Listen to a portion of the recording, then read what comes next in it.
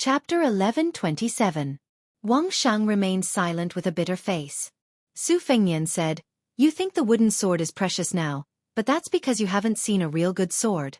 I am going to the martial emperor city to get something, and I can give you one when the time comes. However, you can only keep one sword. You decide for yourself. Let me say the ugly words first. I will not bring a poor disciple who only has a wooden sword to wander the martial world.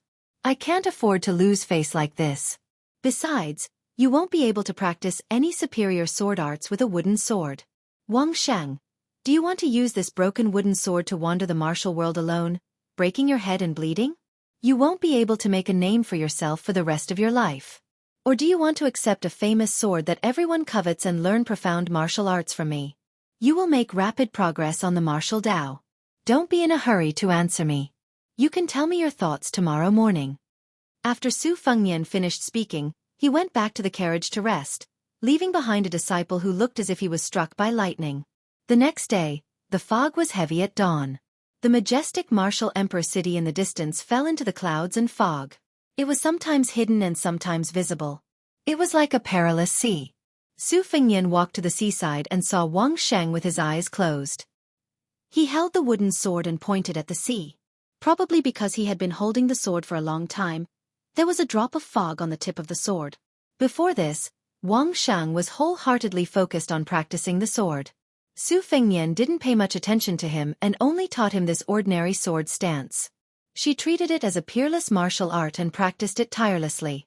Others might find it funny, but they also didn't find it funny. Wang Sheng finally realized that his master was beside him. He didn't keep the wooden sword and turned to look at his expressionless master. Suddenly, tears rolled down from his eyes.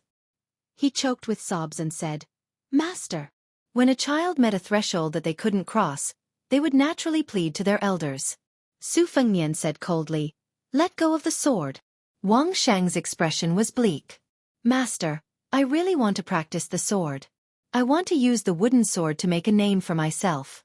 Because grandfather said that there are people in the martial world who use wooden swords to make a name for themselves. In the future, I will definitely follow master and practice martial arts well." Su Fengnian sneered and said, "There is no such thing as having the best of both worlds. You can't even throw away a broken wooden sword. How can you pick up those good things that everyone covets?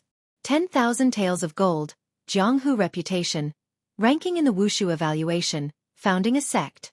Which one of them is not more precious than your wooden sword? So what if the wooden sword is your grandfather's legacy?"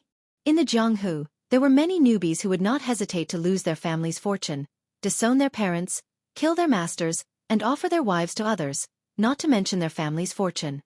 You're so inflexible and don't know how to beat around the bush, yet you still want to practice the sword. Towards the end, Wang Shang could clearly feel his master's stern tone. Although he hadn't known his master for long, he knew that his master had always been gentle and respectful, someone who could make him feel close to her. She didn't know why, but she knew that she had missed out on this master in this lifetime. She didn't need to think about the Jianghu anymore. Her arms trembled, and she turned her head away from this master. As if in a fit of pique, she softly sobbed and said, "Master, I don't want to practice martial arts anymore." Wang Shang put away the wooden sword and placed it at her waist. She knelt down and kowtowed 3 times to this master whom she had only known for a few days. When she knelt down and put away the sword, Su Fengnian extended a finger and stopped the droplet of fog that had fallen from the tip of the sword. Su Fengnian looked at the droplet of fog that did not disperse and said softly, "I also practice the sword, but I always feel that I can't compare to many senior swordsmen. For example, Li Chuangong's swordsmanship, Dong Tai's swordsmanship, and Wang Xiaoping's talisman sword." Su Fengnian smiled and said, "But the ones I feel the most sorry for are not them. It's the one called Old Huang and the one nicknamed Wen Bushing." Su Fengnian continued, "I've always felt that too many smart and calculative people, no matter how talented they are, no matter how good their swordsmanship is, no matter how expensive the swords in their hands are, they can't be considered true swordsmen." Wang Shang stood up, not knowing what to do. She did not understand what this man who was probably no longer her master was talking about. Su Fengnian flicked his fingers slightly, then stretched out his hand and placed it on Wang Shang's head. He rubbed it and smiled warmly. "These people are all master seniors and old acquaintances. They have given up many things, Especially the last ranger who carried a wooden sword like you. He happened to have the same things you want and the same things you don't want. Su Fengnian took a step back and said in a deep voice, I, Su Fengnian of Beiliang, accept Princess Hohat as my disciple today. Wang Sheng was dumbfounded. Su Fengnian said indifferently, take the things that Wen Hua gave up back then. Wang Sheng was still confused, but at least she knew that her master was still her master. That was enough. As for the names that her master mentioned that she had never heard of before, she didn't think too much about it. She just thought that her master was bragging. The master and disciple headed to Martial Emperor City. Master, you're not angry with me anymore? Yes. Master, I've heard of the Peach Blossom Sword God and the Wudong Sword Maniac. They are both sword immortal level experts. But who are the others? You will know in the future. Master, I don't know if I should say something. Then don't say it. Master, I can't hold it in. Don't be angry if I say it. Although you are definitely an expert, aren't you bragging too much? Do you really know those two immortals? Could it be that you have seen them from afar? Master, it's okay. I feel that you are the strongest expert in the world. Master, I heard that there are many experts in Beiliang. General Yuan who uses a saber, General Su who uses a spear, and the new king of Shu who has left Beiliang. Have you seen him from afar? Oh right, there is also the young king of Beiliang. He is even more amazing. Alas, he is a vassal. I think you have never seen him before. Master, I see that you don't have a saber or sword with you. Are you going to Martial Emperor City to buy a suitable weapon to travel the world? The master and disciple were mostly disciples. Wang Sheng was nagging to himself. The horse hooves and the carriage moved slowly. Finally, they arrived outside Martial Emperor City. The fog outside the city was getting thinner. However, the hundreds of world-famous weapons on the wall were mostly covered in fog. The fog dripped onto the corners of the wall, making the wall stains very deep. The carriage stopped outside the city. Su Fengnian finally spoke to his disciple who was sitting outside the carriage with his legs crossed. Lift the curtain. Remember not to block the door of the carriage. Wang Sheng didn't know why, but he did as he was told. He lifted the curtain and squatted at the side. Su Fengnian sat cross-legged and looked at the open city gate of Martial Emperor City. Wang Sheng suddenly opened his eyes wide. He saw his master's sleeves fluttering even though there was no wind. The fog in Martial Emperor City disappeared in an instant. Inside the city, the wall that once symbolized who was the most powerful person in the world began to tremble imperceptibly. Then, the trembling became more and more intense. First, a purple color flew out of the city gate and crashed into Su Fengnian's arms. Then, the famous sword Yellow Cottage, which was stuck on the high city wall, broke away from the wall and crashed into the red sandalwood sword box. Then, 8 swords of different lengths crashed into the box one after another. Su Fengnian sat down with the box in his hands. Wang Sheng, who was still holding the curtain, opened his mouth wide. What was going on? On the city wall, hundreds of masterless weapons were trembling at the same time. They seemed to be struggling and resisting. Su Fengnian raised his arm and said softly, Come. Moth-fish slender sword, thrush sword, Jianghu, half-shoulder small point from the Guanyin sect of the South Sea, Wu family sword tomb, peace and seriousness, and sword immortal Chen Qingming Sun Buyu from 200 years ago. Swords flew out of the city one after another. Dantian blade, splendid tree blade, Gu Jiantong's master's peeling peck, frost long blade that was invincible 400 years ago, and so on. Swords flew out of the city one after another.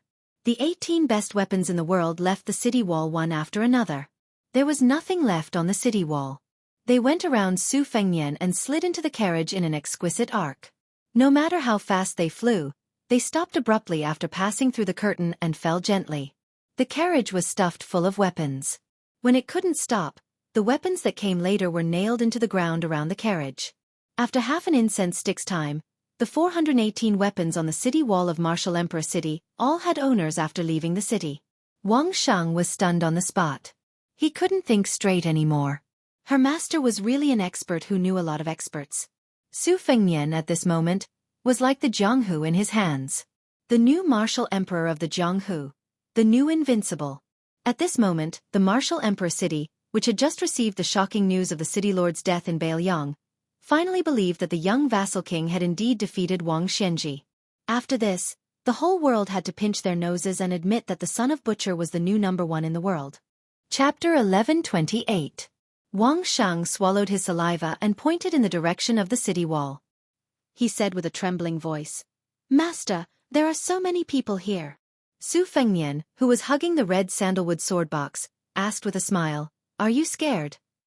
Wuxia muttered with a bitter face, "How can I not be scared?"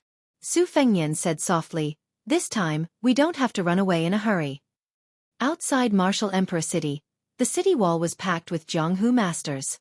Most of them had been hiding for many years. They were sheltering old monster Wang to avoid being hunted by the imperial court. At the same time, they knew better than any other Jianghu people how heavy the dark cloud above their heads was. It made them unable to see the sun and despair. If Wang Xianji didn't die, the Jianghu people wouldn't be able to rise again. This was the biggest principle of the Jianghu for the past 60 years. As time passed, no one thought that the old monster would die. However, not only did Wang Xianji fail to ascend, he was defeated by a young junior and even died in the hands of this guy. This was the most shocking news in the Jianghu in the past 100 years. It was even more unbelievable than when Li Chuangong's wooden horse and ox were broken by Wang Xianji. There was no lack of experts on the city wall. If any of them were to be thrown into the Jianghu, even if they hadn't used their name for many years, as long as they returned to the Jianghu, those sects with good memories would take the initiative to avoid them. These genuine experts coveted the weapons on the wall even more than those embroidered pillows. After Wang Xianji left the city, many people heard the news and secretly snuck into the Martial Emperor City. When the news of Wang Xianji's death spread throughout the world overnight, more people rushed to the Eastern Sea. No one would wake up early if there were no benefits. Naturally, they were after the divine weapons of their dreams. They formed their own groups and wanted to rely on each other in the upcoming turmoil. They wanted to live and get a share of the loot instead of dying in the chaotic battle. Originally, as long as any of Wang Xianji's disciples remained in the city, no one would dare to be so impatient. However, the current Martial Emperor City was like a flourishing clan that suddenly lost all its males. All that was left was a house full of helpless young beauties. They were of different shapes and sizes.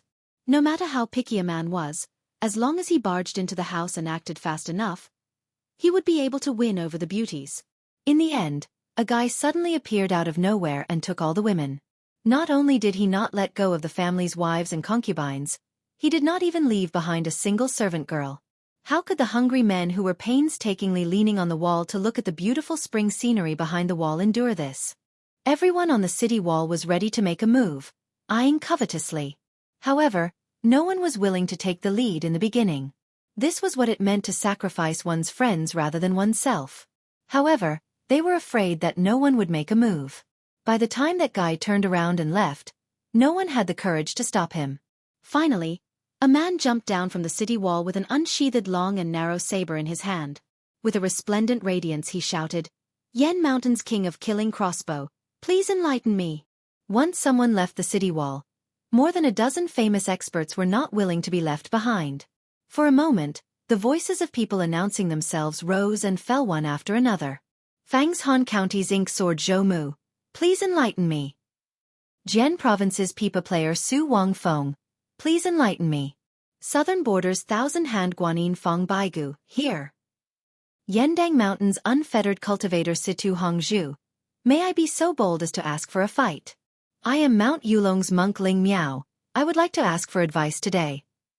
More than a dozen experts were full of energy, each with a louder voice than the other. This was only the first group that left the city. Soon, a second group with even more people jumped down from the city wall. Compared to the first group, these men were more reserved. Most of them jumped down from the city wall without making a sound. When the first group of experts almost touched the ground and ran forward, the second group was still in the air, but the third group began to jump down in a single file. It was like a curtain of a cascading waterfall, decorated with large and small pearls. This dazzling and magnificent scene was destined to be passed down in Jianghu for a long time. Wang Shang put down the curtain and sat closer. He said in a low voice, "Master, many of them are famous heroes and devils. Even I have heard of them." Su Fengnian nodded and smiled. "Then I will tell you some you haven't heard of." Su Fengnian looked in one direction and calmly said, 60 years ago the Northwest's #1 swordsman, he Baichuan's sword Elm Pod. His gaze shifted slightly and he continued, Dongyue sword pools Song Nianqing's fourth sword, Amo Shangcao. He looked in the third direction. Nanzhao's number 1 Wei Miao once wielded the ancient spear, Dragon Winding Beam, to fight in Jianghu for 3,000 li, Jiang Baishi's sword-peeling peck. Over 100 years, the great frost sword that was used by more than a dozen swordsmen. 2 generations of swordsmen of the Sword Tomb carried their swords in Jianghu and died in Jianghu. Don't worry first, then get serious. Su Fengnian calmly said the names and origins of more than a dozen weapons as if he were counting soldiers on the battlefield. Every time he said one, a weapon would either fly out of the carriage or rise from the ground. Su Fengnian looked around and smiled without saying anything. Today was an eye-opener for the newborn calf Wang Sheng. He no longer wondered why his master could do such an unprecedented feat if he really wanted a reason. It was very simple. It was his master. Wang Sheng looked at the Jianghu masters rushing over like a tide and quickly reminded his master, they are only 100 feet away. Su Fengnian chuckled and said, I am now a paper frame. But the question is, can they get close enough to dismantle me? Su Fengnian raised his hand and clapped lightly. Chapter 1129. After the applause, not only were there famous weapons such as Elm Pod, Strange Grass, Big Frost and Long Saber, there were more than 20 weapons that had been silent for many years. Every weapon was like a spiritual object of the Xian realm. They either flew at a low altitude, fell in an arc, or wandered in an orderly manner. They found an enemy and flew away. None of the first group of more than 10 people were left behind. The rest of the weapons also did not participate. They just leaped over the heads of the masters and went to find the second group of Jianghu people behind. Su Fengnian no longer cared about the outcome of the battle. He turned his head to look at his disciple's slightly tanned face, which was overflowing with light and color. He explained in detail the root of martial arts in the world. Buddhism's mind-binding ape, Taoism's 3 corpses beheading, Confucianism's noble spirit. These are all talking about forging one's body. To put it simply, a person's body is a battlefield.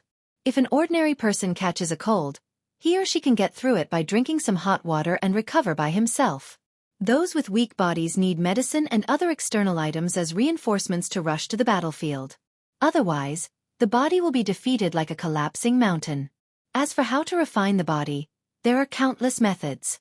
But in the end, it's still the 6 paths of skin, flesh, tendons, bones, qi, and spirit. Skin, flesh, tendons, and bones are easy to understand. Except for some people who are born with supernatural strength, there is not much difference between ordinary people who practice martial arts. The only difference is qi. There is a saying that one can see the embryo at 3 years old when practicing martial arts. It means that at an early age, there is not much dirt on the child's body. It is easy to cultivate the meridians and aperture acupoints. The meridians are like the path of a person's qi, circulating endlessly. Very few masters can circulate qi for 600 to 700 miles in an instant. The aperture acupoints are a person's own paradise. Ancestor Lu once passed down a saying, go up the mountain and visit the immortals for 60 years, then the treasure mountain is within oneself. Usually, when talking about a person's talent, he is talking about these 2 things. Wang Sheng listened in a daze, but it was not difficult to understand the metaphor of the meridians as roads. He asked in a low voice, Master, I have been to many places in the past few years. Generally, the official roads are winding and difficult to walk on, not to mention those small paths. They are not as laborious as the post-house roads for soldiers and horses.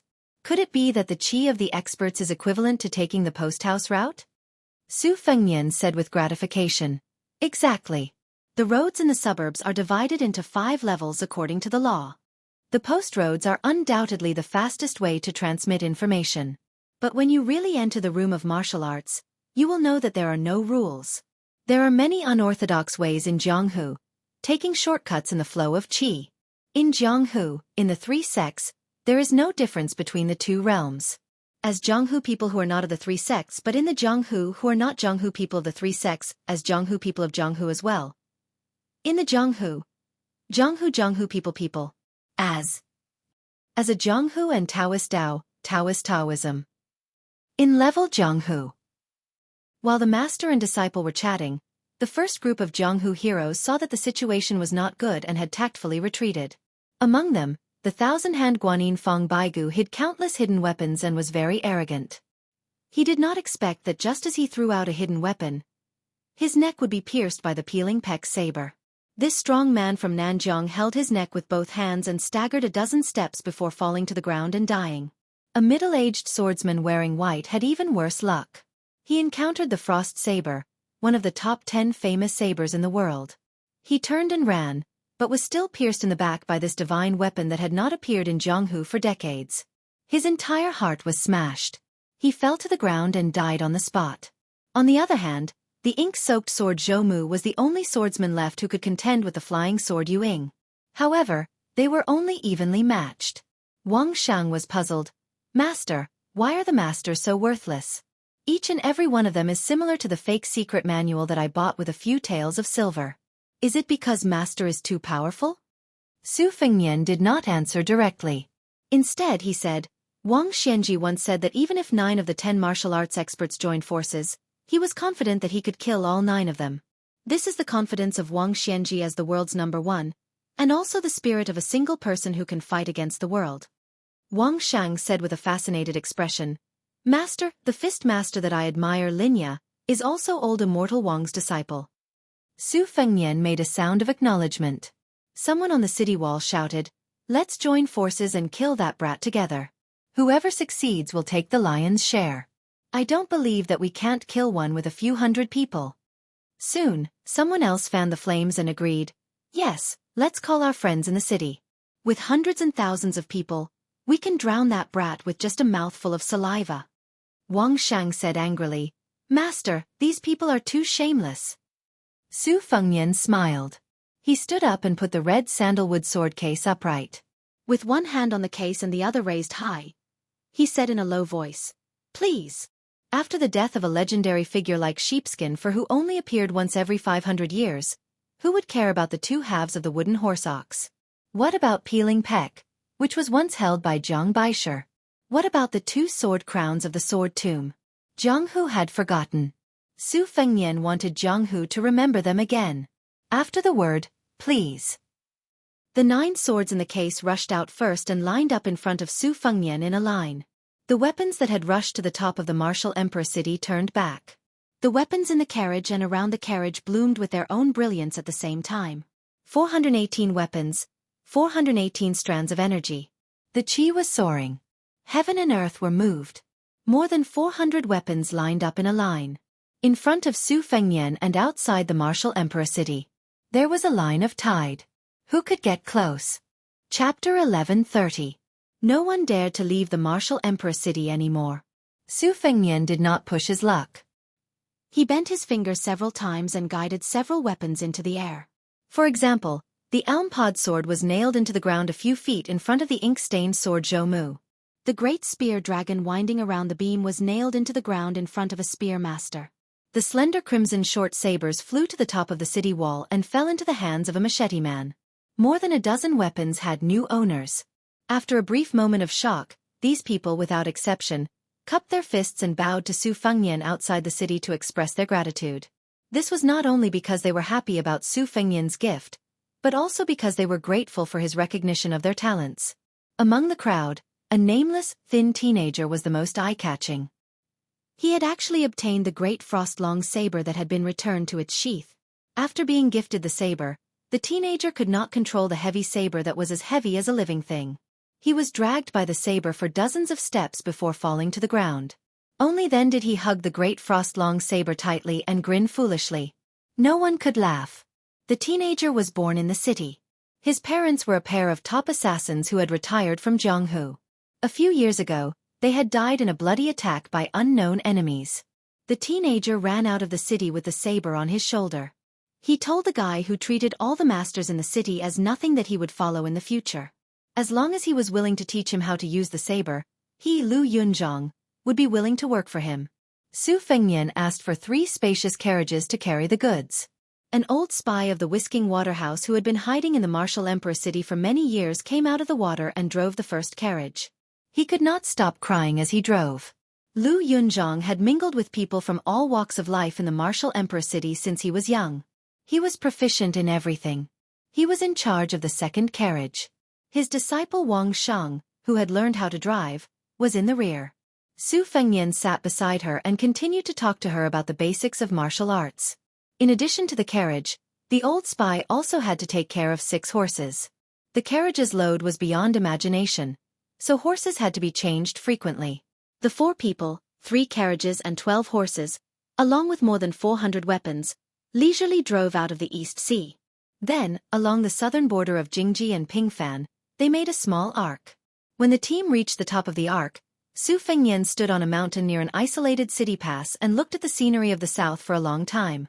Wang Shang and Lu Yunzhang, who were of the same age, did not get along well. Wang Shang could not stand Lu Yunzhang's mischievous smile, and he did not behave properly in front of her master. Lu Yunzhang, on the other hand, did not like the pedantic young man. The 2 of them were at loggerheads. As long as they met, they would quarrel non-stop. However, Lu Yunzhang was not most afraid of the immortal who had given him the saber. In the wise young man's opinion, since the immortal was an expert of the land of immortals, he naturally would not argue with him. However, the slippery Lu Yunzhang was scared to death of the old man who always liked to whisper to the horses. The reason was simple. The old man was an extremely powerful figure in Martial Emperor City. Rumor had it that he slept in mountains of gold and silver. Even bridegroom Yu had borrowed money from this old man surnamed Lu, who was nicknamed the Old Oil Seller. When Su Fengnian stood at the highest point of the terrain and looked to the south, not far away, Wang Shang, in addition to the wooden sword at her waist, was also carrying the red sandalwood sword case on her back. She also had 4 swords tied to the city wall with ropes. They were the Moosefish sword, the 3-inch sword, Dogwood, personally forged by the old Northern Han Confucian sage Chao Yi, the talisman sword, Wild Crane, of the Taoist loose immortal Huang Sishan, and the long sword, Biting Pearl, that had once pierced through the abdomen of the Emperor of Dongyue. The sword aura was awe-inspiring and cold. It seeped into Wang Shang's skin and caused her lips to turn purple from the cold. Her master didn't say why she had to suffer, only that she would have to carry another sword on her back in less than half a year. In contrast, Lu Yunzhang was too relaxed and content. He carried the large frost saber all day long to show off, as if he had married a beautiful wife. Even when he slept, he would hug her in his arms. At this moment, he was beside Wang Shang. The youth had been imbued with many of the habits of Jianghu. He also knew that in the sect, seniority was important. Although he and Wang Shang didn't get along well, he didn't want his relationship with this immortal disciple to be too strained. Lu Yunzhang whispered, "Blockhead Wang, what is our master looking at?" Wang Shang's lips were tightly pursed. He just stared at his master's silhouette, unwilling to pay attention to the youth beside him. Lu Yunzhang was used to being ignored by this blockhead. He asked tirelessly, "Do you know who that old green-robed swordsman is?" "Let me tell you, his identity is extraordinary. He's called Chai Ching Shan, an old sword immortal of the Dongyue sword pool. He's the #1 expert of the Guangling Taoist sect. He was once a guest of Zhao Yi.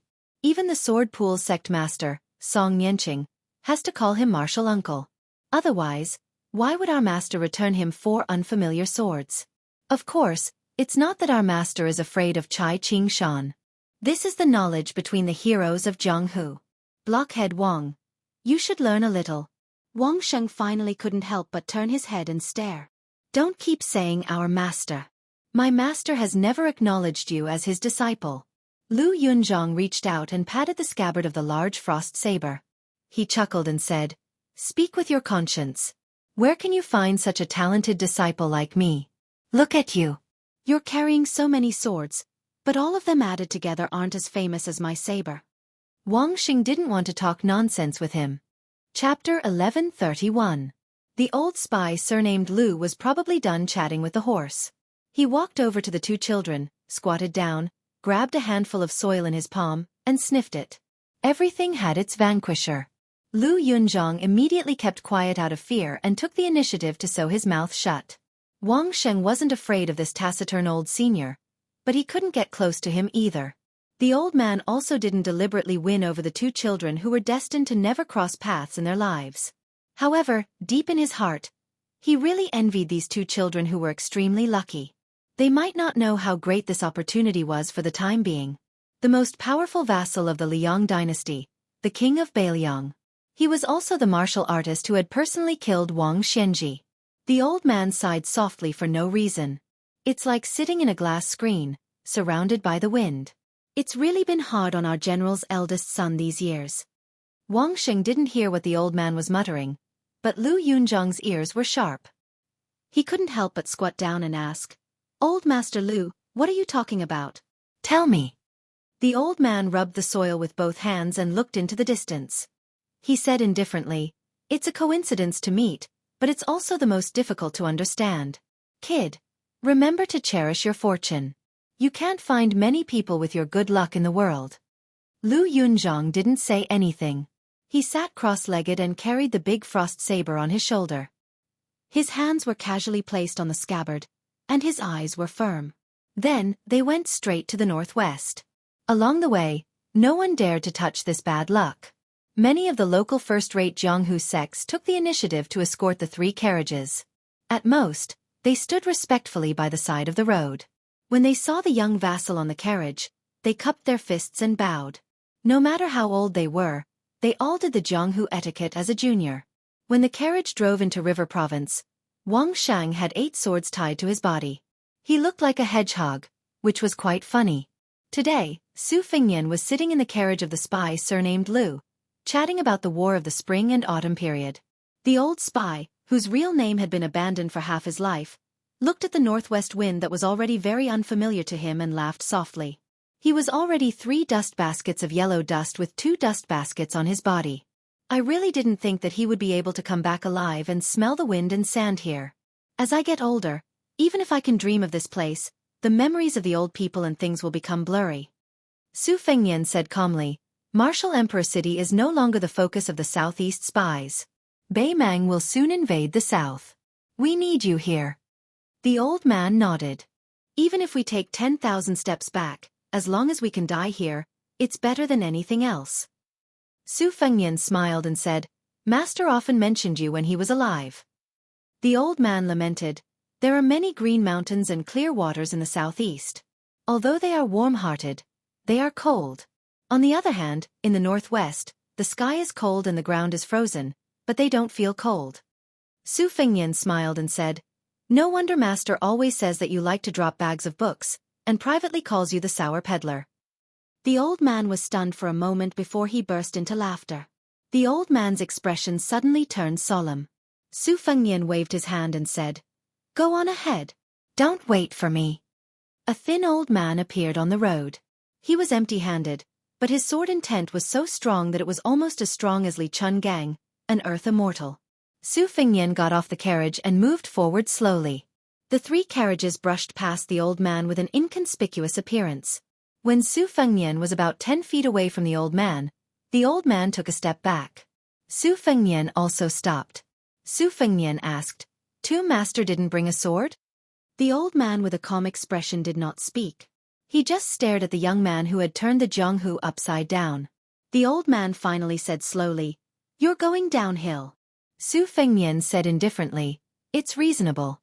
Tu Master has indeed chosen a good place and a good time." The old man smiled and said, "Also, did you choose a good opponent?"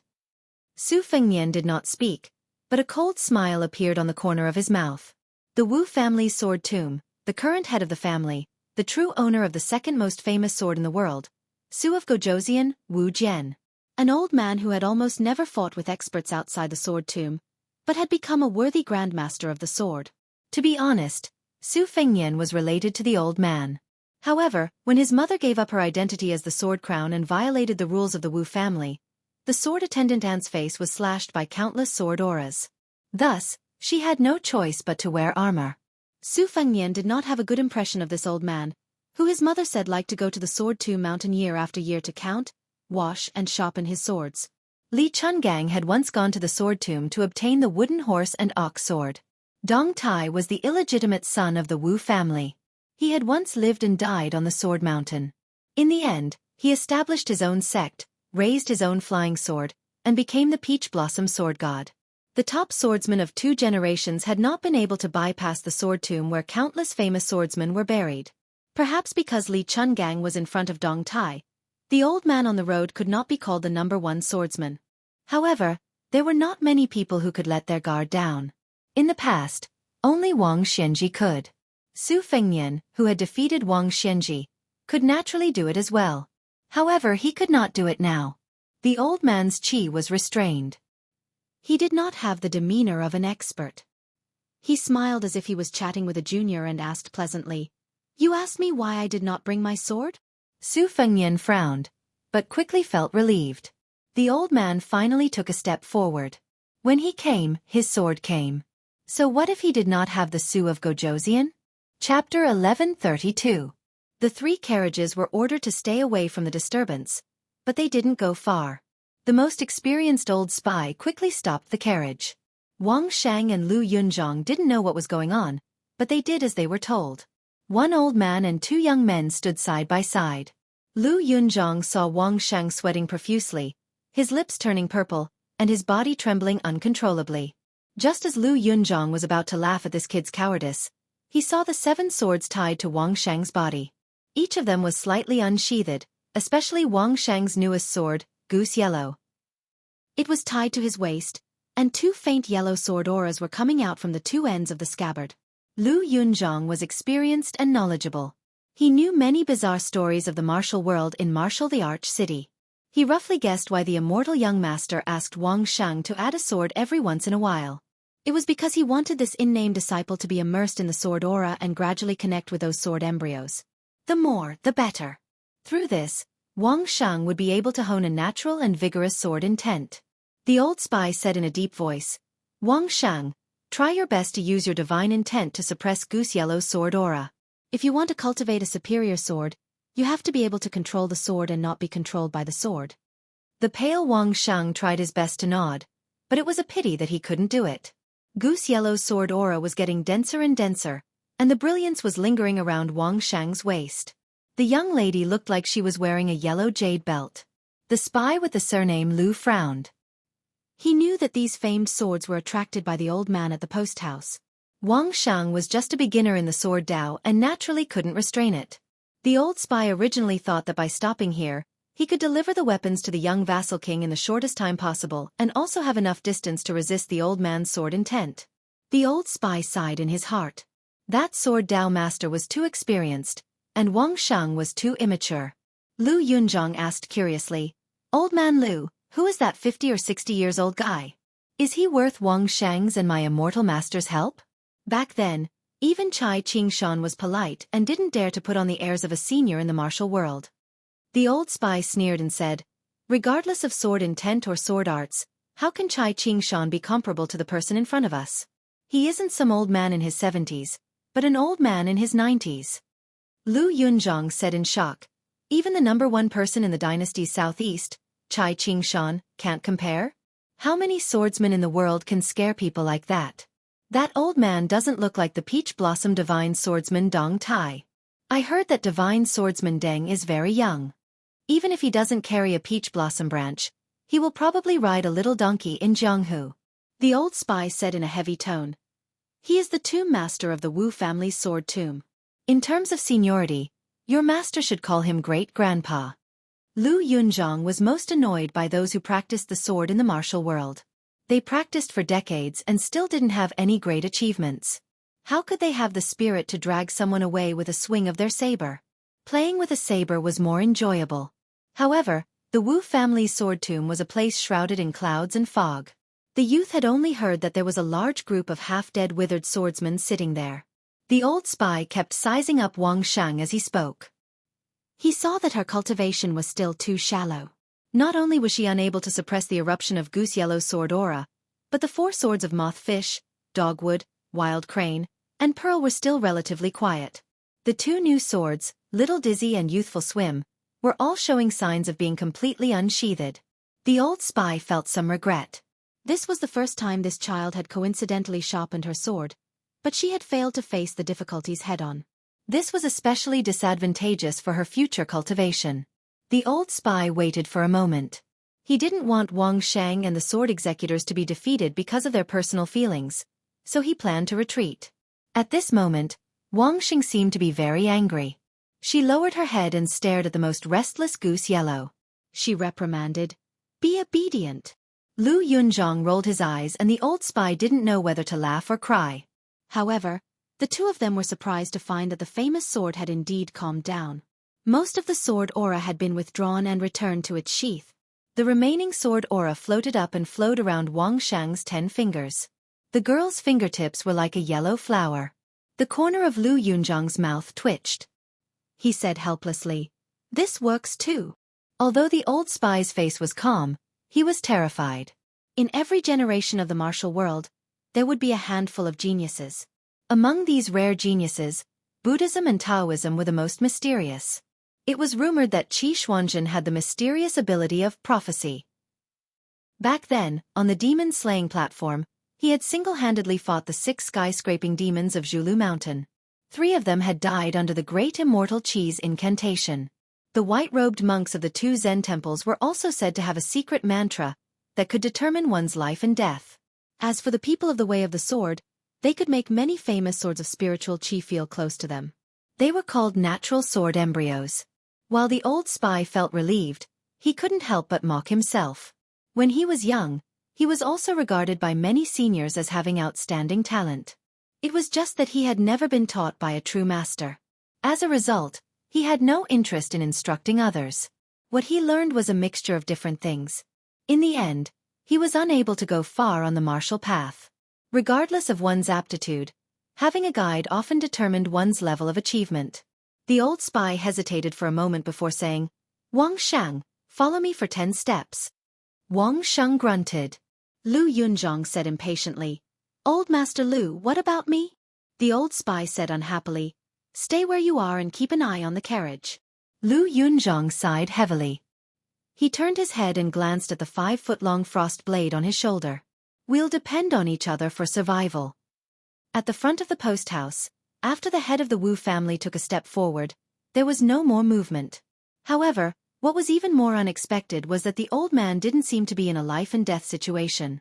He actually began to ramble, and his words were filled with emotion. "My ancestors once said that when I was born, there was a strange phenomenon in the sky. 9 flood dragons were in the sky, and 8 flood dragons took away 9 famous swords from the Sword Mountain. 1 flood dragon coiled around the Sword Mountain, lying on the ancient sword Xianxia. On the first day I started practicing the sword, the ancestor who personally taught me the sword told me that after I pulled out the Xianxia, I had to leave the tomb every 10 years to search for a sword." Chapter 1133. When I was 10, I climbed Sword Mountain in search of a sword and was able to pull out Xianxia. When I was 20, I went deep into the mountains of Liaodong and found Qi Wan at the bottom of a lake. When I was 30, I found Chao Feng in the Forest of Steels in the wilderness of northern Han. When I was 40, I traveled to West Chu to teach Manjushri and met Bai An on the Buddhist throne. When I was 50, I went to Shu to find Jiao Tuesday. When I was 60, I went to the southern border to seek revenge. I inadvertently saw Yazi nailed to a towering ancient tree. When I was 70, I found De Xia under a stone slab on an ancient bridge in Great An City. When I was 80, I went to the old Dongyue kingdom to visit friends and met Pu Lao inside an ancient bell. When I was 90, I entered Great An City and saw Pai Xiao. Now, I have gathered 9 swords. My life should have been complete. When the old man reached this point, he smiled. In this life, other than searching for swords, I have only ever searched for swords. I have never asked why I practice the sword. Every 10 years, I would ponder how to abandon the sword and obtain its intent. 10 years after 10 years, I have truly missed many people and many sceneries. Su Fengnian raised his head and gazed at the sky. In his field of vision, there was a sea of golden clouds. Sunlight sprinkled down like feathers, gorgeous and moving. Afterwards, the sea of clouds was like a piece of satin that had been ruthlessly pierced through by an awl, creating a slightly slanted opening. Su Fengnian did not move at all.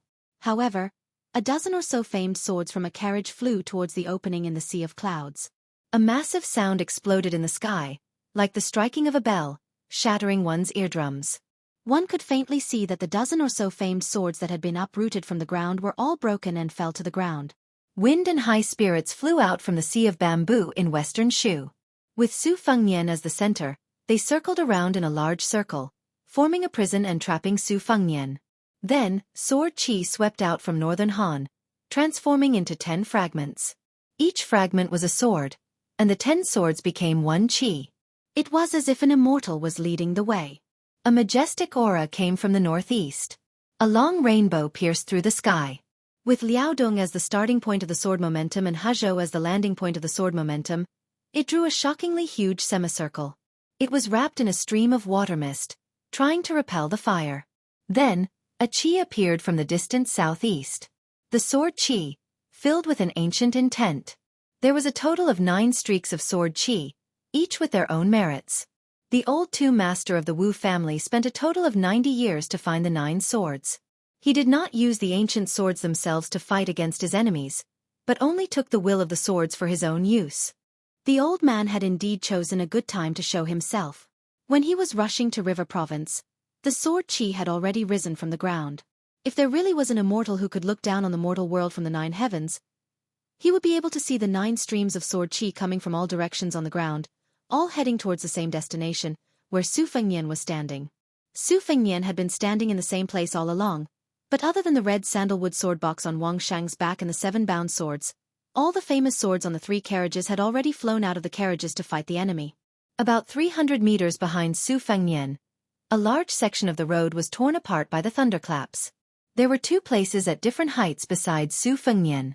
One was 70 feet away, while the other was 60 feet away. More than 20 famous swords were destroyed before they could enter Bailiang's territory. There was even a qi that fell from the sky, scattering a cloud of fine powder 4 feet away from Su Fengnian's head. The streaks of sword qi were getting closer and closer to Su Fengnian. They were aggressive. The Yazi sword will with the heaviest killing intent swept over, destroying the 12 ancient swords with Gu Chengjian in the lead. However, the mottled and messy sword qi had already surged to 20 feet in front of Su Fengnian. However, the sword qi that came right after was the most powerful, like a ferocious beast that could swallow all things without spilling out. Su Fengnian spread out his hand and summoned a clothes-tamping sword. The 2 swords perished together. However, Su Fengnian had also retreated 10 feet, but the sword qi had closed in on him by 20 feet. At this moment, the old man still had 2 streaks of sword qi that he had yet to use. One was the sword qi of the pepper diagram that swam around in a circle, and the other was the sword qi of Chonyo that had never appeared. It was obvious that the old man was already 10 feet away from Su Fengnian. On the other hand, Su Fengnian had almost no swords left to use. The 3 carriages had hidden swords, leaving behind only the sword immortal Chen Qingming's relic, Zibu Yu, and an ancient sword of unknown origin. The sword's body was engraved with the words, plucked string. Zibu Yu hovered behind Su Fengnian, holding the plucked string sword in his hand. He held the sword hilt with one hand and pressed 2 fingers on the tip of the sword with the other hand. Pressing the sword's body into an arc, Su Fengnian removed the hand gesture of holding and flicking the sword at the same time, and silently said, "Go." The plucked string sword spun non-stop and disappeared in a flash. Zibu Yu also flew behind him. At the same time, the old man who had only taken 1 step forward in the battle finally began to move forward. It was as if he had been patiently waiting for this moment. The man and the sword arrived. This was the old man's 10th sword. If the 9 swords were a gift from God, the old man who had lived for almost 100 years had also practiced 1 sword. In an instant, the old man broke through the 10 feet distance of Su Fengnian's imminent skyline.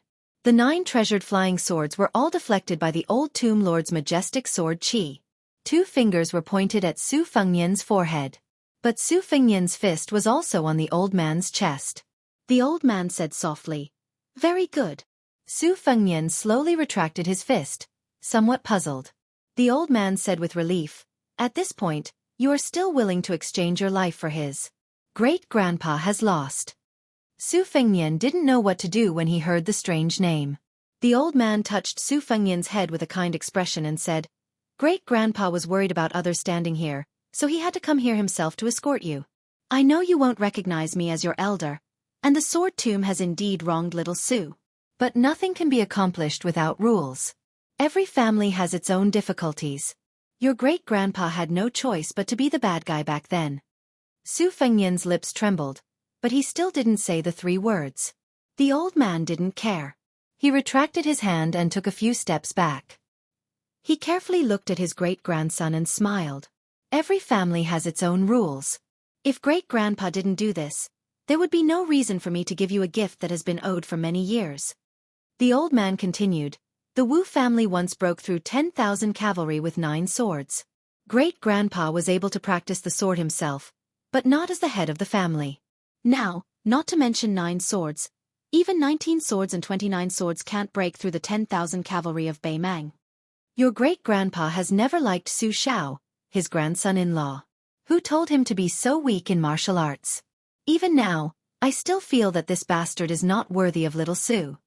It seemed that the old man was talking to himself. Su Fengnian, the nominal great-grandson, was silent. The old man laughed heartily. "Great-grandpa is very happy to see you." The old man had probably seen enough of this extremely promising and appetizing great-grandson. When he passed by the young man, he patted the young man's shoulder and said, "Don't shoulder everything by yourself." The old man walked away with his back to the stubborn young man who still hadn't called him great-grandpa. One day, more than 100 people will leave the sword tomb of the Wu family and enter Beiliang on horseback with swords. Chapter 1134. After the battle, Lu Yunzhang reluctantly followed the 3 to pick up the broken limbs of the famous swords. The youth really couldn't understand why his immortal master was so fussy about daily necessities like a housewife when he already had such a wealth. Wang Sheng wasn't as heartless as Lu Yunzhang, who had a sad expression when picking up the swords. Lu Yunzhang was a swordsman who looked down on swordsmanship, but she was different. She couldn't help but feel sad when she saw dozens of famous divine weapons being destroyed. When Lu Yunzhang threw the last broken sword into the carriage, he caught a glimpse of Wang Sheng's absent-minded appearance. He teased that Wang Sheng was like a girl, but a little too tall and big. Wang Sheng angrily reached out and grabbed Goose Yellow at his waist. In an instant, a sword aura was formed, and it couldn't be underestimated. The bold Lu Yunzhang wasn't afraid at all. He grinned, revealing a mouthful of white teeth. His palm spun around the hilt of his frost-long saber. His eyes were blazing as he asked Wang Sheng if they wanted to fight. Whoever won would be the first disciple of his immortal master.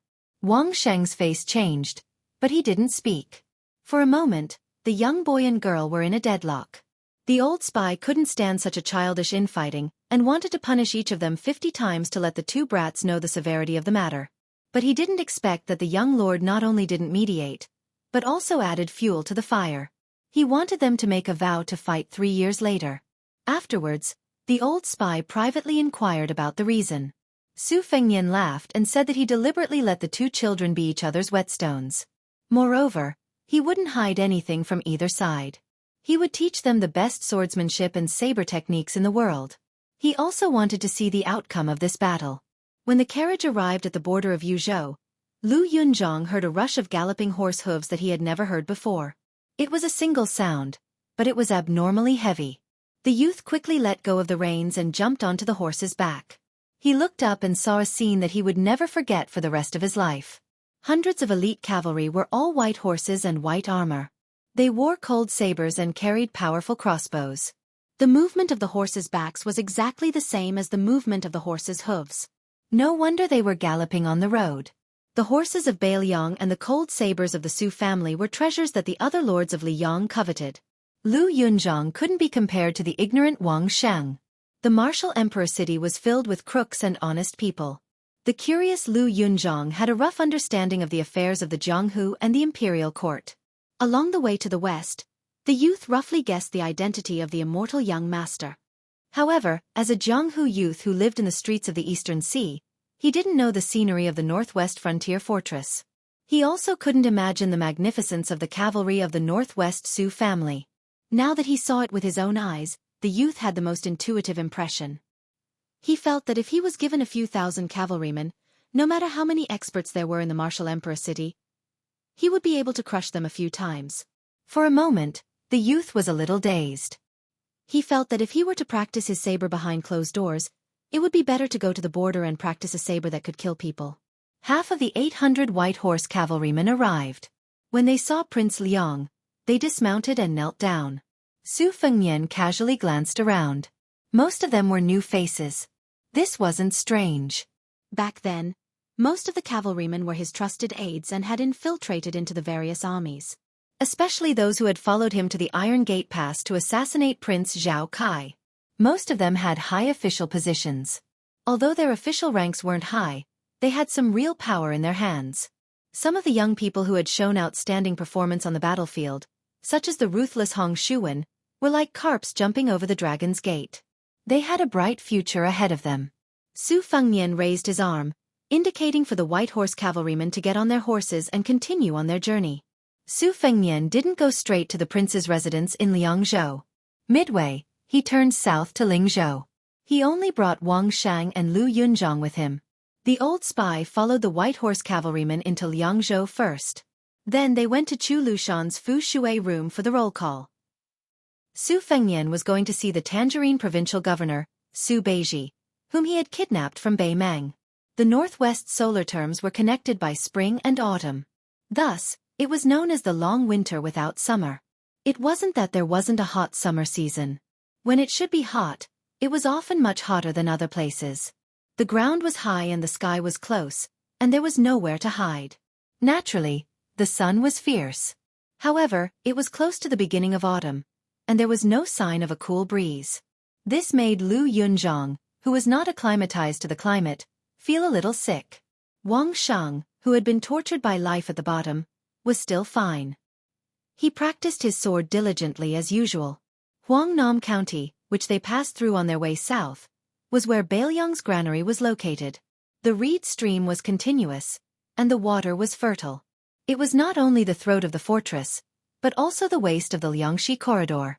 At this time, the middle rice and corn were beginning to be filled with milk and ripened, while the late rice was beginning to grow. The cotton was cracking and spitting out cotton. It was a unique style of Jiangnan beyond the Great Wall. The two children clicked their tongues in wonder. Along the way south, the two children were always more eye-catching than Su Fengnian. One carried a white scabbard broadsword, the other carried a case on his back, and there were 7 or 8 swords tied to his body. They didn't look like young wanderers at all. Instead, they looked like inferior swordsmen. Before the three of them entered the capital of Lingzhou, they met an escort team on the official road that was also heading south. Everyone was riding tall horses, and the carriage was particularly luxurious. It had a banner with the word Lu embroidered on it, and there was a black and gold fish dragon. For some reason, the escort team got into a dispute with a group of foreign scholars. Logically speaking, Bailiang relied heavily on scholars who came to Liangxi. As long as they had some real talent, they would be given an important position. Normal people should avoid them. However, the escort team didn't say anything and beat up the brightly dressed scholars until they cried for their parents. After the pain, their eyes were filled with resentment. Lu Yunzhang was very clear about the workings of the Jianghu. When he saw the banner, he said with envy, "Wang Mutu, open your eyes wide and look. It's the Fish Dragon Gang, one of the top 10 sects in the Jianghu. Although it's not as noble as the Snow Villa by the Spring Deity Lake, and it's not as high and mighty as the Missing Moon House on the great snow plains of Mount Hui, the Fish Dragon Gang dares to accept anyone from the Jianghu. It doesn't matter if you're a bandit or a bandit, as long as you have the ability, you can get a position in the Fish Dragon Gang. Therefore, this gang is famous for having a lot of people, and they don't care about anyone. If any of the sects outside of Bailiang provoke the Fish Dragon Gang, even if it's a province away, the Fish Dragon Gang will dare to send 100 or 200 people to kill them. Heh, the local government doesn't even dare to fart." Chapter 1135. Su Fengnian did not do anything. Later on, he met Provincial Governor Su Beiji at an old location called the Jianghu Granary outside of Lingzhou City. This granary was once the largest granary in the ancient world. Its scale did not lose out to the 2 imperial granaries in Great Peace City and Guangling Road. The north was Jianghu and the south was Ganlu. The two were known in the world. However, the Jianghu granary had not been used for many dynasties and was completely abandoned. It only had a large frame. When the administrator Li Gongda was the provincial governor of Lingzhou, he had thought about repairing the granary. Unfortunately, no one responded. It was difficult to do it alone, so he could only give up. First, repairing the Jianghu granary required a large amount of silver. Second, moving the grain into the granary required great courage. Furthermore, once the grain entered the granary, it was the same as the government becoming a chicken rib. It was the same as having to spend silver every day to raise the grain. Normal granaries could still exchange new grain for old grain to earn money that could not see the light of day. However, once the Jianghu granary was used again, it was destined to be an important military location that even the young kings had to keep an eye on. Who dared to do anything to this place? Were they tired of living? The newly appointed provincial governor Su Beiji acted alone under these circumstances. He did not hesitate to overdraft the Lingzhou tax and decided to renovate the Jianghu granary. In the eyes of the sly officials, the provincial governor was doing it once and for all, but in the dark, he was biting off more than he could chew. The old foxes in the Lingzhou officialdom did not dare to do nothing in the open, but they secretly set up many obstacles. If the Jianghu granary was really messed up by that rash young man, it would cut off countless people's income. A Jianghu granary could not only take in the entire Lingzhou tax to pay for the salaries of officials and the local military, it could also reduce the price of grain to prepare for famine relief. This allowed the tyrannical private granaries of the people to use natural disasters and man-made to obtain huge profits. From the top to the bottom, from the ranking officials to the odd job workers, they all tacitly worked but did not put in effort. Furthermore, there were often disputes that hindered the progress of the project. Sir Su, who was mocked as the provincial governor of Grain Province, did not fly into a rage over this and did not punish the chicken to warn the monkey. He only borrowed 2,000 armored soldiers from the general of Lingzhou, and then asked for 3,000 strong corvée laborers from Huangnam County and Longqing County that he could control. He almost completely ignored the orthodox officialdom in Lingzhou. At the same time, he sent Song Yan to clean up the official granaries in Lingzhou. Once he found that there were illegal actions, he would not make a big fuss. At most, he would remove the official hat and replace it with a foreign scholar with a clean background. Most likely, the Lingzhou officialdom did not suffer unbearable turmoil. However, a small group of insightful people finally realized this and began to frequently go to the much quieter official residence in Lingzhou. The Jianghu granary was heavily guarded. Su Fengnian also did not reveal his identity. He only asked a young military officer to help him pass on a message, saying that the prefect of Bishan County of Yanji County in Yuzhou was an old acquaintance of the provincial governor. Su Beiji, who had been sleeping and eating in the open at the old site of the Jianghu granary, quickly rushed over. He was even more travel-worn than Su Fengnian. The youngest provincial governor in Beiliang history looked exhausted, but he seemed to be in good spirits. After seeing Su Fengnian, he was not surprised and silently walked side by side. This gave the military officer a fright. The construction of the Jianghu granary was in full swing. Su Beiji was seen as the prodigal son of Lingzhou. He raised his sleeve to wipe his dusty face and said as he walked, "The Jianghu granary was the second granary of the Qin dynasty 800 years ago. It was only slightly inferior to Luo Yang's granary. It was called a granary, but in reality, it was no different from a city with both offensive and defensive capabilities. The granary city was 1.5 li from east to west and 2 li from north to south. There were more than 300 granaries and no less than 50 granaries. However, this was not all. When it was renovated, one could clearly see the ancient words carved on the bricks describing the source of the grain, the time it was stored in the granary, and the name of the official who was conferred the granary. Every era of the Qin dynasty had declined, and all of this could be traced. I originally thought that worshipping the past was a bad habit, but after coming to the Jianghu granary, I realized that there were some things that the ancients did better." Su Fengnian smiled and said, "The wisdom of the people has gradually developed, and there are both good and bad. Otherwise, the ancestors of Taoism would not have brought up the saying that the saints had abandoned wisdom and that the morals of the world were declining with each passing day. It will be mentioned more and more in the future. There are already very few scholars in Beiliang, but they are still very clever in the officialdom. If you were in Jiangnan where the rich and powerful families intertwined with each other, you would truly not be able to display your talents. Here, after all, there is still the suppression of military officials, and the time for civil officials to raise their heads is, after all, short." Su Beiji sighed and said in a deep voice, "As long as the Jianghu granary is completed, with this year's harvest in the 3 provinces as a source of grain, it will be enough to support the war on the border for 2 years. However, the prerequisite is that the various provinces and counties do not embezzle from one another, and the people withdraw their claws and do not get involved. Otherwise, not to mention 2 years, even half a year is an extravagant hope. Time does not wait for me. Actually, if we can plan slowly, I can even have the local grain merchants go to other provinces to buy grain at a high price to fill the cold. This bit of silver is nothing. Once the war starts, not to mention gold and silver, even land will not be as valuable as ready-made grain. However, 20 years of peace within Beiliang has become their confidence for being short-sighted. It is really laughable. Those who brought their children and grandchildren out of the country have even spread the word that even if the grain in the granary rots to the ground, they will not sell a single grain of good rice to the Jianghu granary at a high price. This reminds me of what Grandpa said about the disputes between neighbors. If you only have 1 cent of silver and your neighbor gets 3 cents of silver, then you would rather everyone not earn a single cent than let the other family get 2 cents more. No matter how angry he was, Su Beiji's tone was always calm and indifferent. Su Fengnian stopped in front of a granary with gray tiles. He said with a slight smile, "Lingzhou is so excited to disgust you, just let them be. However, I can guarantee you that the autumn grain from Liang and Yu provinces will definitely be stuffed into the Jianghu granary. At that time, those fellows who escaped when I was Lingzhou's general will settle the score with you. Anyway, from today onwards, the so-called priceless antiques will follow them out of Beiliang. Take as much as you can, but don't even think about taking 1 tael of silver or gold or 1 caddy of white rice out."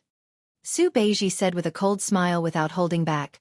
"Wishful thinking, do you think you can do it? If the water is too clear, there will be no fish.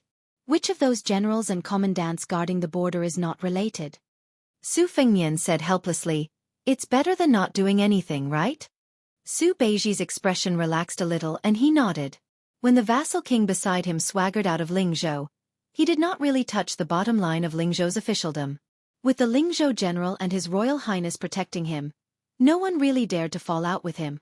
However, when Su Beiji personally took charge of Lingzhou, where dragons and snakes were mixed together, it was hard to avoid touching the bottom line of the local officials and families. Furthermore, Su Beiji was not like Li Gongda, an old man in Beiliang who suddenly became a noble. Even with Song Yan and the 4 Wang families helping him out and the Lingzhou general helping him, the officialdom had always been complicated and hard to predict. Laws, relationships, clan rules, and all kinds of rules were mixed within. They all had conflicts and were a mess.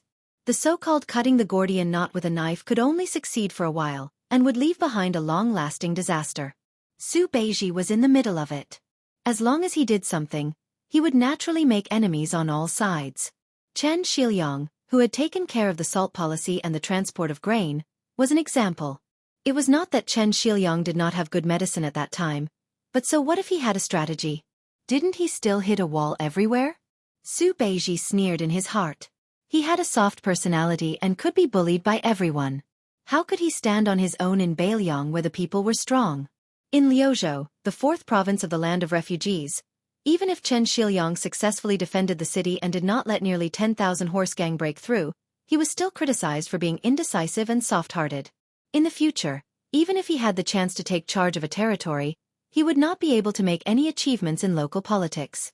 Su Fengnian suddenly asked, "The fish dragon gang frequently engaged in border trade. Did they break any rules?" Su Beiji said, "There are spies keeping an eye on them. Since no spies reported to the provincial governor's office, they probably did not break any rules." After pausing for a moment, Su Beiji frowned and asked, "Did they break any rules?" Su Fengnian shook his head and said, "I don't think so." Su Beiji said calmly, "That woman surnamed Lu has yet to pay me a visit, probably to avoid arousing suspicion. However, a woman like her, who is not magnanimous, is destined to be the leader of a second-rate gang in a prefecture. She is destined to be the leader of one of the top gangs in Jianghu." Su Fengnian smiled and said, "It's not her fault. It's been hard on her. She should have been an ordinary Jianghu heroine." Su Beiji suddenly said, "Since you came back alive, why don't you hurry back to Mount Qingliang? I've already prepared some thorns for you." Su Fengnian said bitterly, "It's useless to bring a thorns and ask for punishment from second sister." Su Beiji's face was filled with undisguised schadenfreude. Then, Su Beiji ordered a large portion of food for the king of Beiliang who had yet to eat. The Jianghu granary had always treated everyone equally, with pickled vegetables and steamed buns. Su Beiji and Su Fengnian both squatted down to eat. Lu Yunchong very heroically sat cross-legged with his blade across his chest. He also asked for a jug of the famous green ant wine from Beiliang. In the end, he choked on it until his face turned red. Wang Sheng carried his case and tied his sword. He could not squat down, so he could only stand. Su Beiji smiled and asked, "Are they all your disciples?" Su Fengnian grunted in acknowledgement. Lu Yunchong smiled mischievously and said, "This is Lingzhou's lord official. My name is Lu Yunchong. and I am from the Eastern Sea's Martial Emperor City. I am Master's eldest disciple. I hope Lord Official can take care of me in the future. Su Beiji heard the youth's cultured words and dismissed it with a smile. Wang Shang snorted coldly. Su Fengnian smiled and said, "They can be considered as my second and third disciples. My eldest disciple is a shepherd boy, but he is still by Su Yambing's side." Lu Yunchong stared and said, "What? Wang Shang is not even the eldest disciple? Immortal Master. Then why would I fight with Wang Shang 3 years later? Even if we fight, we will only be second. It's meaningless." Su Fengnian said indifferently, "Drink your wine." The youth drank his wine obediently, showing respect for his master. Su Beiji asked softly, "What did Guangling Road say?" Su Fengnian said calmly, "It will be in the next few days." Su Beiji sighed and said, "When the smoke signal rises, does this mean that someone in the Liang dynasty's imperial court is welcoming the last ray of light?" Su Fengnian grunted expressionlessly, "If the old doesn't go, the new won't come." Chapter 1136. In Longqing County, Zhong Hongguo, a general of Huaihua City who had retired to his hometown, died. In the end, a nameless fish dragon gang appeared out of nowhere. Not only did the fish dragon gang take over most of the waterway business in Longqing County, they even relied on smuggling at the border. It was said that they could make money from both sides of the upper echelons of Lingzhou and Yuzhou. The new top 10 sects in Jianghu were full of vigor and were not as lethargic as before. Undoubtedly, Mount Huishanzi was the biggest winner. Not only did they make their moonless house in the Great Snow Plateau enter the top 3, surpassing the declining Longhu sect and the thriving Wudong sect, they stood shoulder to shoulder with the Wu family's sword tomb and Lantua Mountain. They also brought the Spring God Lake Snow Mountain Villa to the sky. Later on, there was the Dragon Palace that was ridiculed as Mr. Nalin's maid in Nanjiang, the new sect in the north, and the Spring Invitation Cottage led by the beauty Xia in the West Shu Bamboo Sea. The fish dragon gang of northern Liang's Lingzhou, which ranked at the bottom, was the most unexpected upstart. They did not have a top-level 1 master as their stabilizing force, nor did they have a deep foundation to show off. However, after a few fights with hundreds of talents in the gang, they had annexed a few gangs from other provinces. There were no longer people who mocked and ridiculed them all day long. The young female gang leader's reputation continued to rise. However, for some reason she rarely showed herself. Most of the time, she was in charge of the affairs of the foreign guests who were suspected of occupying the gang's territory. In the past, Jianghu was full of men and not enough of women. The so-called heroines and fairies were just decorations that could not cause much trouble. However, it was different now.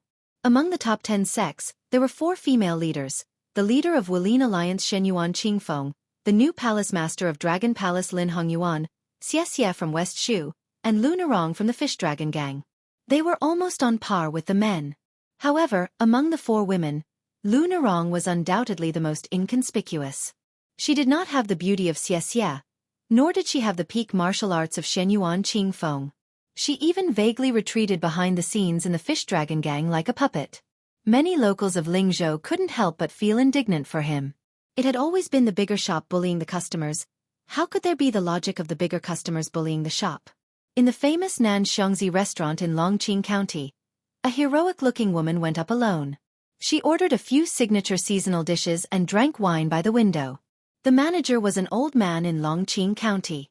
He had a close relationship with old gang leader Lu, who had already retired. Seeing this young woman who he had watched grow up with his own eyes, he felt sad and sympathetic. However, the old man knew the woman's temperament, so he couldn't show it on his face. He could only ask someone to find a good wine that had been stored in the cellar for many years. He personally opened the mud seal and accompanied the woman to drink a bowl of hot, strong wine. They talked about the Jianghu deeds of old Master Lu when he was young. When the old shopkeeper saw the group of people arrogantly climbing up the stairs, he sighed and silently got up to leave. Every family had its own difficulties, not to mention that the Fish Dragon Gang today was not something that an old wine seller like him could meddle in. The woman looked up and saw that the 3 people were the guests who had joined the Fish Dragon Gang in 2 batches. The burly man in his prime was originally a notorious machete man in Yuzhou, who carried a famous knife called Zongyi. The old man was one of the top internal experts in Huzhou. He was close to level 2 and had the reputation of being a painter. The young and handsome man was the most powerful of the 3. He was also good at using subtle hidden weapons, which made it impossible for people to guard against him. He was the top Jianghu talent in Gangnam-do. At present, the Fish Dragon Gang claimed to have 4 great masters and 18 guests. The 3 of them were the confidants of the second master, Xianxia. Xianxia, the devil who was born in Nanjiang, had once killed Xianxia of a venerated Taoist temple in the south when he was only at level 2. Not to mention Xianxia, who should have been executed in Jianghu. Even Su Dachong, the machete man who carried the zongi knife, was a tricky character that no one in the old Fish Dragon Gang could compete with except for Old Master Lu. In such a gang where all kinds of fish and dragons were mixed, except for an almost invincible woman like Xianxia, no one could control such a large group of domineering people who were united. The painter Su Kunshan had been in Jianghu for a long time and was a shrewd old man. Although he looked down on the girl from the bottom of his heart, he still called her Old Master Lu in a pleasant manner. Su Dachong held the handle of the zongi knife with one hand and sat down casually with a sarcastic face. He poured himself a glass of wine. At this moment, the Fish Dragon Gang had a large number of people and could be said to be strong and powerful. It was like those guys who were in charge of smuggling at the border, and no one knew where they came from. They could even swagger with light crossbows, and even the government could only turn a blind eye to it. This group of people were all subordinates of the Great Master, Feng Gaoqi. However, Feng Gaoqi had never participated in the power struggle of the Fish Dragon Gang. Everyone guessed that this guy most likely had a background in the Bailiang army, so naturally no one dared to provoke him. However, the other 3 great masters, including Jiang Zishi, were all people of Jianghu who knew their own ins and outs very well. The 3 of them fought with each other and supported each other. Soon, the nominal gang leader in front of them became a mere figurehead. The young woman could not convince the crowd, so how could she compete with these old men who were well versed in the rules of Jianghu? Not only did she gradually lose her voice, but she was also reduced to being used as a bet by 2 young guests. After the handsome man sat down, he stared at the woman across the table and asked with a smile, "Narong, today I will have a martial arts competition with Song Chun Chiao at Yaohua Lake. Would you like to cheer for me?" Lu Narong's eyes were cold and did not show much emotion. Chapter 1137. Su Dachong couldn't bear to see this little girl's cold appearance the most. He was like many outsiders in the gang. When he first joined the Fish Dragon Gang, he heard that His Royal Highness had visited the gang and had some friendship with this girl called Lu Narong. Therefore, at first, they restrained themselves and behaved honestly. There were even some who hoped to use the Fish Dragon Gang as a springboard to gain the favor of the new Prince Liang. Plus, they might be able to get an official position in Lingzhou. However, after being in the Fish Dragon Gang for a long time, no one believed that the young prince had much connection with the gang. Even if there was, it was just a short-lived relationship. First, Lu Narong was not a beautiful girl. Second, if she was really a wild sparrow raised by the Lord of Bailiang, why didn't the Fish Dragon Gang come out of the prince's mansion of Liangzhou when the Fish Dragon Gang was about to change its surname? Su Dachong took off his knife and slammed it on the table. Then he picked up a cup of wine and handed it to Lu Narong. He smiled sinisterly. "Gang leader, do you want to drink a toast or a forfeit?" The handsome man smiled and glared at Su Dachong. "Brother Su, how can you be so rude to the gang leader?"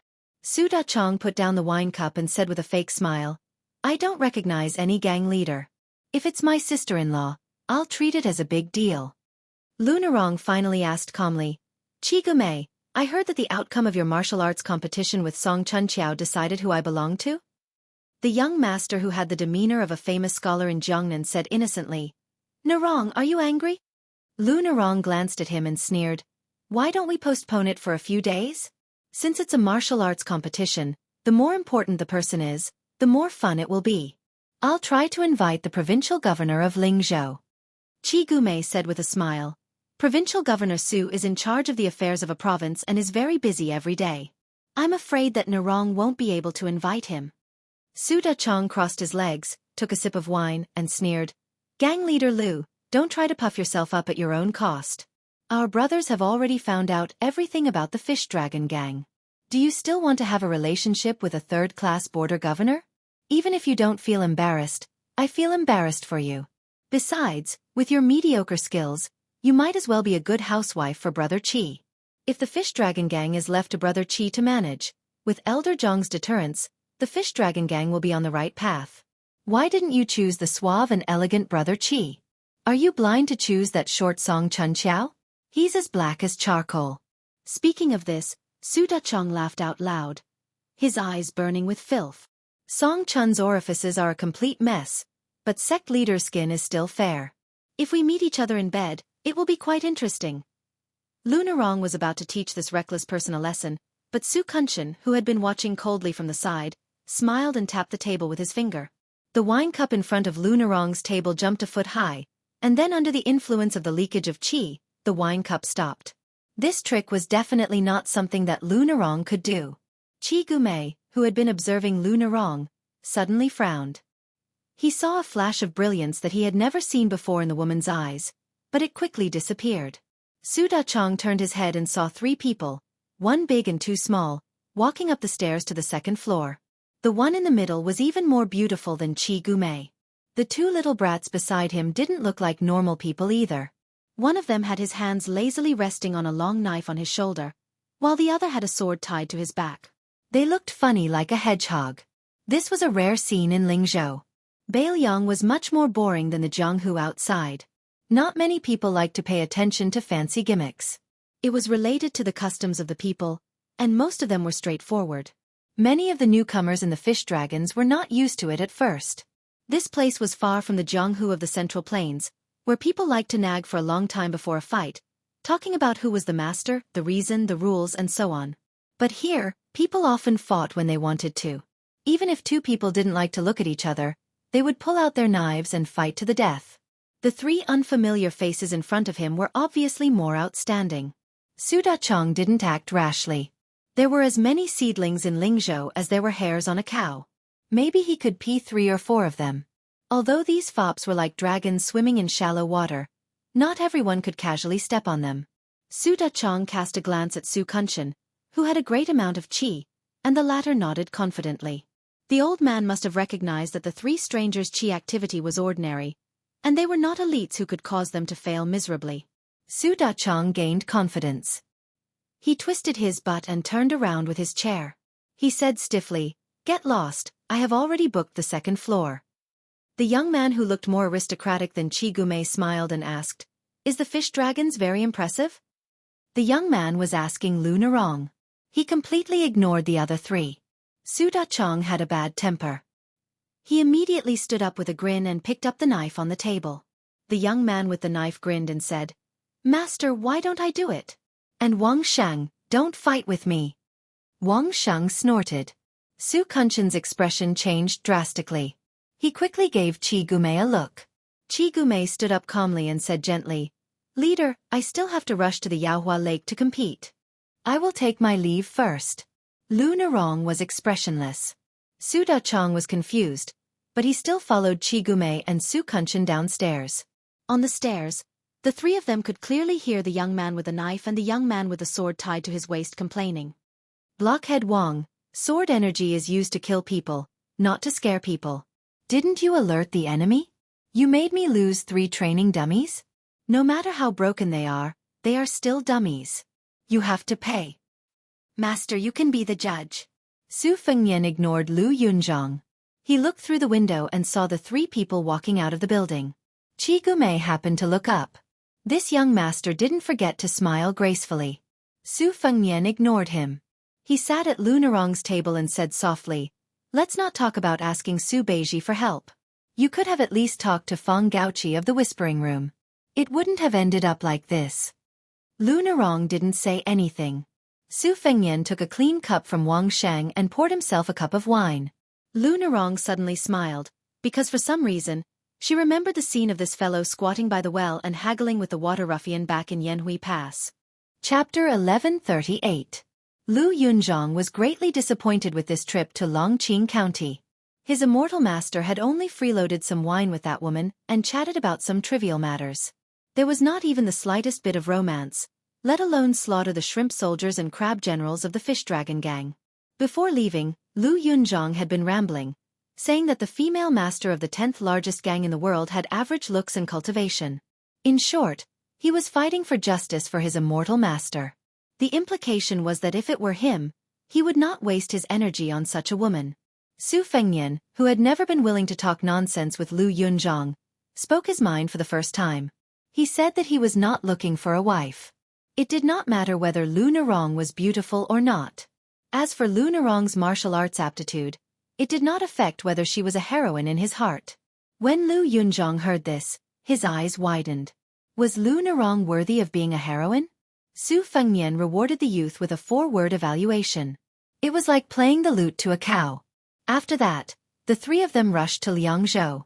Along the way, Su Fengnian successively taught Wang Sheng the rough embryonic form of over 10 sword moves.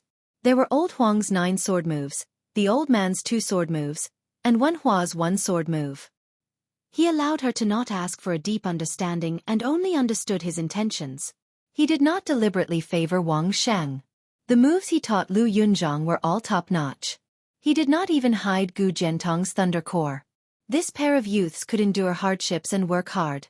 They secretly competed with each other, afraid of falling behind each other. When they practiced martial arts, they were obsessed with it. However, it was obvious that Lu Yunzhong's speed of cultivation was much faster than Wang Sheng's. He was already very familiar with the hob and drag blade, and vaguely had the demeanor of a grandmaster. Occasionally, when he listened to Su Fengnian explain the profoundness of sword moves to Wang Sheng, he would be able to comprehend by analogy.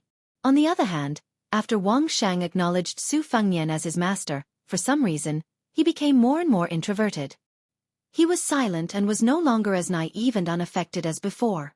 Perhaps it was because of Lu Yunzhong's talent in martial arts that the girl felt a lot of speechless pressure. Su Fengnian was well aware of this, but he did not try to ease the heavy pressure in her heart because of this. As they neared Liangzhou, Su Fengnian rarely took the courier roads. He only chose the paths with few people and had Wang Sheng and Lu Yunzhong take turns to fight. He wanted them to do their best to press forward with their weapons. Compared to the two, Lu Yunzhong was naturally more imposing. With the great frost blade in hand, he dared to fight with his life on the line. He would not even acknowledge the Heavenly King. When facing his immortal master, he would never hold back and would always charge forward in a spurt of energy. Wang Sheng, on the other hand, was much inferior. Every time he unsheathed Goose Yellow, even if his moves were 60 to 70% similar, his spirit was only 20 to 30%. This was exactly the opposite of Su Fengnian's expectations for her.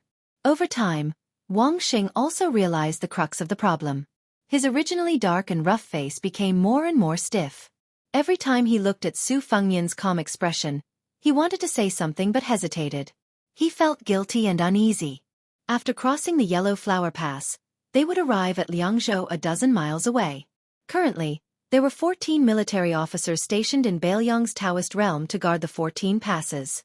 From the point to the line, it was proposed by Ancestor Gu, the originator of the situation theory.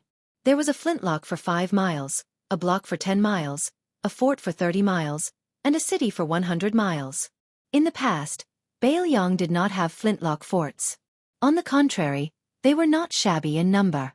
However, most of them were disorderly. Once the real war broke out, they might not be able to quickly respond to each other. Now the number was slightly reduced, but the situation in Bailiang suddenly became clear. The Yellow Flower Pass was one of the 14 passes.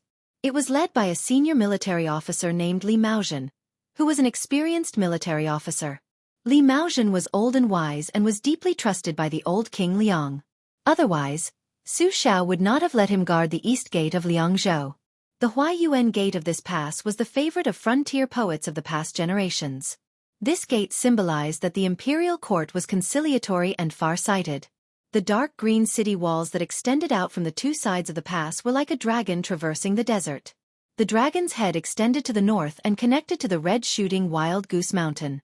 At the top of the mountain was the Een-locking flintlock, which was known as the #1 flintlock in the world. In the past, the Yellow Flower Pass did not exclude people from fairs.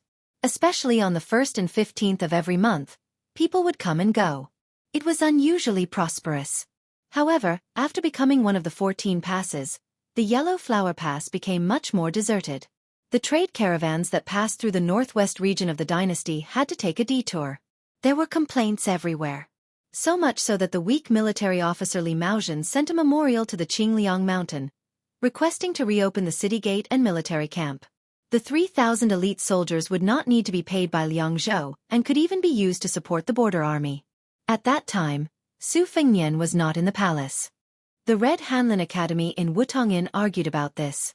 In the end, Lu Chengyan, who replaced the Green Ants to enter Wutongyan, made the final decision and rejected the old military officer Li Maozhen's memorial. It was said that the old military officer Li Maozhen almost resigned and retired. He openly scolded the old military officer Wutongyan for not knowing the cost of living. He even said that they would empty out the palace sooner or later. The old military officer Li Maozhen didn't even let the young feudal lord off. 6 or 7 elite light cavalry galloped out of the Yellow Flower Pass gate, escorting a white-haired old man in casual clothes. The old man stopped his horse at a military camp outside the city and squatted on the ground, sighing.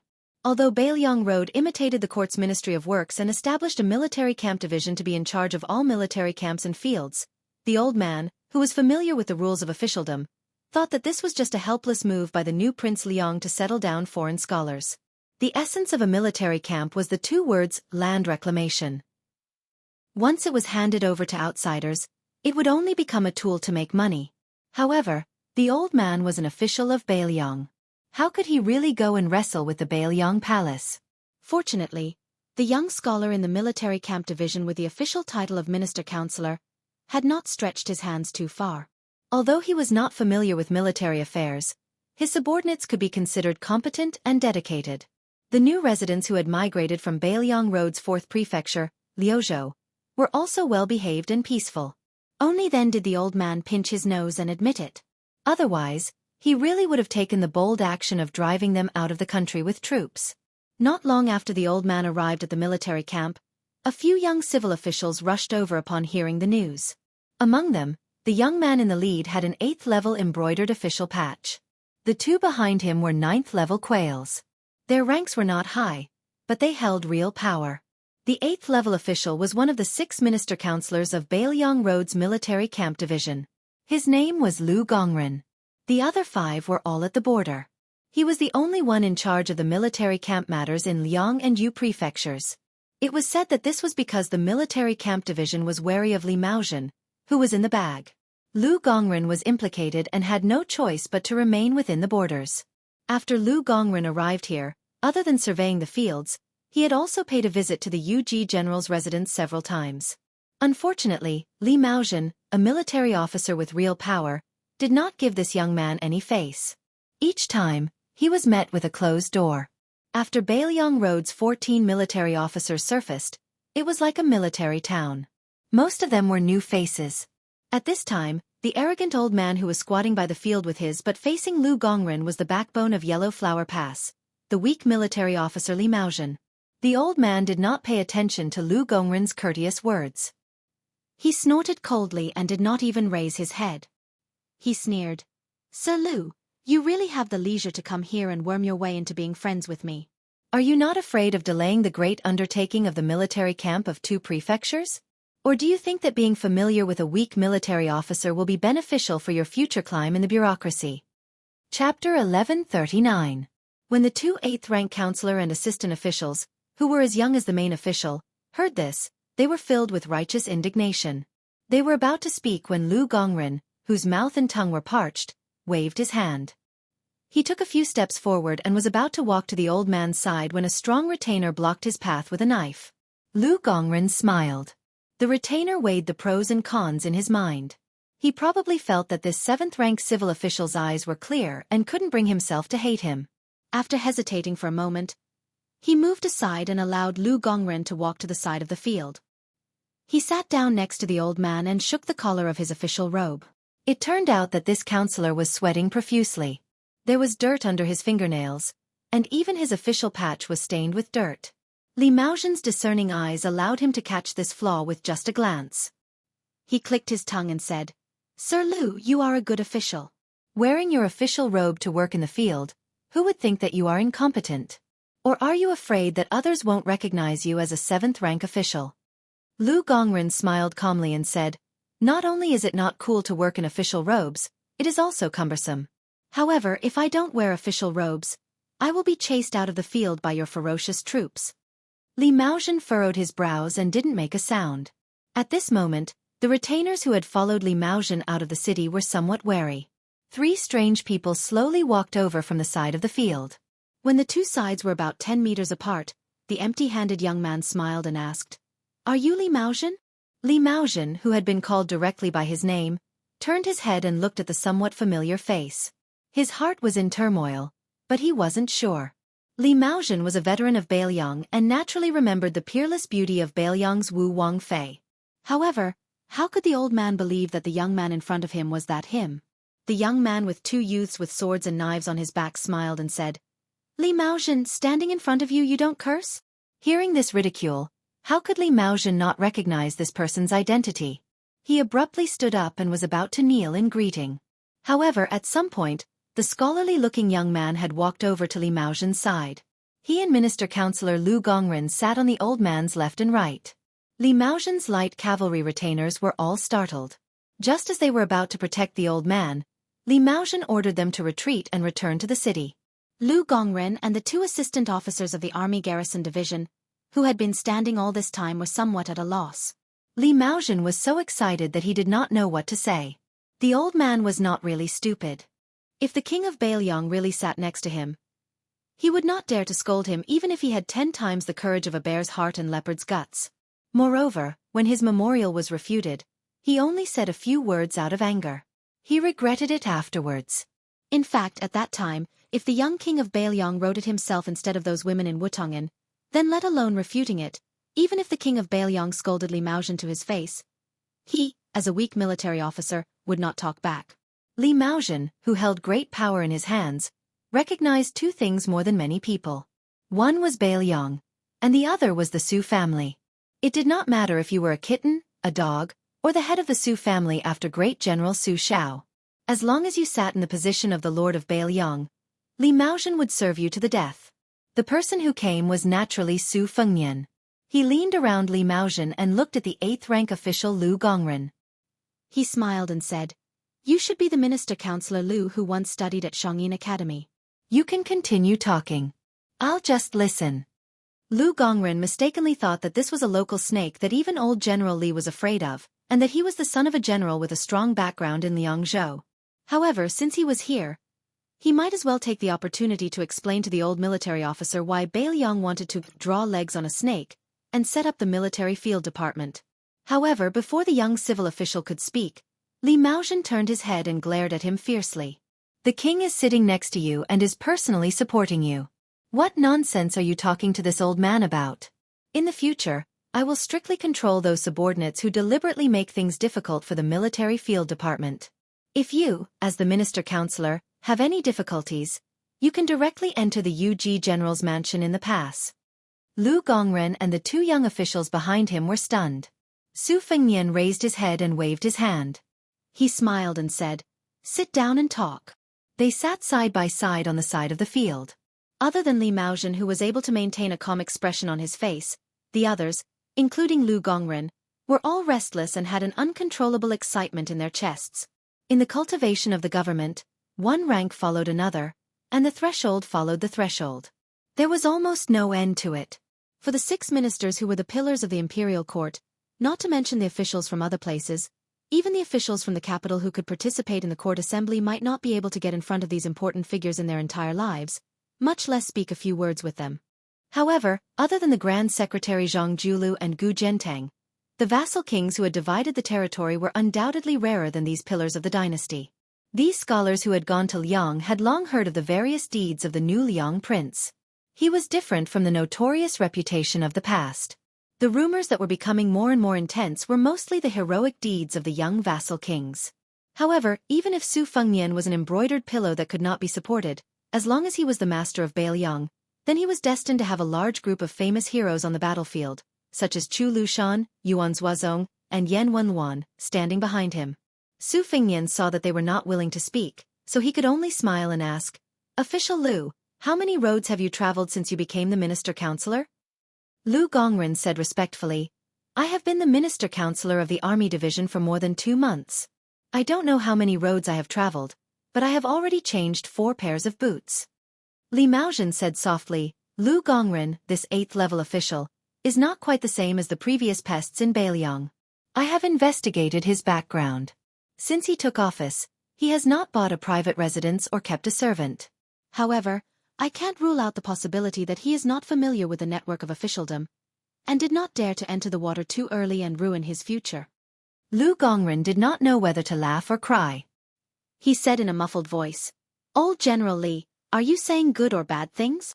Su Fengnian said, "With Li Maozhen's bad temper, generally speaking, if he did not directly say bad things about you, then it is considered good things." Li Maozhen smiled softly and nodded. His expression was somewhat self-satisfied. Su Fengnian suddenly addressed him as Old General Li and asked, "Lu Gongren and the other scholars who have just taken up their posts, are they satisfactory?" Li Maozhen grunted and said, "At the very least, within 3 or 4 years, they can be considered honest officials. As for whether they can be called capable officials, compared to those who squatted in the latrine pit and did not shit, they are certainly much better." Su Fengnian said to himself, "This is enough." Li Maozhen suddenly asked carefully, "Your Highness, why don't we switch places? I do not dare to sit in the middle of the main seat. I feel that Your Highness is trying to use peaceful means before resorting to force. Are you going to remove my official hat?" Su Fengnian joked. Su Xiao said before that you, Li Maozhen, are addicted to being an official, which is why he made an exception and asked the Liang Imperial Court for you to be a 4-man guerrilla general. Now it seems that this is indeed the case. Li Maozhen laughed out loud and said, "If I am not an official, how can I lead troops into battle? I know my own weight, otherwise I would have asked Your Highness for the position of Grand Commander." Su Fengnian said softly, "There will be a lot of fighting coming up." Li Maozhen was stunned for a moment before he smiled knowingly. According to our old rules, every time there is a big battle, the Su family cavalry must set up 2 temporary vanguard battalions. Why don't you count Li Maozhen in? In any case, the Grand General has promised me that the title of Guerrilla General can be inherited. This old man has no other wishes. The eldest son of the Su family, Li Hosher, is not inferior to me in leading troops. Leaving Yellow Flower Pass to him, Your Highness can be at ease." Su Fengnian smiled and said, "Su Xiao is already dying of old age in his bed. You, Li Maozhen, have 4 generations under the same roof. What are you going to do at the border?" Li Maozhen said in a low voice, "Then let's treat it as one last time helping the Grand General fight at the border. Military advisor Li Yishan once said that we must always let those northern barbarians remember one thing. Where the Su family's gate is where the gate of Liang is." Chapter 1140. Su Fengnian originally wanted to say goodbye and go around the Yellow Flower Pass to enter Liangzhou, but Li Maozhen would not let him go. He kept pestering him until he entered the Yuji general's residence. Even Lu Gongren and the others could not escape. A large banquet was held in the residence. Li Maozhen called his eldest son, Li Hosher. The old officer did not dare to make the new King Liang drink, but he was not polite to Lu Gongren. Li Maozhen was an old wine worm who had been soaked in the wine jar of officialdom. He was very good at drinking, persuading, and avoiding alcohol. The young talents of the military field department wanted to stay sober in front of the young king, but they quickly drank until they collapsed. Lu Gongren was drunk and sang a song. It was Yul Wandao's Liangzhou de Ma. The banquet ended happily. Li Maozhen was also drunk. He could only let Li Hosher help Su Fengnian out of the Yellow Flower Pass. When they left the residence, there was a handsome young man in a scholarly robe sneakily following behind them. Li Hosher, who was in the prime of his life, had a helpless expression. He explained to Su Fengnian that the young man was his youngest son, Li Jingfu. He had become a xiozai at the age of 11. However, this child greatly admired the #1 king of Beiliang. Su Fengnian praised him from the bottom of his heart. Li Jingfu could be considered a rare scholar in Beiliang. Li Hosher's appearance was similar to his father, Li Maozhen. However, he did not have a strong official aura. In the evening, according to the records of the Fu Shui chamber, this Yellow Flower Pass cavalry captain who had been in charge of the Yin Suoyin Guard for 8 years walked with Su Fengnian on the deserted street.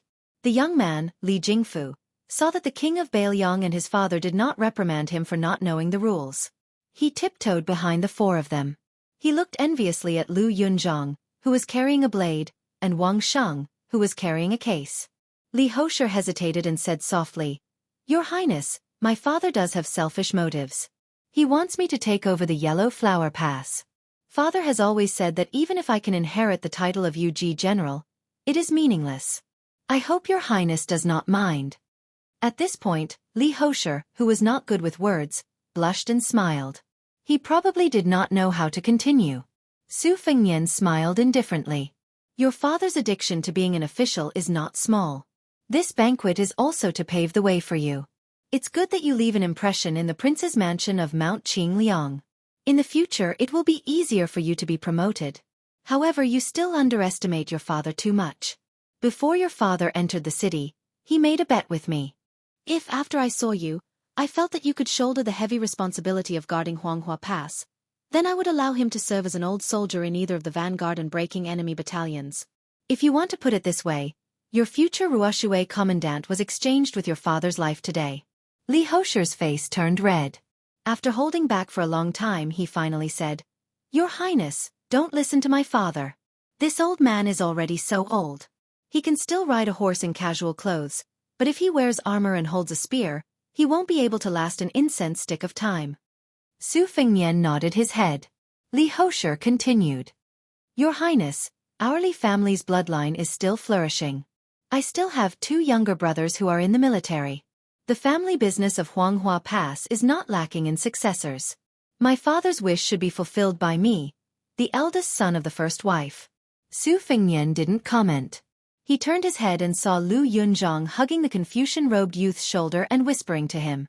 It was most likely Lu Yunzhang, that sly little rascal, showing off his shrewdness in worldly affairs. Li Jingfu waited for the vassal king to turn his head. He lowered his body and broke free from Lu Yunzhang's arm. He mustered his courage and took a few steps forward. Just as he was about to speak, he was glared at by Li Hosher. Don't push your luck. Go back and read your book. The youth's voice trembled slightly as he said in a clear voice, I am a scholar. Instead of writing my name down in history, it's better to hang my head at the gate of the country.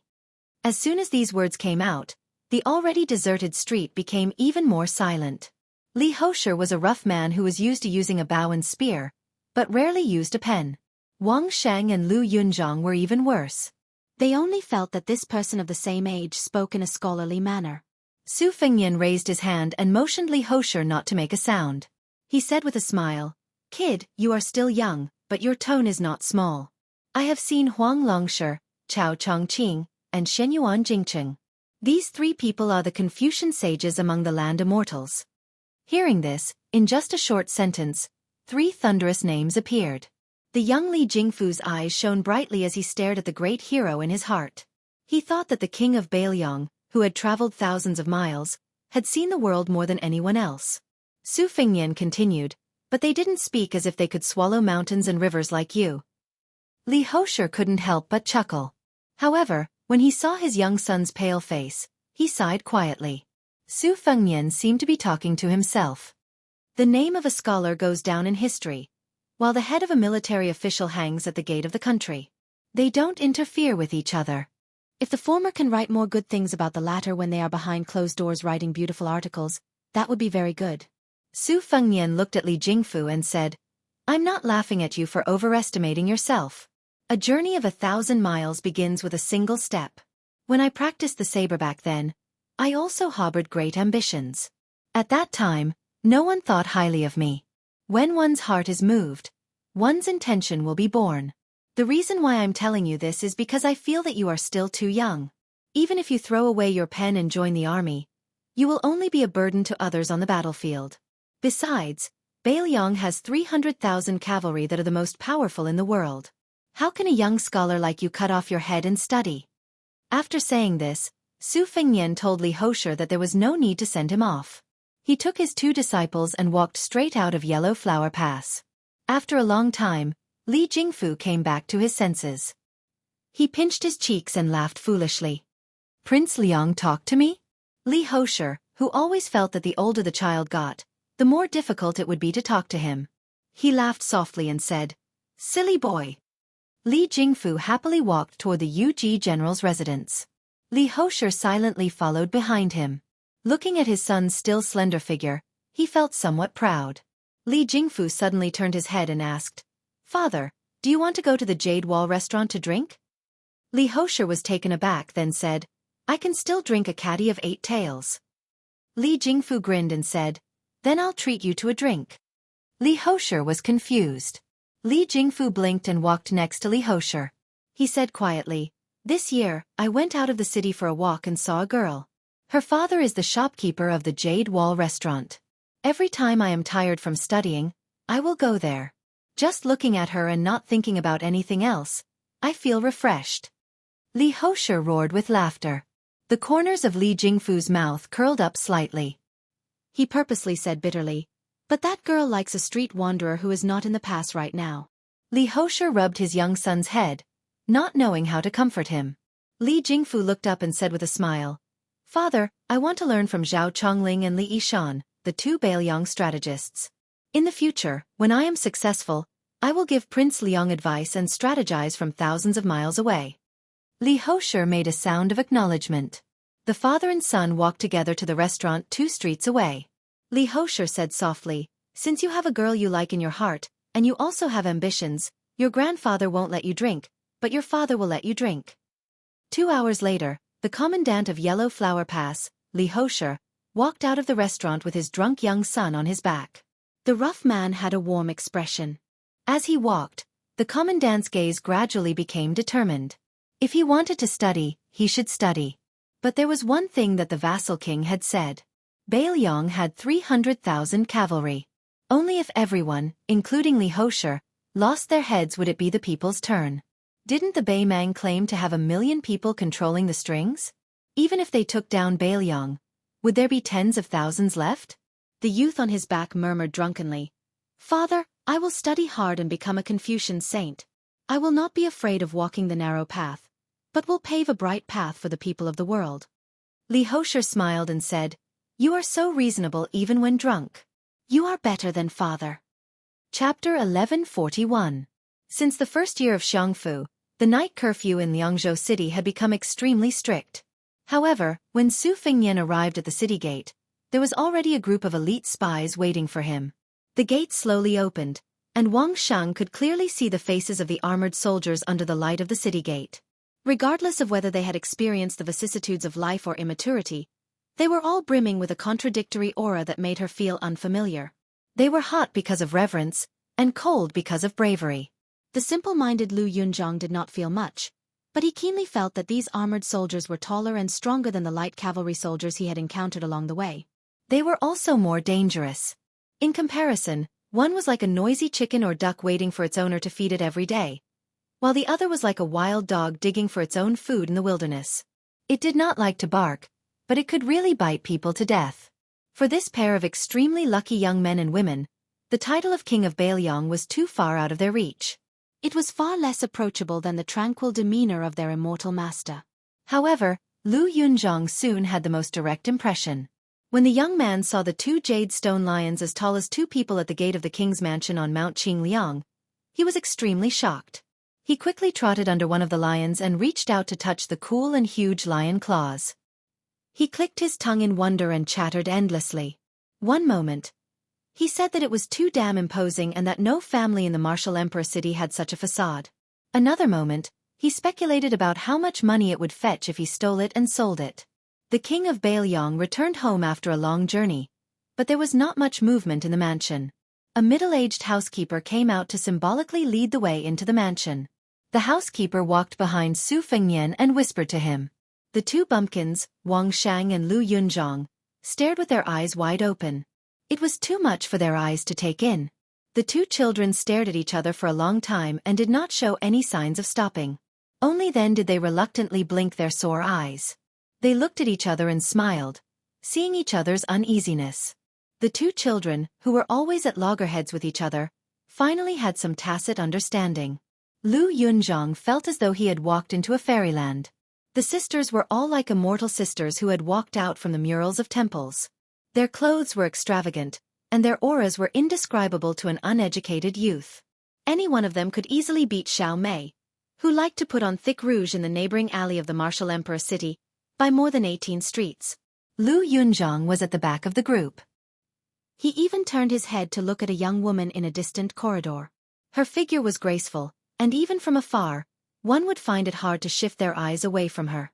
She walked leisurely under a large white lantern. When she suddenly turned her head, her eyes happened to meet his. She gave him a sweet smile that nearly hooked Lu Yunzhang's soul away. Lu Yunzhong retracted his gaze and shook his head. He smiled embarrassedly, thinking that this sister was really charming. Wang Shang, who was walking slightly in front, suddenly had her vision open up. She stopped in her tracks. Even when Lu Yunzhong bumped into her from behind, she did not take a step forward. Lu Yunzhong turned his body sideways, his mind swaying. Right in front of them was the famous Tide Hark Lake. The two new disciples of Su Fengnian had completely different reactions when they saw Tide Hark Lake. The lofty and ambitious Lu Yunzhong immediately looked up at the pavilion. The Tide Hark Pavilion on Tide Hark Lake contained tens of thousands of manuals. Just one of them was enough to dominate an area. Lu Yunzhong did not believe it in the past, but after he witnessed his master's artifact controlling skills outside Martial Emperor City, he was convinced. Wang Shang, on the other hand, lowered her head and gazed into the distance. She looked at the calm surface of the water that was illuminated by the lakeside lanterns. She wanted to know if there really was a heavenly lake koi that weighed 10 jin of gold there. There was a pavilion in the middle of the lake, and in the pavilion stood a skinny shepherd boy who looked lonely and timid. For some reason, Wang Shang and Lu Yunzhong looked up and down at the same time. They saw the rather unremarkable child who was about 4 or 5 years younger than them. The three children had a tacit understanding as they looked at each other. Su Fengnian had already gotten the housekeeper to do his own things. He looked at the child in the pavilion and smiled. His name is Yu Long. He is your eldest senior brother. The corner of Lu Yunzhong's mouth twitched as he flaunted his seniority. What? This child is the senior brother of Wang Mutu and I? Di Long? The name sounds domineering, but he looks so skinny that he doesn't even have a few kilograms of strength. I don't think he can even carry my saber. Wang Shang said softly, Di Long are earthworms in my hometown. They can be used as medicine. Su Fengnian nodded and said, That is true. A figure suddenly appeared in front of the three of them. It was neither tall nor short. Lu Yunzhong was a little surprised. It was actually a guy in a wheelchair. However, not only Lu Yunzhong who was good at reading people's expressions, but even Wang Shang sensed that their immortal master seemed to have bumped into an immortal who was 100 times more powerful than him. He was so nervous that his footsteps were a little out of shape. Lu Yunzhong whispered, Could it be a peerless expert from Bailiang Palace who never appeared in the world? Su Fengnian quickly walked to the embankment of the lake and helped push the wooden wheelchair. He pursed his lips and didn't speak. Lu Yunzhong was probably afraid of the young woman in the wheelchair. The youth didn't dare to smile at all. On the contrary, Wang Sheng spontaneously had feelings of intimacy when he saw her. The woman did not open her mouth to speak to Su Fengnian. Instead, she turned her chair and looked at the two children. In the end, her gaze rested on Wang Shang, who was carrying a case and a sword. She smiled and said, It's a sword embryo. If your master's mother and I were to see it, we would definitely be very happy. Wang Shang was shy and didn't know how to answer, but when she felt the kindness of her elder sister, the tall girl could only smile. Her originally rough and vulgar appearance instantly became like the mist of the distant mountains, green mountains and clear waters. Chapter 1142. Lu Yunzhong also didn't treat himself as an outsider. He could see that the woman with a high status didn't have a good impression of him. He didn't dare to draw legs on a snake, so he sneakily ran to the pavilion to find trouble with the little brat. Although the youth was unconvinced of Wang Shang's senior apprentice brother status, Wang Mutu had the advantage of entering the sect early. Lu Yunzhong was actually bored to death and only wanted to quarrel with others to vent his anger. He didn't really care about the senior apprentice brother or second junior apprentice brother. The youth knew that as long as his fists were hard enough, his ability was big enough, and his blade was fast enough, these were the most solid principles in the world. But who was the fellow in the pavilion? How could he be ranked ahead of him and Wang Shang? The moment Lu Yunzhong entered the pavilion, he slammed the great frost saber that was still in its scabbard on the ground. With a black face he asked in a deep voice, Earthworm you, do you dare eat my saber? The little shepherd boy, who had been left alone by Su Yanbing after being brought to Mount Qingliang, was still living in a fog. He did not know anything, but he knew one thing. This was the home of the king of Bailiang, and his master was the person whose words carried the most weight in Bailiang. At this moment, he was being questioned by a stranger who was a head taller than him. He was at a loss. Who was Earthworm you calling? Why did he want to eat a saber the moment they met? Lu Yunzhong, who did not like to bully the weak, quickly became dispirited. It turned out that he was just an ignorant little fool. To think that he had even planned to use his trump card, the rolling blade divine technique. Lu Yunzhong said with a straight face. In the future, I will only call you senior brother in front of master, but every time I call you that, you have to call me big brother in private. Lu Yunzhong quickly added. And you have to call Wang Muta second brother. Do you see him? He's that tall and strong guy by the lake. I use a saber, and he uses a sword. Lu Yunzhong said this and asked curiously, what weapon do you use?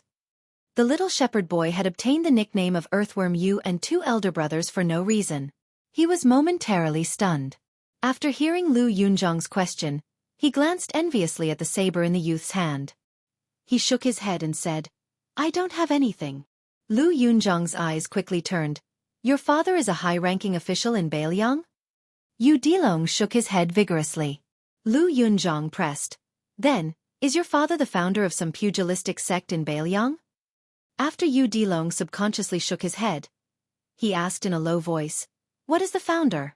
Lu Yunzhong sat on a bench and slapped his forehead. F***ck. A chicken talking to a duck. To have such a senior brother, he really had 8 lifetimes of bad luck and made a fool of himself. How am I going to survive in Jianghu in the future? Yu Dilong didn't really talk to anyone in the northern Liang prince's mansion.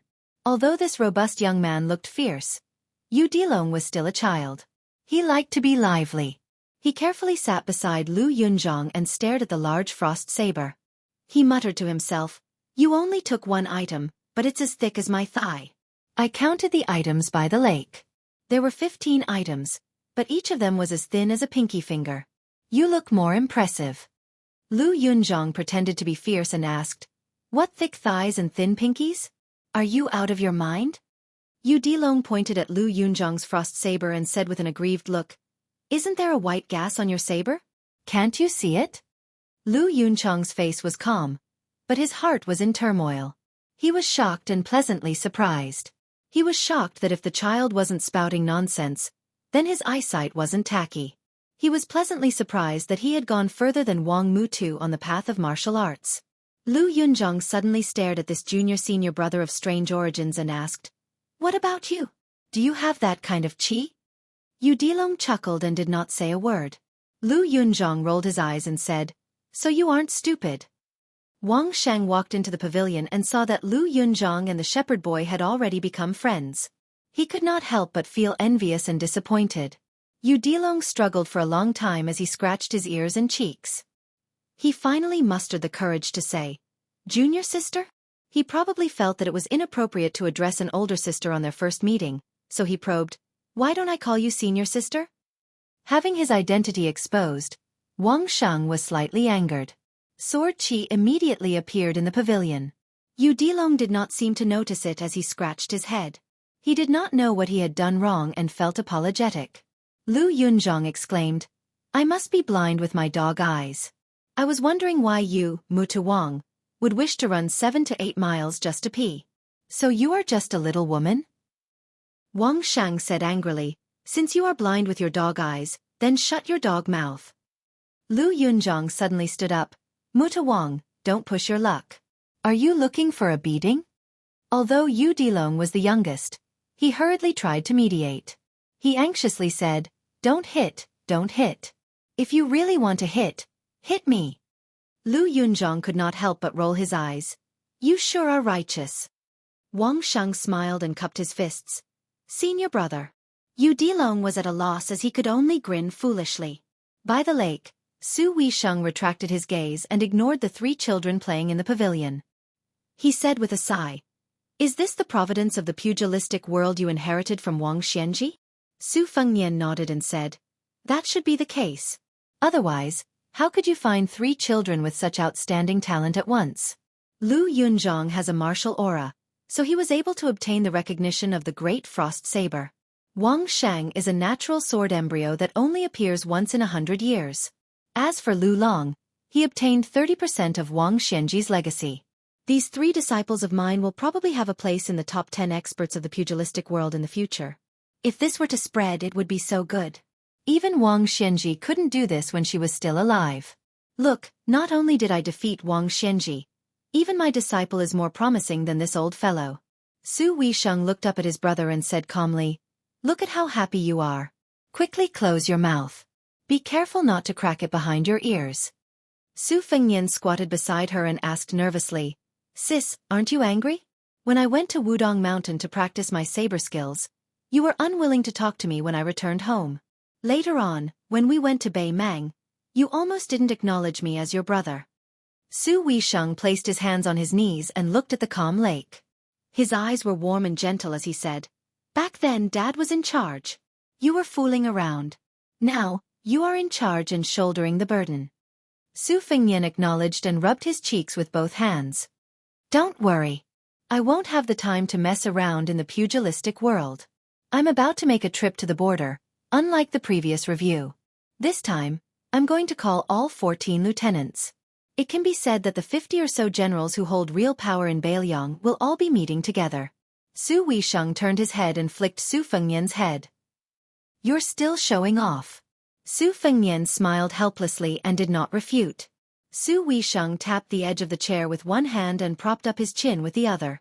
He smiled brightly and said proudly, "The entire pugilistic world is watching you. In the future, the two countries will also have to obey your whims.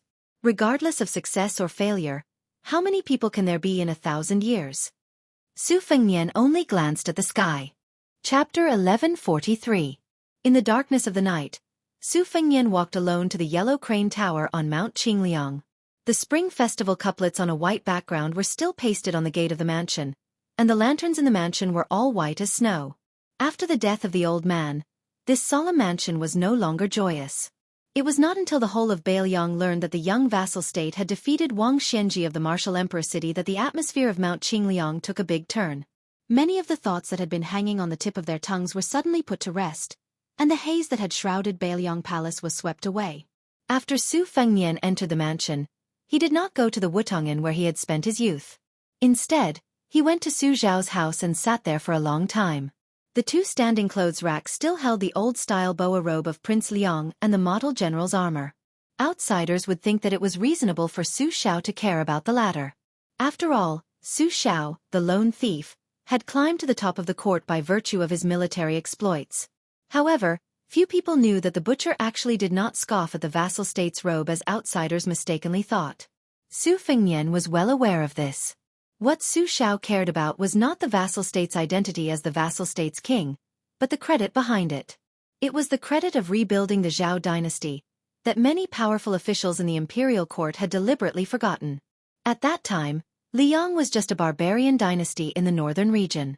Heroes rose together, and the vassal state was divided. Who in the central plains, including De Chu, would treat this guy who had endless internal strife as a formidable opponent? It was precisely because Su Xiao, the troublemaker, went south to Liao that he forcefully helped the late emperor of Liang hold the dynasty in his hands. Without internal strife, he laid the foundation for the subsequent spring and autumn period. This was also the reason why many of the nobles of the Zhao dynasty had a clear distinction between their love and hate for Su Xiao. Most of the older members of the imperial family, who were close to the late emperor, were in the dark currents of the imperial court after the world was settled. Even if they did not speak up for Su Xiao, at the very least, they would not hit him when he was down. However, most of the older members of the imperial family had suffered major and minor injuries on the battlefield, so they died earlier than some of the clan relatives who were lying down and enjoying life. Moreover, most of their descendants did not get along well with the current emperor and the ruling Bai Yan, so they could not stand out. In addition, there were long-standing and serious disagreements within the imperial family. This group of nominal descendants could be said to be struggling at death's door.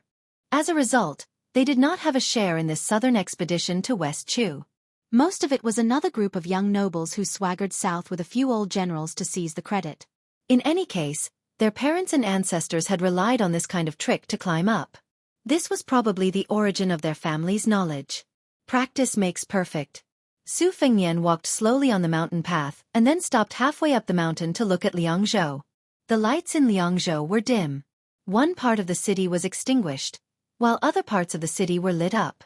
It was peaceful and serene. Su Fengnian turned and continued to climb the mountain. In the days he had been rushing back to Beiliang, the Whispering Room had been sending him concise intelligence reports. Other than Lu Shengxiang, who had failed to seize power but still held the position of Assistant Minister of the Ministry of War, stationed at Yolu Pass. There was also a vast group led by Yang Shenxing and Yan Zhenchuan, who had meritorious service during the spring and autumn period. They had formed 3 alls with Yolu Pass, pointing directly at West Chu. They had coordinated with the various vassals of Jingnan and the crown princes of vassals like Zhao Zhu, forming a seemingly watertight encirclement around West Chu. Su Fengnian smiled coldly.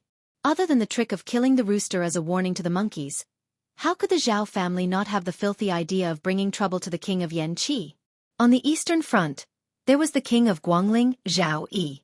On the western front, there was the king of Huainan, Zhao Ying, and the king of Jing'an, Zhao Sun. Even if they ate these two, the West Chu could not take advantage of the situation and head west. In the northwest of the dynasty, there was the Bailiang cavalry. In the west, there was the old western Shu, where Chen Zhibao was a vassal. Since ancient times, the road to Shu was as difficult as ascending to the blue sky. In the south, there was the king of Yanqi, Zhao Bing. This was the second, more hidden and tighter encirclement. However, in the south, there was only the sloppy Zhao Zhu, who led a small number of cavalry. Moreover, the south was especially vast. Under the premise that the West Chu could not go north, they could only spread south to have a chance of survival. Among the vassal kings, the one with real military power, Zhao Yi, was the brother of the current emperor. He was in Guangling, so there was no need for the one sitting on the dragon throne to scheme too much. Bailiang had Beimang to the north and western Shu to the south. It was equivalent to being suppressed. In the end, only Zhao Bing was left to be dealt with. In the past, there was Su Shao to take the blame, so the court naturally prioritized Bailiang. Now that Su Shao had left, it was naturally Zhao Bing, who was high up in the sky and far away from the emperor. In addition, a new secret letter from Taiyan City said that after Zhang Julu's opinion was rejected, he settled for the next best thing. He proposed a new strategy of using West Chu to train the troops and take back military power. Almost even Gu Jiantang, who had voluntarily abandoned Gu Lu, was ruthlessly tricked. As long as there was a sign of resistance to the restrictions of the court's Ministry of War, they were all openly and covertly sent to the periphery of West Chu. Once the battle reached a stalemate, they would immediately enter the battlefield. Thousands of deaths were counted. Gu Lu, who had taught all over the world, was naturally the first to bear the brunt. Swaying in the wind and rain, Gu Lu was already on the verge of collapse. Zhang Julu clearly still did not want to let it go. If Gu Jiantang was still in the capital and personally presiding over the court's military affairs in the Ministry of War, perhaps there would be some countermeasures to this decree.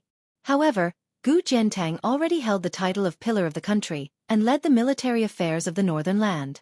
Zhang Julu, intentionally or otherwise, dug a hole for the only remaining general of the 4 great generals of the spring and autumn period. He spoke up for him in the court and said with certainty that only Gu Jiantang personally led the troops down south could pacify the rebels in West Chu. He practically elevated the old Minister of War to the lofty position of one person in charge of a country. In this way, Gu Jiantang, who had suffered an unexpected calamity, was already bold if he did not submit a secret memorial to ask for forgiveness. How would he dare to plead for leniency for the descendants of Gu Lu? This was also by Yen Er's consistent overt scheme.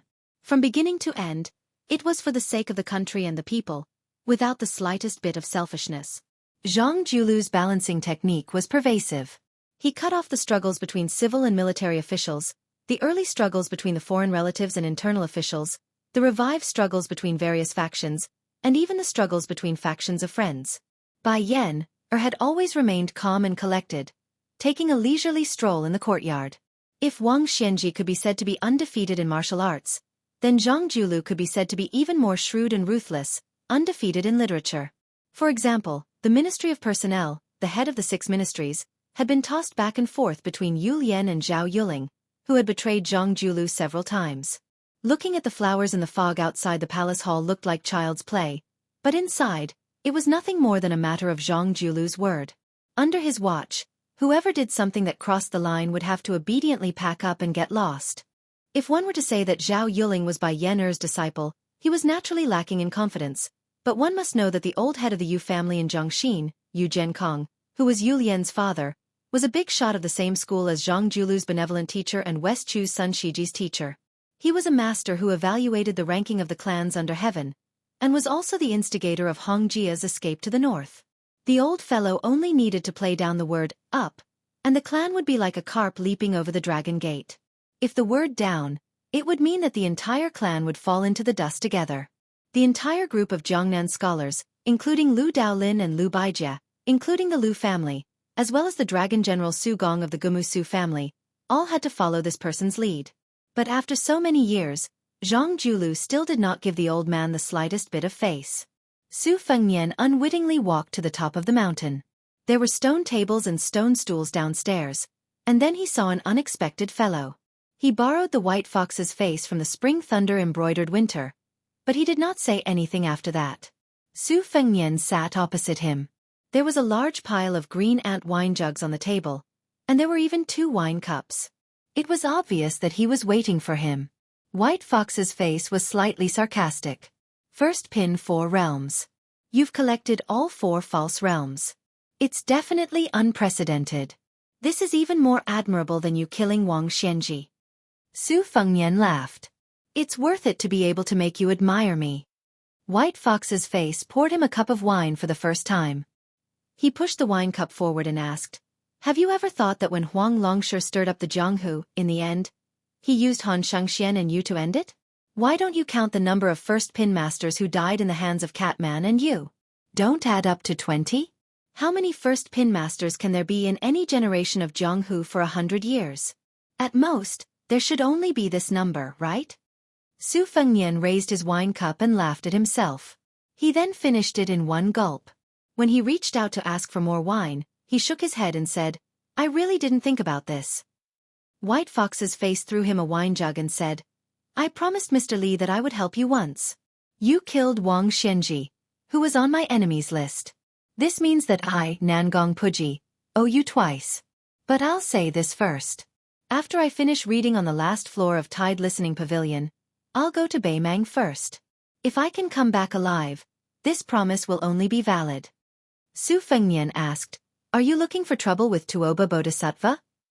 White Fox's face nodded. Su Fengnian lamented, Wang Xianji and Tuoba Bodhisattva. How much hatred do they have? You're just a woman. White Fox's face was cold as she interrupted, I'm a man. Su Fengnian dismissed it with a laugh. It was unreasonable to reason with a woman. However, White Fox's face was probably really treating him as a man. Or maybe he was really a man, just like the androgynous Murong Tonghuang who had fled to Beimang. White Fox's face lifted his head and drank a big gulp of wine. He joked, If you were a woman, I would really marry you. Su Fengnian was speechless. White Fox's face suddenly said, When I was practicing martial arts, I always felt that there were endless masters to kill and heads to cut off. But now that I'm climbing higher and higher, you've taken the lead. I realize that killing here and there is no meaning. In the end, do I have to fight you to the death to live up to this life? Su Fengnian choked on a mouthful of wine and said angrily, Can't you have a conscience? White Fox's face held the wine jug to half of his face and asked with a playful smile, Are you trying to say that a woman's heart is the most vicious? Chapter 1144. It was probably Su Fengnian's first time traveling in Jianghu. The only real master he had met was right in front of him. He still had a shadow in his heart. Even though everyone in the world could fight, he still could not help but feel scared. Glancing at White Fox's chest, Su Fengnian thought to himself that with his keen eyes that had been trained by his travels, even if the woman was deliberately hiding her amorous feelings, she would not be able to escape from the scene of prosperity and peace, would she? White Fox smiled and said, Do you want to die? Su Fengnian said calmly, I'm not scared. Even if I don't have the body of Gao Shulu and have lost most of my spirit, it won't be easy for you to kill me. White Fox raised her eyebrows and said, Oh, you're really promising. Su Fengnian suddenly leaped back 30 to 40 feet with the wine pot in his hand. Flustered and exasperated, he cursed, White Fox face, you really turned hostile just like that? White Fox squinted her eyes, full of murderous intent. Su Fengnian sighed and waved his hand at the top of the mountain. Wang Sheng ran over with a blushing face. He still looked like an honest man with a sword case and a famous sword. He lowered his head and explained, Master, I couldn't sleep so I walked here. Su Fengnian made a sound of acknowledgement. He turned his head to look at White Fox's face and asked, Approximately when will you leave for northern Mang? White Fox said calmly, "At least 3 months, at most half a year." Su Fengnian smiled and said, "Then bring my second disciple, Wang Sheng." White Fox nodded and did not refuse. After getting the answer, Su Fengnian said softly, "Go to bed early after you go down the mountain." The tall, dark-skinned girl turned and left silently. White Fox looked at Su Fengnian, who returned to his seat and asked with a frown, "You're willing to leave such a good unpolished gem to me?" Su Fengnian shook his head and said, "Staying by my side won't make any progress. If one's martial arts cultivation is not tempered enough, it will be wasted. If one doesn't walk back and forth from the gates of hell a few times, no matter how talented one is, it will be useless." White Fox was still staring at Su Fengnian. Su Fengnian said awkwardly, "You can probably tell that this girl can either learn from you and become an imposing man, or she can only stay in Beiliang and not adapt to the environment there. She can only be considered a graceful woman with an orchid aura. It's fine if it's an ordinary girl, but this doesn't match Wang Sheng's temperament. Actually, among the 3 disciples, I am the most selfish towards her and have the highest hopes for her." However, she couldn't say such things out loud. Once she did, the pressure on her, who was far more meticulous than Lu Yunzhong, would be even greater. She might even collapse. When Wang Sheng followed you through northern Liang and arrived at northern Mang, he was able to borrow the vigorous wind and masculine energy unique to the frontier fortress to concentrate all of his energy in one go. This is much more direct and effective than any verbal instruction or reading through secret manuals. Su Fengnian swirled his wine glass and smiled. "Of the 3 disciples, I will take Lu Yuan along with me, otherwise I won't be at ease. Lu Yunzhong will be thrown to the fish dragon gang for a period of time and then thrown to the border. As for Wang Sheng, she will go with you." Su Fengnian turned his head to look at a place further north than Beiliang and said softly, "Beimang. I have been there and know that the sky is high and the ground is broad. Moreover, there is a person who practiced swordsmanship there." White Fox looked at the man who was less than 30 years old. He walked the Jianghu with a saber in hand. After all, it was just for revenge. What was the purpose of drinking the horse in the north? Su Fengnian patted his forehead and ran down the mountain. White Fox looked at him with disdain. What else could this guy be doing down the mountain in such a hurry? Wutongan was full of women. Su Fengnian did go to Wutongan, but he didn't have any obscene thoughts.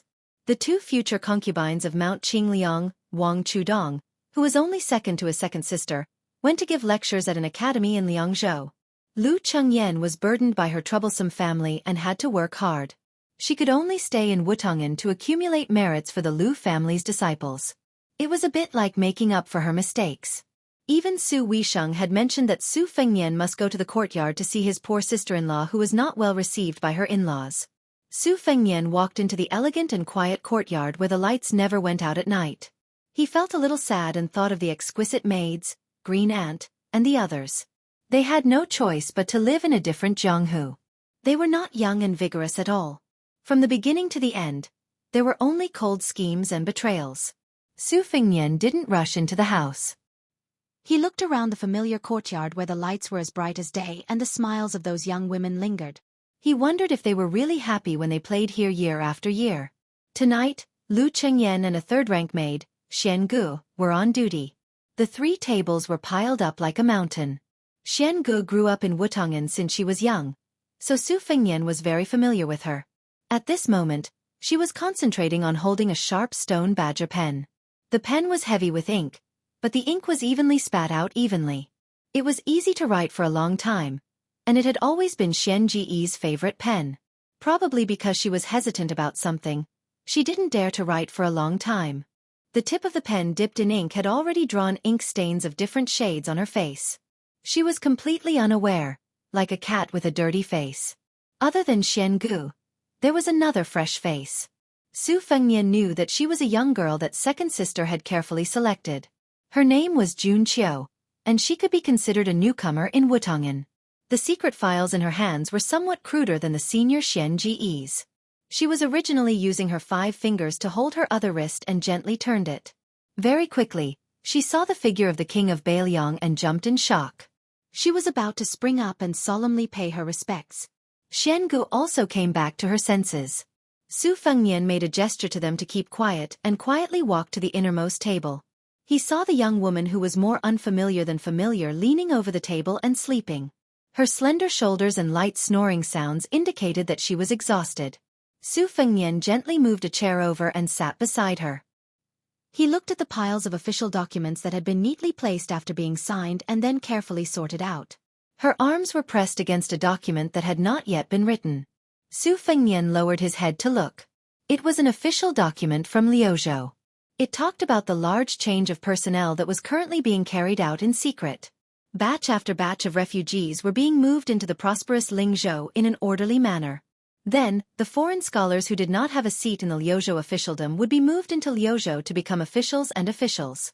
Su Fengnian pulled back his gaze and seriously sized up this Qingzhou woman that he had always been distant from. She wore a small flowery brocade dress that was like when in Rome. It was far from the layers of soft and tender clothing of Jiangnan women. The temperature difference between day and night in Beiliang was extremely large. There was a light green overcoat that was used to keep out the cold hanging on the back of the chair. It was probably because she had slept in a hurry that she forgot to put it on. Thus, when she slept, she unconsciously hugged her arms tightly. Most likely, she did not sleep well. Su Fengnian sighed. He carefully took out the overcoat and covered her with it. Of course, Su Fengnian knew that this was the woman from the Lu family that even Lu Feiqi, who was the pillar of the country, adored and admired from the bottom of his heart. Lu Qingyan was very smart. It was because of her intelligence that she could feel that the Su family, from Su Xiao to Su Weisheng, as well as her husband, favored Wang Chudong more than her. However, such a woman who had never shown any grievances or hidden bitterness had even pulled out a sword to kill people outside the new Lu family ancestral hall. Not only the old and young of the Lu family, but even her father would probably be dissatisfied.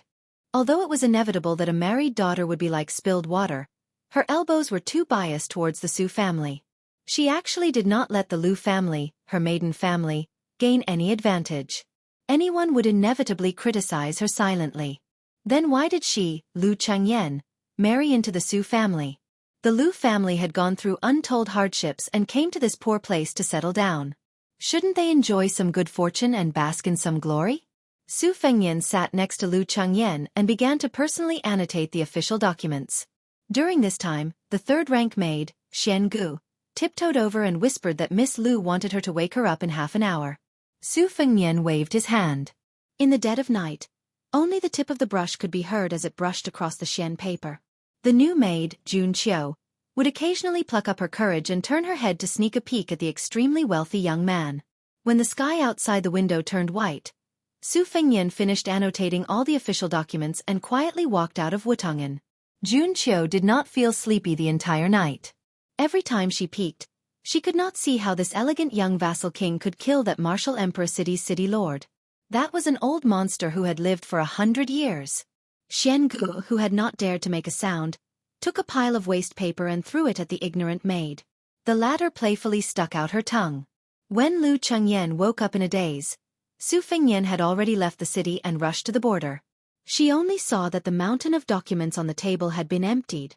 There are two things. First, there will be an event hosted by Baidu's official Tieba forum in the evening. It will be held from 8 to 10. Those who have time can participate. Second, I haven't asked for votes in a long time. I definitely have more than half a year. Snow will probably be finished in 3 to 4 months. I also hope to update more in these few months. Of course, the first prerequisite is that I have to update more in June. Therefore, I plan to give it a try. In June, I hope that those who have a monthly red ticket can support me. It seems that next month is the 2nd anniversary of Snow. I still haven't become a eunuch. I'm actually finishing the chapter. Snow is almost 5 million words. I don't have an update target for the entire month in June.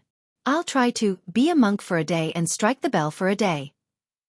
As for you guys, you don't act until you see the hair. You can choose to start voting after I guarantee that I'll update at least one chapter. However, after 12 o'clock tonight on the 1st of June, I still hope to get off to a good start. In addition to the guaranteed chapter, I'll update at least 1,000 words for every 100 monthly votes. The upper limit is the guaranteed chapter. I can guarantee that I'll update at least 10,000 words. At the end of the 1st, I'll give you another update target for the 2nd of June. If I only update at least one chapter, I won't ask you for monthly votes. When the time comes, you can keep it to yourselves. You can vote when I'm sure that I'll update more. If I promise to update that day, I won't update that day or even the next day. Please kill me. June, the votes are coming. Chapter 1145. In an elegant house in the forest, two old men sat opposite each other and ate crabs. The older man had snow-white hair and a lazy white cat sat on the corner of the table beside him. The autumn wind made crabs itch, but it was still 20 years away from the best time to eat crabs. However, as the capital of Liang City, Great Peace City received countless tributes. Gluttons with backgrounds and connections naturally had their own ways. Fan Spring Lake in Jianghu produced purple-whiskered yellow crabs. Because the Taoist ancestral court, Dragon Tiger Mountain, had many noble people, someone gave it the nickname Dragon Tiger Crab, which had been used to this day. Compared to other lake and river crabs, this kind of crab matured 20 years earlier. It was only autumn, but the female crabs were already yellow and full of meat. The snow-white old man had a kind face. There were porcelain plates on the table with 8 delicately made crabs. The old man was very particular about eating crabs. From time to time, he would pick up a piece of ginger and put it into his mouth to get rid of the crab chill.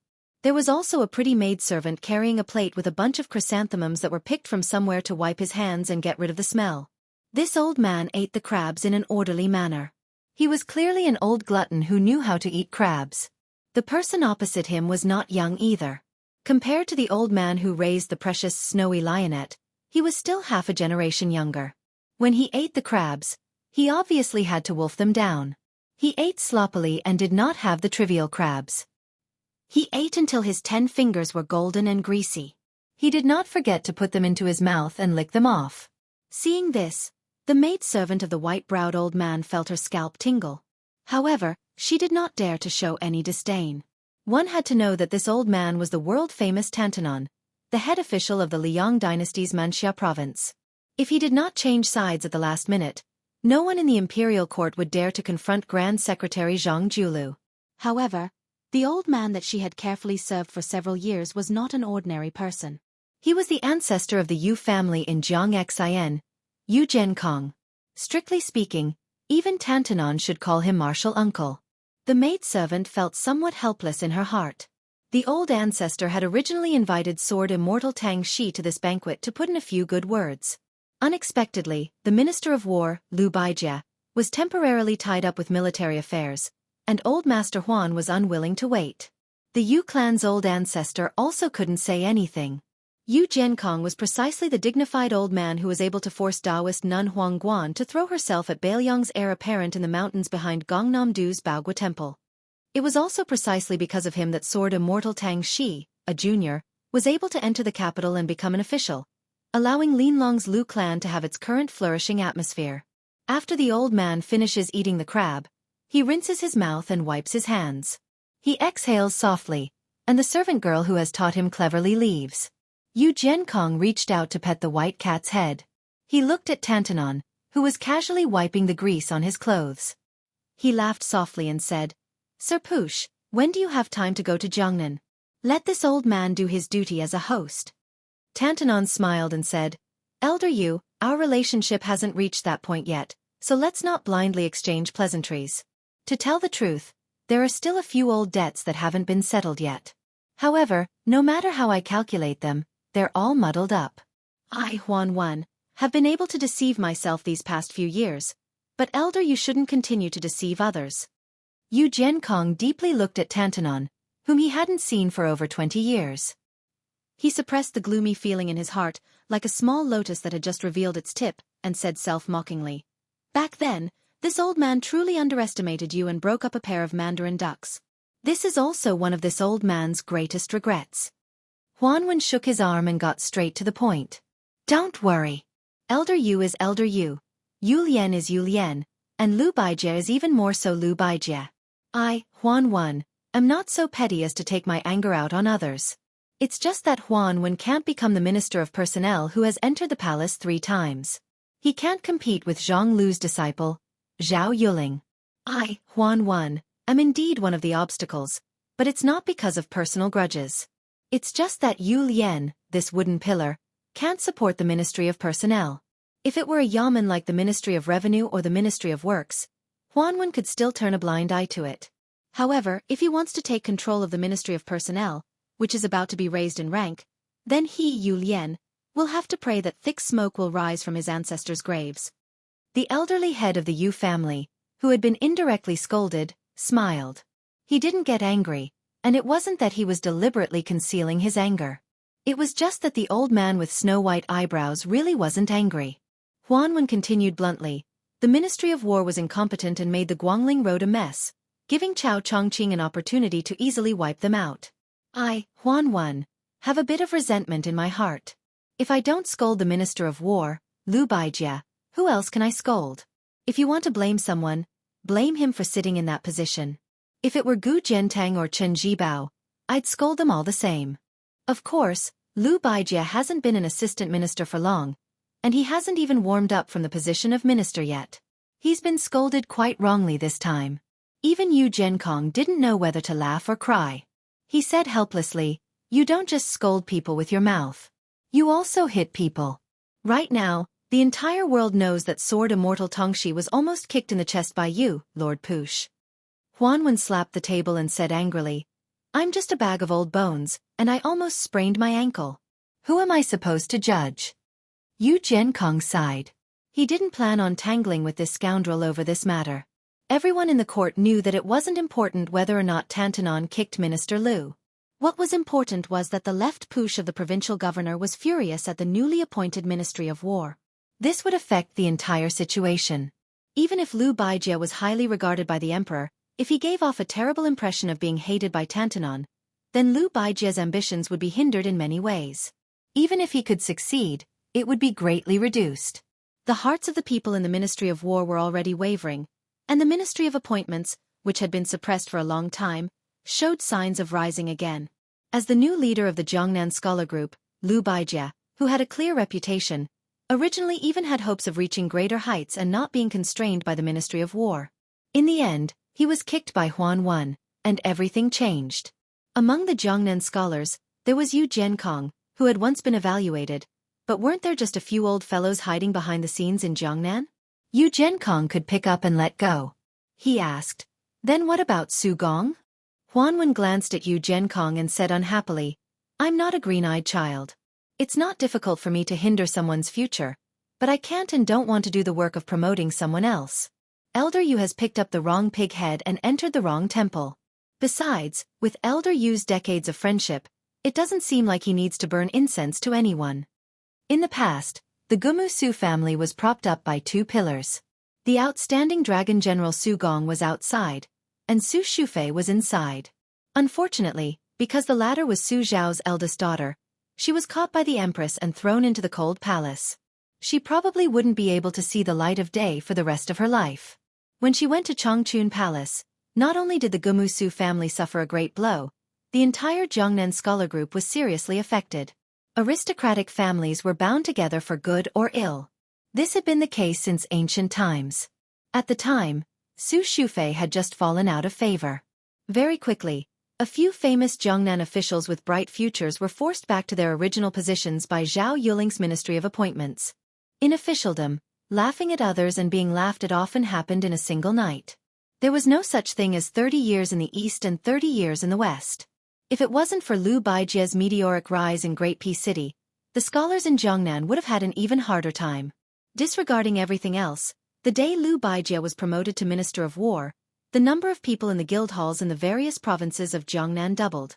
Later, after Tantanon scolded the Ministry of War, another 30% of them silently left.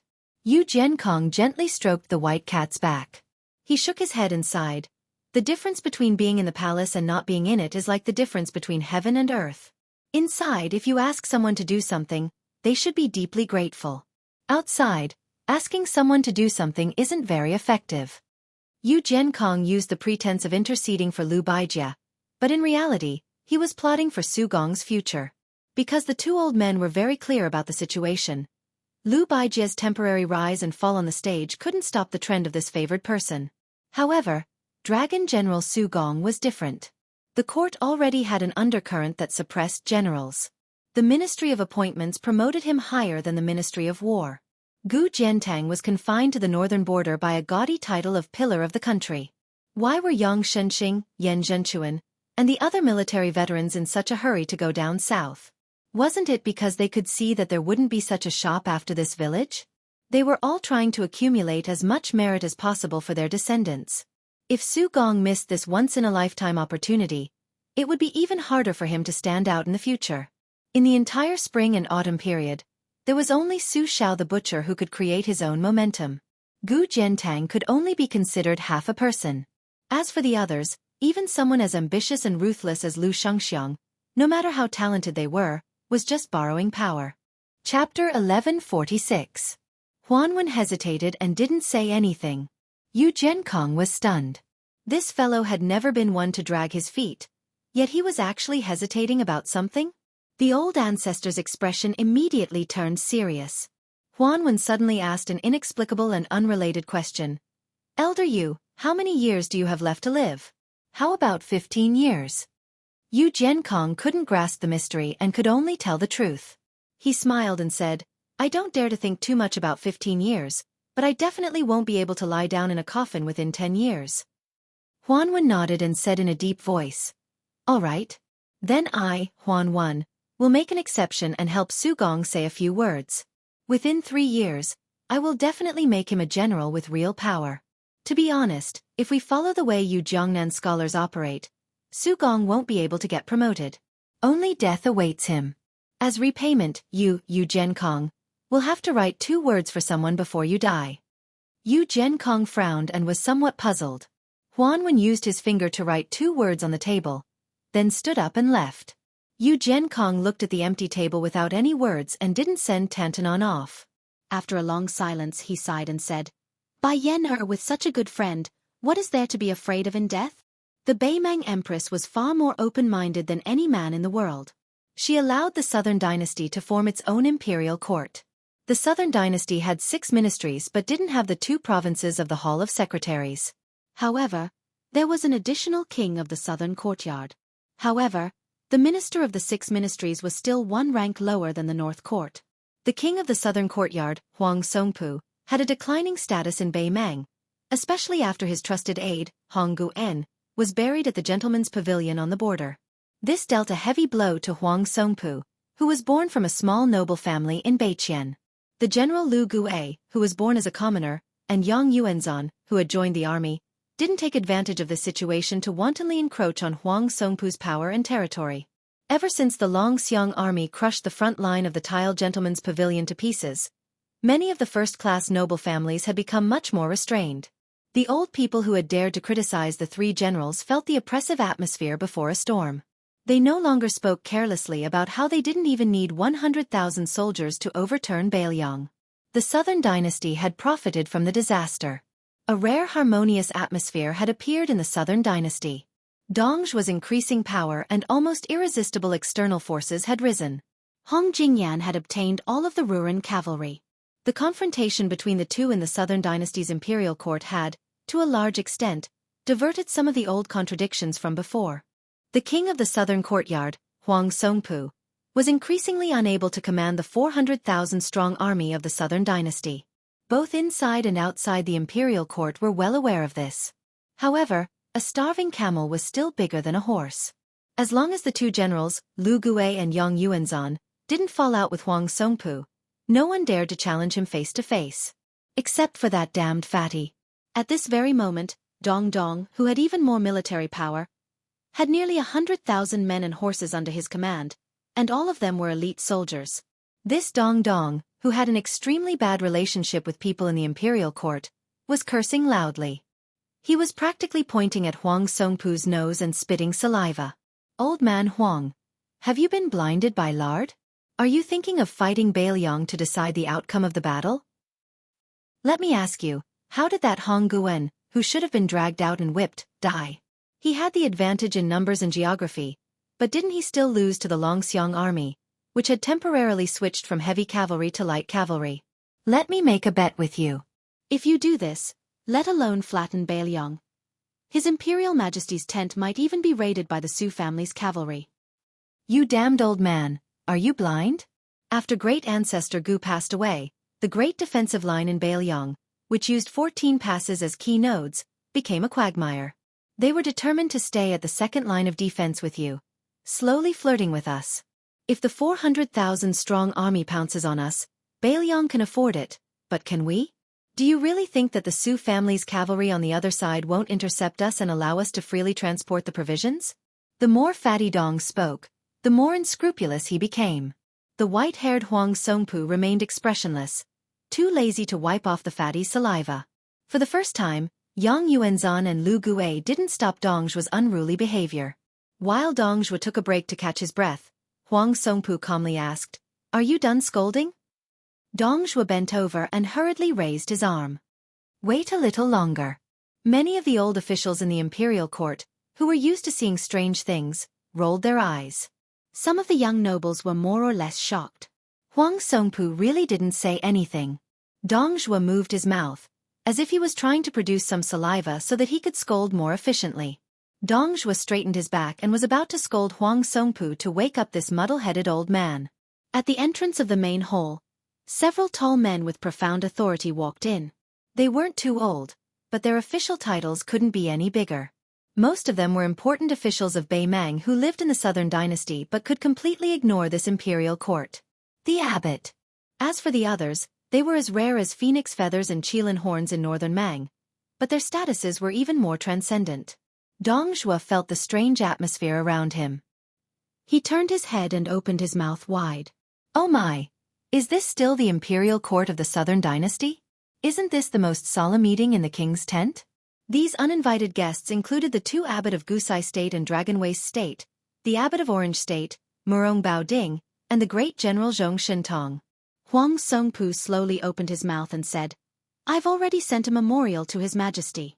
If it's approved, the army going south to Beiliang won't be just the 400,000 soldiers of the Southern Dynasty. Now it seems that it's most likely approved." Hong Jingyan glanced at Dongzhu and smiled coldly. Dongzhu tactfully shut his mouth. He shook his head and looked left and right, pretending that nothing had happened. Huang Songpu nodded lightly at the abbot and the great general. Then he said calmly to Dongzhu, "In the memorial, I've also resigned as the king of the Northern Court. I've recommended you to His Majesty, Dongzhu." Dongzhu was dumbstruck. The fat man suddenly came to his senses. His eyes were wet as he tightly grasped Huang Songpu's hand. "Old general, you're so worried about the country and the people. It's so touching. Do you have any granddaughters you're worried about? For example, that unmarried Huang Huang? I, Dongzhu, am willing to help take care of her." Huang Songpu said coldly, "If you dare to take one step into the Huang mansion, I'll break your 3 dog legs." Dongzhu retracted his hand and chuckled. "I haven't become the king of the southern courtyard yet, have I? All the good things in the world are safe in my bag. Otherwise, everything will be empty." Hong Jingyan narrowed his eyes and looked on coldly. Huang Songpu ignored the snobbish fat man. He walked to the center of the hall and looked around. The white-haired old man who had been on the battlefield for half his life was probably no longer the king of the southern court. He didn't say anything and just clasped his hands.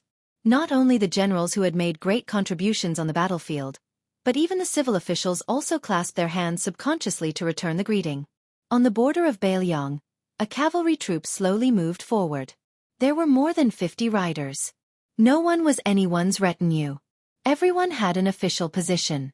Among them was the Beiliang governor Chu Lushan, Beiliang's cavalry commander Yuan Zuozong, infantry commander Yan Wenluan, as well as the infantry and cavalry deputy commanders Ancestor Gu, Zhou Kong, He Zhonghu, and Chen Yunchue, Su Zhao's second son Su Longxiang, Liangzhou General Shi Fu, Lingzhou General Han Laozhan, Yuzhou General Huang Fucheng, as well as Wang Ji and Jiao Wui and a few new deputy generals. Next were the commanders of the various brigades, as well as more than a dozen captains who guarded the important passes in Beiliang.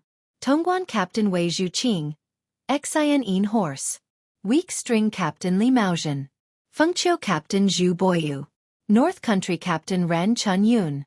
There was also a large group of newly promoted border captains. Without exception, they were all strong men around 30 years old. They all had military achievements and their eyes were resolute. Leading them was the king of Beiliang, Su Fengnian. How did the northern Liang, which many people mistakenly thought was lacking in manpower, produce so many young and strong generals after careful investigation? Such a lineup was enough to make enemies of any status feel their hair stand on end. The 50 cavalrymen tacitly lined up at the top of a high slope. They quietly looked down at Bei Meng. Yan Wenluan suddenly laughed loudly and said, "Old guys over 40 years old, take a step back and let the young people take the lead. How about it?" Ancestor Gu, Chen Yunchue, and the other old guys looked at each other and smiled, silently retreating. This cavalry troop was slightly uneven. However, their majestic aura did not decrease at all. Because on the front line, there were more than 30 people. Whether it was Liang or Bei Meng, it seemed that it was impossible to bring out so many young and strong generals who could fight on the same front at the same time. It was even more impossible to make Yan Wenluan and the other famous generals of the spring and autumn period willingly cover the rear. The young king holding an iron spear used the tip of the spear to draw a horizontal line on the ground at the same level as the front horse's hooves. Chapter 1147. In the desert, 500 cavalry against 500 cavalry. The two sides were all lightly armored elite cavalry. They did not have bows or crossbows, and the only weapon in their hands was a wooden pole. One side was the elite cavalry from Yuan Zuozong's Jibei camp, and the other side was He Zhonghu's Iron Monument camp. The reason why the two sides were practicing martial arts here was not because the group of Northern Liang elders in the distance wanted to see the battle prowess of Northern Liang with their own eyes. Instead, it was for a reason that even those outside the Northern Liang path would find inconceivable. Horse competition. Bei Liang placed the most importance on horse management, and there were pastures all over the place. Among them, Yanji pastures sent out the most horses, producing 1,600 horses a year, of which around 300 could be used for cavalry. This was a shocking number in the Liang imperial court. One must know that even though Nanjing had 7 pastoral supervisors in 3 prefectures, it was barely the same number. Of course, the pastures in the south of the capital were inferior and the horse management was poor. Beiliang's Shenli pastures were the best. Over the years, the number of horses allocated to the elite cavalry units of Northern Liang had never changed. However, the quality of the war horses sent from the various pastures was very particular. Even when Huaihua's great general Zhong Hongwu held the power of the cavalry, he could not control the allocation of good horses. He had to follow a rule, and that was that every cavalry in Beiliang had to fight in pairs. If they won, they would take the good horses. If they lost, they could only eat the leftovers of others. A few cavalry troops with over 10,000 people would choose 800 cavalry each time. Another cavalry troop with similar combat strength would choose elite soldiers and fight each other. The flag-holding camp would send out 500 people, and the small camp would send out 200 to 300 people. Beiliang claimed to have 300,000 cavalry, but it was referring to the total strength. Naturally, it could not be all cavalry. In fact, the total number of Beiliang cavalry had always been between 100 and 150,000. Otherwise, unless Liang sent all the horses in the world to Beiliang, it could not support the Su family cavalry. Based on historical records, the Great Feng dynasty, which had always been crowned as the most prosperous after the Great Qin dynasty, only had 800,000 horses in the 30 years from Jinyuan to Linda. Furthermore, Beiliang's most elite cavalry always had 2 or even 3 horses per person. This was an extremely exaggerated matter in the 2 Liao provinces where the horse source was relatively abundant. Horses were the foundation of armors and weapons, the most important weapon of the country. The current commanders of Beiliang's cavalry were Yuan Zuozong, the veteran deputy commander He Zhonghu, and the Zhou partridge Zhou Kong, who was promoted last year.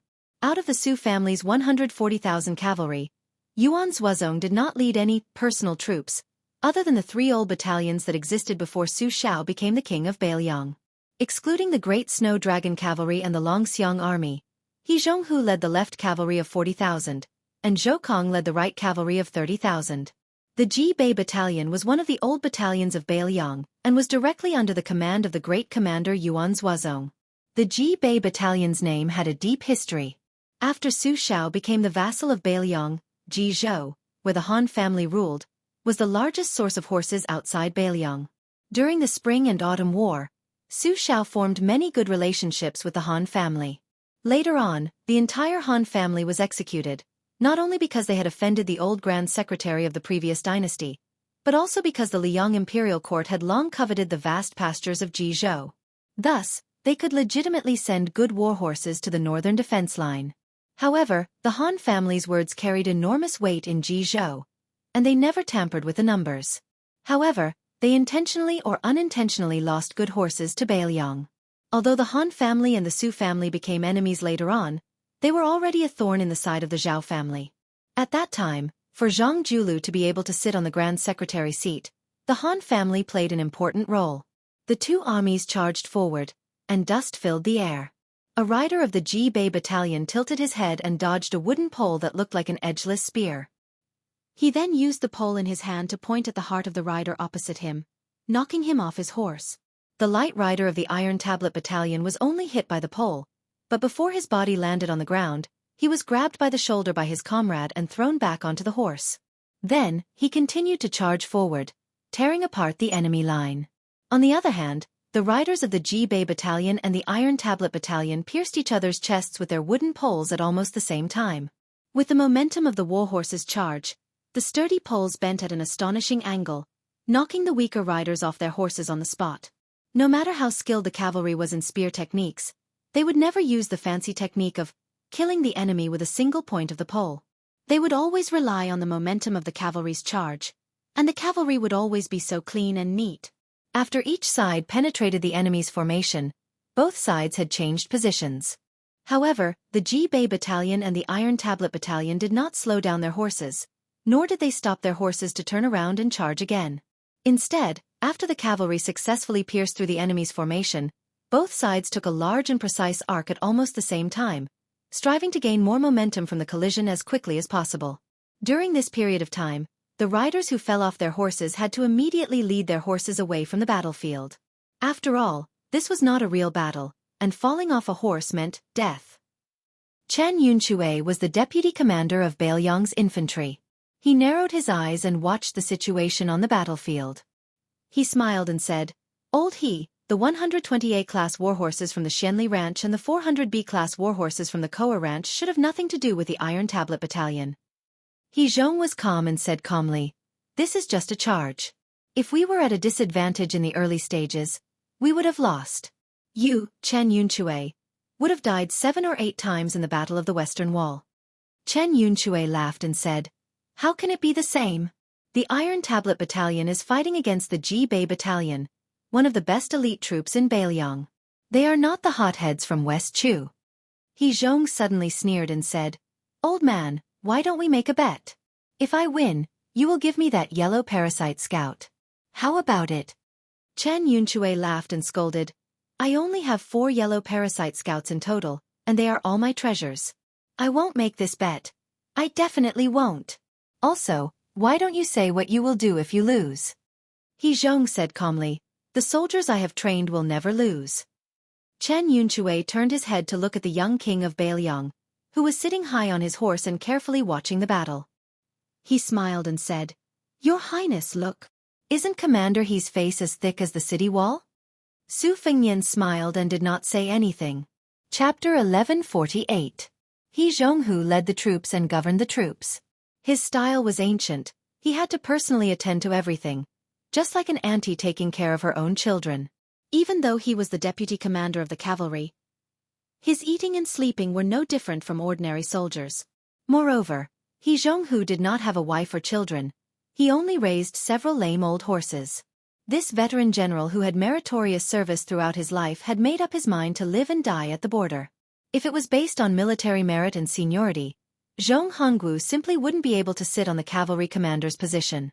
It was just that He Zhonghu had never formed a faction, and always maintained a gentleman's friendship with Wei Tai's Han and those old generals who had already withdrawn from the border. He also didn't like to rope in large numbers of young and strong generals to be his students and direct subordinates. He was the one who had been the deputy commander for the longest time in the Bailiang army. He Zhonghu did not have a distinctive style in leading the army. He rarely seized a big victory. However, in the 30 years of military service, He Zhonghu had almost never suffered a crushing defeat. Li Maozhen, who was known for his experience and wisdom, used to be a subordinate of He Zhonghu. However, Li Maozhen was famous for his addiction to being an officer. He had followed He Zhonghu for many years and was often manipulated by Zhong Hongwu's henchmen. Li Maozhen left the border army and returned to Bailiang. He asked Su Xiao for the position of guerrilla general. Chen Yunxue continued to fan the flames. He joked with Yuan Zuozong. Commander Yuan, how can you bear this? Yuan Zuozong smiled. It's hard to say who will win. It's not good for me to clamor for a one-on-one horse battle with old General He. After all, you are old and weak. He Jianghu suddenly glared at him. Yuan Zuozong, if you were 20 years younger, believe it or not, I could beat you down with one hand. Yan Wenluan, who looked thin and small, laughed. Bull*T. Whether it's a horse battle or a foot battle, He Jianghu can't beat Commander Yuan even if he has 3 heads and 6 arms. He Jianghu was the most respected person in the Beiliang army. Yan Wenluan, who had joined the army at the same time as He Jianghu, did not refute after his identity was exposed. Chu Lushan, who was about 400 pounds of fat, did not ride a horse. He stood beside Su Fengnian's warhorse and said calmly, "Just now, we received a spy report that Great General Zhong Shintong and Gu Sarangio prefectures appeared in the imperial court of the Southern Dynasty. It can be considered as a farewell for Huang Songpu, who resigned as the king of the Southern Courtyard. Moreover, the one who replaced the position was not Tuoba Bodhisattva or Murong Baoding as originally expected. It was also not Great General Lu Gui, who was regarded as half a foster father by the Empress of Beimang. It was Dong Zhuo who liked to raise crows. Huang Songpu even announced publicly that Beimang was going to use all of its resources and send 1,000,000 soldiers to Beiliang. Beimang did not deliberately hide this news. I'm sure that Emperor Zhao and Gu Jiantang will be overjoyed when they hear this. The deputy commander of the cavalry, Zhou Kong, laughed. Dong Zhuo? Wasn't he defeated by you, Lord Protector General? Zhou Kong, who was the only one standing, rubbed his hands and laughed. Back then, there was still a bit of luck involved. Yan Wenluan thought for a while and laughed coldly. The king of Beiliang's actions are not only because they value him, but also because they are wary of him. Chu Lushan nodded and said slowly, Little Fatty Dong has always been treated as half a son by that old woman. It would be more reassuring to hand over the military power of the Southern Dynasty to a young man like him who doesn't have a deep foundation. However, this fellow had an entire 100,000 elite personal guards who only knew the word Dong, but not Northern Mang. Even an old woman would have to think twice before doing so. Dong Zhuo is a slippery person. If he doesn't take the lead as the king of the Southern Courtyard, once the war starts, with his temperament of not acting until he sees a rabbit, even if he is forced to take the field, he will definitely not put in any effort. When the time comes, both Liang Mang and Bei Mang will suffer heavy losses. In the end, the Dong family will have the most soldiers. In this way, even if Dong Zhuo doesn't have any ambition, he will still have to be ambitious. Su Fengnian said, I heard that Dong Zhuo has always regarded you as an irreconcilable enemy. Dong Zhuo said cheerfully, that little fatty thinks so, but Lu Qiu doesn't think so of him. Great ancestor Gu, who was once the mainstay of the Southern Tang Empire, smiled knowingly. If Dong Zhuo didn't become the king of the Southern Courtyard, I would have almost forgotten the amazing achievements of our protector general. Chu Lushan raised his fat arm and waved it gently. He pretended to be shy and said, a real man doesn't talk about his past achievements. Su Fengnian, who couldn't stand it anymore, raised his foot and gently kicked Chu Lushan's shoulder. He said, the Iron Tablet Camp won, but there are only 21 cavalrymen left on horseback. Everyone looked over. It was indeed so. The 21 cavalrymen of the Iron Tablet Camp raised one arm at the same time and calmly accepted the thunderous cheers. He Zhong suddenly laughed heartily. He looked at Yuan Zuozong, who was not far away. The latter's eyes were clear and he nodded to the old man. Then He Zhong suddenly rode forward and shouted to those men, Come, the old rules, take your wives. The excellent war horses of the Xianli Ranch and the Koa Ranch, under the leadership of the shepherds, slowly galloped out from the side of the battlefield where the dust had settled. The 500 cavalrymen cheered and yelled. They dismounted and welcomed the new wives. Some of the cavalrymen of the Iron Tablet Camp made a series of dizzying somersaults while galloping forward. Some of them were kicked on the buttocks by their comrades behind them and fell flat on their faces. The 500 cavalrymen were so happy and noisy. Beiliang's horses had always been the wives of Beiliang's valiant soldiers. Who would complain about having too many war horses that were rarer than beautiful women? Su Fengnian looked at the 500 cavalrymen of the Ji Bei camp. Everyone was holding their horses and standing in silence. Su Fengnian squeezed the horse's belly and went out alone. He first went to the Iron Tablet Camp, who were busy selecting war horses. He signaled them to not salute and let them continue to pick their wives. He quietly waited for them to finish selecting.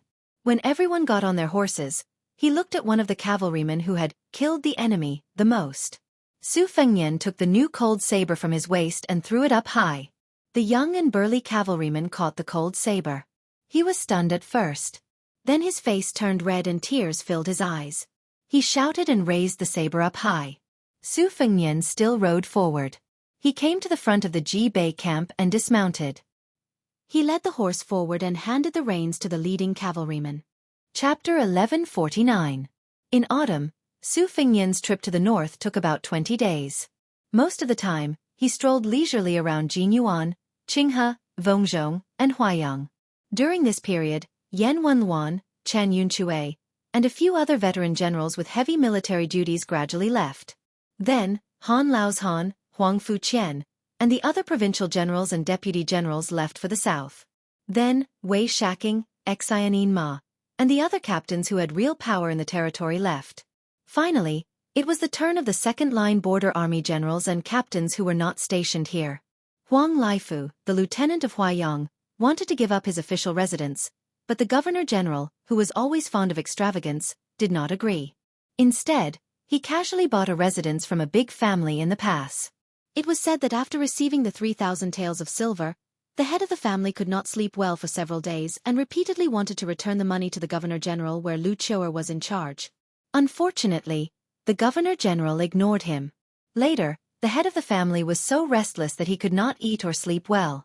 He had to ask an expert for advice and added another 2,000 taels of silver, which he donated to the Huaiyang Pass as the army's salary.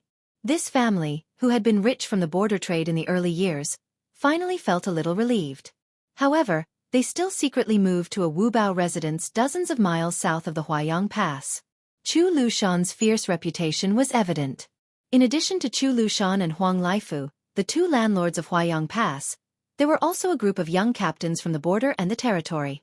Wang Chou, the speaker of Anyang Army Town, Chao Xiaojiao, the Honglu general, who was famous for being a troublemaker in the northern defense line of Yuzhou province, Hong Xinjia, the real person in charge of many Wu forts in Yuzhou province, Zhu Boyu, the Fengqiu commandant of Lingzhou province, and Ren Chunyun, the North Country captain, who came from a poor family. Both of them performed outstandingly in the Battle of Fuding in Lingzhou province. Huang Xiaokuai, the Pearl commandant of the vanguard, was promoted to the deputy general of Lingzhou province and assisted Han Laozhan together with Wang Zhi. However, Huang Xiaokuai did not follow the order to go to the north this time. Instead, he was replaced by Zhao Wui. Compared to these three people, Ma Jinchai, the frozen field commandant of Zhigui Prefecture, was really unlucky. She could not even keep her official title, let alone being promoted. After arriving at the northern defense line, Su Fengnian rarely spoke, except for listening to the military intelligence and customs affairs from the generals and generals. He didn't even ask many questions. Occasionally, he asked some trivial questions about the border defense. He didn't say anything heroic, nor did he deliberately show off his knowledge of the art of war in front of the legendary warriors and young warriors. In fact, many people sincerely wanted to hear about the feats of the king of Beiliang in Jianghu. After all, he was the new champion of Jianghu who could even defeat Wang Xianji. No matter how arrogant Su Fengnian was, even the elders like Yan Wenluan and Gu Dezhu were willing to listen to him. However, the young king disappointed everyone. He didn't mention a single word about his travels in Jianghu and the battles of life and death. After Su Fengnian ascended to the top of Jianghu, in addition to the hidden ambush at Iron Gate Pass, the deeds of killing Diwu Raccoon, the master of Mount Tibing, and Han Diaoxi, the killer cat, also began to quietly spread in the imperial court of Liang. A group of people walked to the top of the city wall. Among them, Chao Xiaojiao, who was newly conferred the title of Honglu General, was a short and vigorous middle-aged man. He had a good reputation in the eastern defense line of Beiliang in the north of Yuzhou, and had accumulated enough military merits. However, because he repeatedly offended Zhong Hongwu, the great general of Beiliang, he didn't even get the title of a general. After Zhong Hongwu fell, Su Fengnian specially asked Beiliang to keep an eye on him for about half a year before he decided to promote him. Of course, Chao Xiaojiao was not a perfect person. He had a strong desire to kill and was ruthless in his management of the army. Many of his subordinates violated the rules and even embezzled the salary of the border guards. Zhong Hongwu used these reasons to keep Cao Xiaojiao in the position of a small lieutenant. Cao Xiaojiao was like a sharp blade that could hurt others, but he could also hurt himself. Su Fengnian's use of this person was not without criticism in the Beiliang army. Even the old general Chen Yunchui had some objections. As for Hong Xianxia, who was a full head taller than Cao Xiaojiao, his reputation was much better. Beiliang had a lot of hereditary military records in the Wu castle. The gourd mouth area was especially prominent. The king of the southern courtyard once said that even if Beimang threw in 160,000 soldiers, they might not be able to fill it up. More than half of this could be attributed to Hong Xianxia's achievements. He was only mediocre when it came to leading troops in war, but whether it was managing the military affairs or building the Wu castle system, he was one of the few geniuses in the Liang dynasty. He was also a master of investigation and knowledge. Gu Jiantang valued this person a lot. When he was in charge of military affairs in the northern region as the Minister of War, it was said that the general had secretly asked Zhang Lu to bring Hong Xianxia to the Liao and improve the defense line. After the request was rejected, there was even a ridiculous attempt to mobilize Zhaoguo to kidnap Hong Xianxia. Walking to the top of the city wall, Su Fengnian looked to the east with his hands folded in his sleeves. He suddenly turned his head to look at Hong Xianxia, who was a block away from him. He called out Hong Xianxia's nickname, Lord of the Earth, and said with a smile, General Gu Jiantang, who is stationed in the Liao, recently offered this king a sky-high price. He promised that as long as he handed over the title of Lord of the Earth, he would help Beiliang get 30% more grain and 300,000 taels of silver from the imperial court. He also promised that you would be promoted by 3 ranks. You are only 1 step away from becoming a duke. Hong Xianxia grinned. First of all, it doesn't matter if I want to go or not. Second of all, I really don't care about the title of Lord of the Earth, as long as I can get things done. I've managed the gourd mouth area for more than 10 years, and I can't bear to leave. Su Fengnian shook his head. Tell me the truth. Chapter 1150. Hong Xianxia's face, which was as dark as charcoal due to years of exposure to the sun and wind, could actually be seen blushing. Cao Xiaojiao immediately mocked. Old Hong fears nothing but his wife. His wife is an auntie from Yanji County. She's such a beautiful flower and she's stuck on top of Hong Xianxia, this black cow dung. Last year, she even gave birth to a big fat son for him. How could that woman be at ease with her man going to Liang to be a high-ranking official? We used to say that the woman's words were more effective than a general's. As for the imperial edict from the imperial court, even if it really reached the Hong residence, wouldn't that woman directly throw it into the latrine? Isn't that right, old Hong? Hong Xianxia elbowed Cao Xiaojiao's ribs. The latter didn't block it and rubbed it with a mischievous smile. You hit me, right? The prince also saw it with his own eyes. I won't pay back the 28,000 taels of silver I owe you. Hong Xianxia, who was close to Cao Xiaojiao, widened his eyes. Just as he was about to speak, he suddenly realized that the king of Beiliang was beside him. He forced himself to swallow back the family scandal that he almost blurted out. Su Fengnian dismissed it with a smile. He didn't follow the vine to get to the melon and get to the bottom of it. Chu Lushan frowned imperceptibly. Su Fengnian looked at the sky and said jokingly to the group of generals and lieutenants around him, You guys, go back to your homes and find your mothers. When they walked down the city wall, Chu Lushan approached Su Fengnian and asked in a low voice, Deploy 500 elite cavalry to protect the prince? Su Fengnian, who was followed by his eldest disciple who was a burden, shook his head. Chu Lushan didn't dare to make a decision on his own. At most, he could only secretly add more people. He quickly calculated in his mind. There were still a few old but strong falcons in the upper room of the Fushui Society. In the end, Su Fengnian and Yu Dilong left Huayang Pass on their horses. Yu Dilong barely learned horsemanship. Although the ride was bumpy, at least he didn't fall off the horse. Among the 3 disciples, Yu Dilong was the least close to his master, Su Fengnian. Although Lu Yunzhang was noisy, he ultimately spoke more to his immortal master. Although Wang Shang was reticent, he was undoubtedly the one who respected Su Fengnian the most. Only Yu Dilong didn't know how to deal with his master, nor did he take the initiative to get close to him. The only emotion he revealed was a natural fear that came from the bottom of his heart. Su Fengnian had already taught Wang Shang swordsmanship and Lu Yunzhang fist techniques, But for some reason, he didn't carve Yu Dilong, who was better than his junior sister and junior brother in terms of luck and bone. He didn't even let Yu Dilong memorize a set of basic internal energy mantras. Cao Xiaojiao and Hong Xianxia came together and returned together. Because of Hong Xianxia, who was coveted by the Liang imperial court, Protector General Chu sent half a battalion of cavalry to escort him. Cao Xiaojiao and Hong Xianxia sat across from each other in a carriage. Cao Xiaojiao kept pouring wine. Hong Xianxia hesitated for a moment and finally said, "How can you speak without thinking? Do you really think you don't know that the prince and the Protector General don't know that you're covered in shit? Why did you take off your pants on the city wall? Who are you trying to show to?" Cao Xiaojiao cast a sidelong glance at Hong Xianxia, who had spent half his life dealing with dirt and rocks. He smiled and asked, "Do you still remember what you were worried about on the way here?" Hong Xianxia nodded. "Naturally, with your stinky reputation, who would cover you up? Even a handful of yellow mud would be like shit. Since the prince made an exception to promote you, he would normally use both grace and authority. Although I don't have the ability to comprehend things as an official, I still understand this principle. Normally, when the prince meets you, he would give you a few words of warning." Cao Xiaojiao laughed. "That's right, that's common sense. So if the prince were to give me a sincere and earnest lecture, or even give me a torrent of abuse, I would feel at ease. But have you realized that this prince of ours is very strange? From start to finish, he hasn't given me, Cao Xiaojiao, a corrupt and ruthless official, a few words." Hong Xianxia froze and said in surprise, "That's true." Cao Xiaojiao raised his sleeve to wipe his mouth. "That's why I'm afraid. Otherwise, I wouldn't have dared to provoke the prince in front of Demon Chu on the city walls. If that wasn't a slap to Chu Lushan's face, who else would it be?" Hong Xianxia was even more confused. With a blank expression he asked, "Then if you offend Protector General Chu, won't you also be made to suffer in the future?" Cao Xiaojiao slowly drank a mouthful of wine. "Old Hong, don't worry about it. You wouldn't understand even if I told you. You're just fated to deal with dead things like dirt and rocks.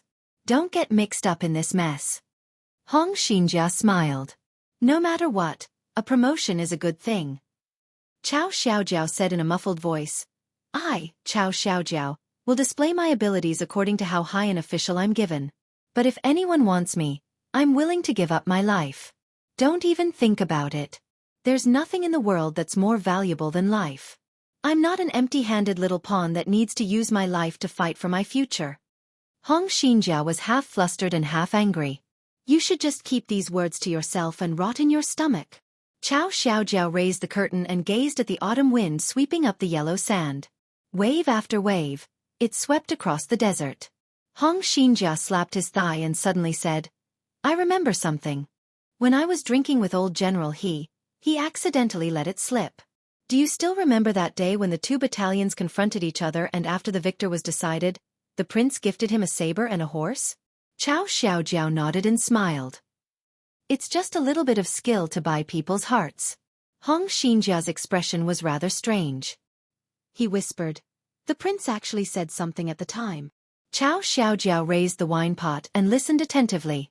Hong Xianxia said, "It seems like the prince said, it's fine as long as you can accomplish something. I don't want you to throw your lives away." Cao Xiaojiao said nothing and drank a mouthful of wine. In the autumn wind, the two riders headed south. However, they did not return directly to the provincial capital of Liangzhou. Instead, they turned toward Yanji County of Yuzhou. In the evening of Bishan County, it suddenly began to rain heavily. Su Fengnian, who was drenched like a drowned rat, knocked on the door. He waited for a long time before the door opened. Looking at the woman's cold face, he smiled and said, "I'm hungry." The woman laughed coldly. "What a coincidence. I haven't eaten either."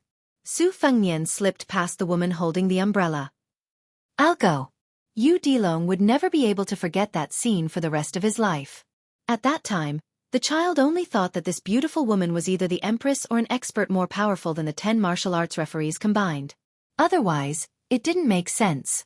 It was also at that time that the flood dragon of the land felt that his master was still alive. Chapter 1151. In the autumn rain, Yu Dilong felt that his master was like a scoundrel who came to take advantage of him. The child didn't dare to enter the house. He squatted on the steps outside the threshold and looked up. Under the eaves, there was a black curtain of rain. The rain splashed on the ground and splashed on his trousers. Yu Dilong sighed softly. He suddenly missed his sister who carried a big wooden sword case. Hearing the sound of light footsteps, Yu Dilong turned around and saw the woman who he didn't know whether to call sister or aunt carry two small stools. She put one next to him and sat on the other. Yu Dilong hesitated for a moment but still sat on the stool. He sat upright and looked straight ahead. The widowed Pei Nanwei looked at the child's rigid sitting posture and asked softly, "What do you do?" Yu Dilong thought carefully and said shyly, "I'm my master's disciple." Pei Nanwei was amused. "Could it be your master's master?" Yu Dilong opened his mouth slightly and blushed. Pei Nanwei didn't say anything else. She looked at the mud in the yard with the child and said to herself, "We should have laid down stone slabs. The 10 kilograms of mud we dug from the Swallow's Nest Ridge is gone." Yu Dilong listened to her nagging and didn't feel annoyed. Perhaps because he was an orphan since childhood, Yu Dilong felt a strange warmth. A voice came from behind them. "Time to eat." At the small square table, Su Fengnian had already served the food and set the bowls and chopsticks. Pei Nanwei and Yu Dilong walked into the house with stools. Pei Nanwei and Su Fengnian sat opposite each other. The child thought for a moment and didn't dare to eat at the table. He just sat on the threshold with the bowl and continued to watch the rain hit the mud. At this moment, the child, who had been thinking about saving enough money to build a house since he could remember, decided that if he wanted to build a house in the future, he would build it according to this yard. "You still know to come back?" "Yes." "What did you do outside? Did you unify Jianghu, kill the Emperor of Liang, or flatten Bei Mang?" "Not really. But haven't you heard the news?" "What should a commoner hear?" "I went out and fought with Wang Xianxia, and luckily survived." After that, he made a trip to the Eastern Sea's Martial Emperor city and took away all the weapons. On the way back to Beiliang, I met great-grandpa of the Wu family's sword tomb. After staying at Mount Qingliang for less than a day, I ran to the north of Liangzhou and finally sat here to eat with you. How busy. It's just that I didn't earn enough money to bring it back. Was the bag of rice that Zhu Zhengli carried here last time? You're eating so little, but I don't see you losing weight. It's time to grow fat again, so take it easy. If you're skinny, you can still wear old clothes, but it's just a little looser. If you're fat, you'll have to spend more money. Pa! A loud sound rang out. Yu Dilong quickly turned his head and saw her slamming her chopsticks on the table. "The Bishan County Yamen has already stopped your salary. I went to get it at the beginning of the month, but they refused to give it to me. He also said that you took a leave of absence for no reason and went to Mount Wudong to relax." When Yanji County's governor heard this, he was furious and seems to want to remove you from your position. Go get it again and try again. Are you sure you won't make a wasted trip? If you can't get it, then forget it. My monthly salary is less than 10 taels of silver anyway. Pa! This time, it was a slap to the bowl. Yu Dilong suddenly felt like laughing. After that, Su Fengnian washed the dishes. To Yu Dilong's surprise, his master didn't stay in this small county for long. After freeloading for a meal, he left in the rain. The woman didn't ask him to stay, but before they left the house, she took out a rain hat and a straw raincoat woven from bamboo leaves. She didn't give them to Yu Dilong's master, but gave them to the child and told him to put them on without any explanation. Yu Dilong timidly looked at his master. Su Fengnian dismissed it with a smile. The two horses' hooves trampled on the blue stone floor of the alley. Because it was a rainy night, the sound of the horses' hooves was muffled and didn't attract much attention.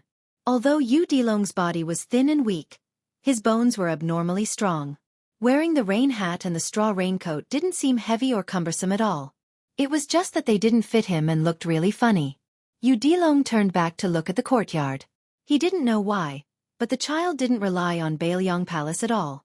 He also didn't treat it as his home, but he felt close to this simple courtyard. He also had a strange thought in his heart that he couldn't tell anyone. It would be great if the woman was his mother. Yu Dilong gathered his courage and shouted, "Master!" Su Fengnian slowed down the horse and looked at the child with big eyes with slight confusion. Yu Dilong was quick-witted. He swallowed the words that were about to come out of his mouth and asked, "Where are we going?" Su Fengnian indifferently said, "Mount Wudong. I'm going to a paradise there to stabilize my body and spirit." Since Yu Dilong could see the strength of Wang Shang and Lu Yunchang's qi, he naturally knew a secret after spending so much time with his master. His master's qi had been declining. Simply put, his master's martial cultivation was like a bamboo basket that kept leaking water. If he didn't fix it quickly, there wouldn't be a drop left. It might even cause irreparable damage to the basket itself. This was also why Chu Lushan had asked for 500 cavalrymen to protect him at Huayang Pass. He had fought to the death with Wang Xianji, killed Zhao Huangchao, attacked Wu City, and fought against Wu Jian. Su Fengnian's strength was declining day by day at different stages. If it weren't for this, the great-grandpa of the Wu family's sword tomb wouldn't have taken the extra step of pretending to block Su Fengnian's way at the border of Yuzhou and River Province. Chapter 1152. Yu Dilong's face suddenly turned solemn. He turned his head and shouted, "Master!" Su Fengnian nodded and took the lead to stop the horse on the secluded muddy road. Yu Dilong's eyes widened as he saw the uninvited guest 100 feet away. It was a barefoot young woman in white. According to common sense, with the downpour, her clothes should be soaked, but her feet were a few feet above the ground. Her clothes fluttered, and there was a white rainbow behind her that formed a supreme mysterious body of a bottle. In this way, the radiance she emitted was like a full moon that had descended to the human world. Yu Dilong suddenly felt like he was facing a great enemy. Although the woman's aura was not as fierce and frightening as that of the Bailiang cavalry commander, it was more profound and lasting.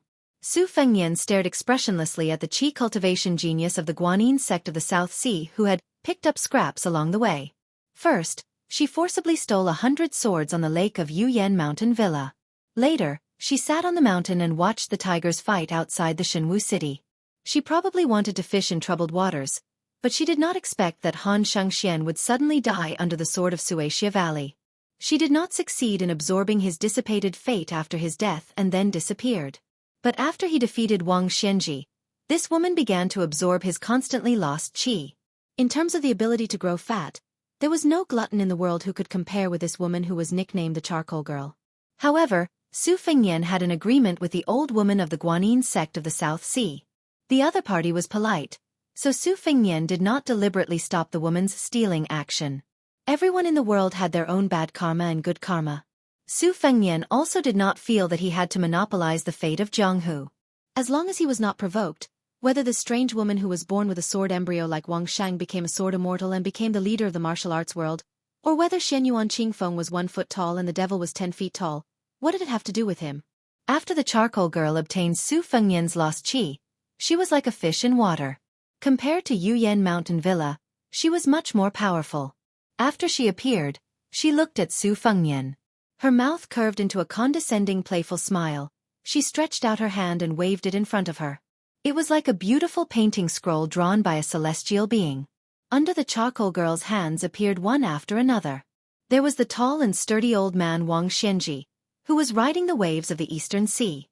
There was Deng Tai A, who was leading a donkey and holding a peach branch. There was the Western Chu official Chao Zhangqing, who was indecisive. There was Han Xiangxian, who had red hair fluttering in the wind. There was a man holding a spear who looked somewhat similar to a green bird. There was Li Chungang, who was riding a sword with his hands behind his back. There were about 40 people in this long scroll, and all of them were great figures in Jianghu in the past 100 years. The people.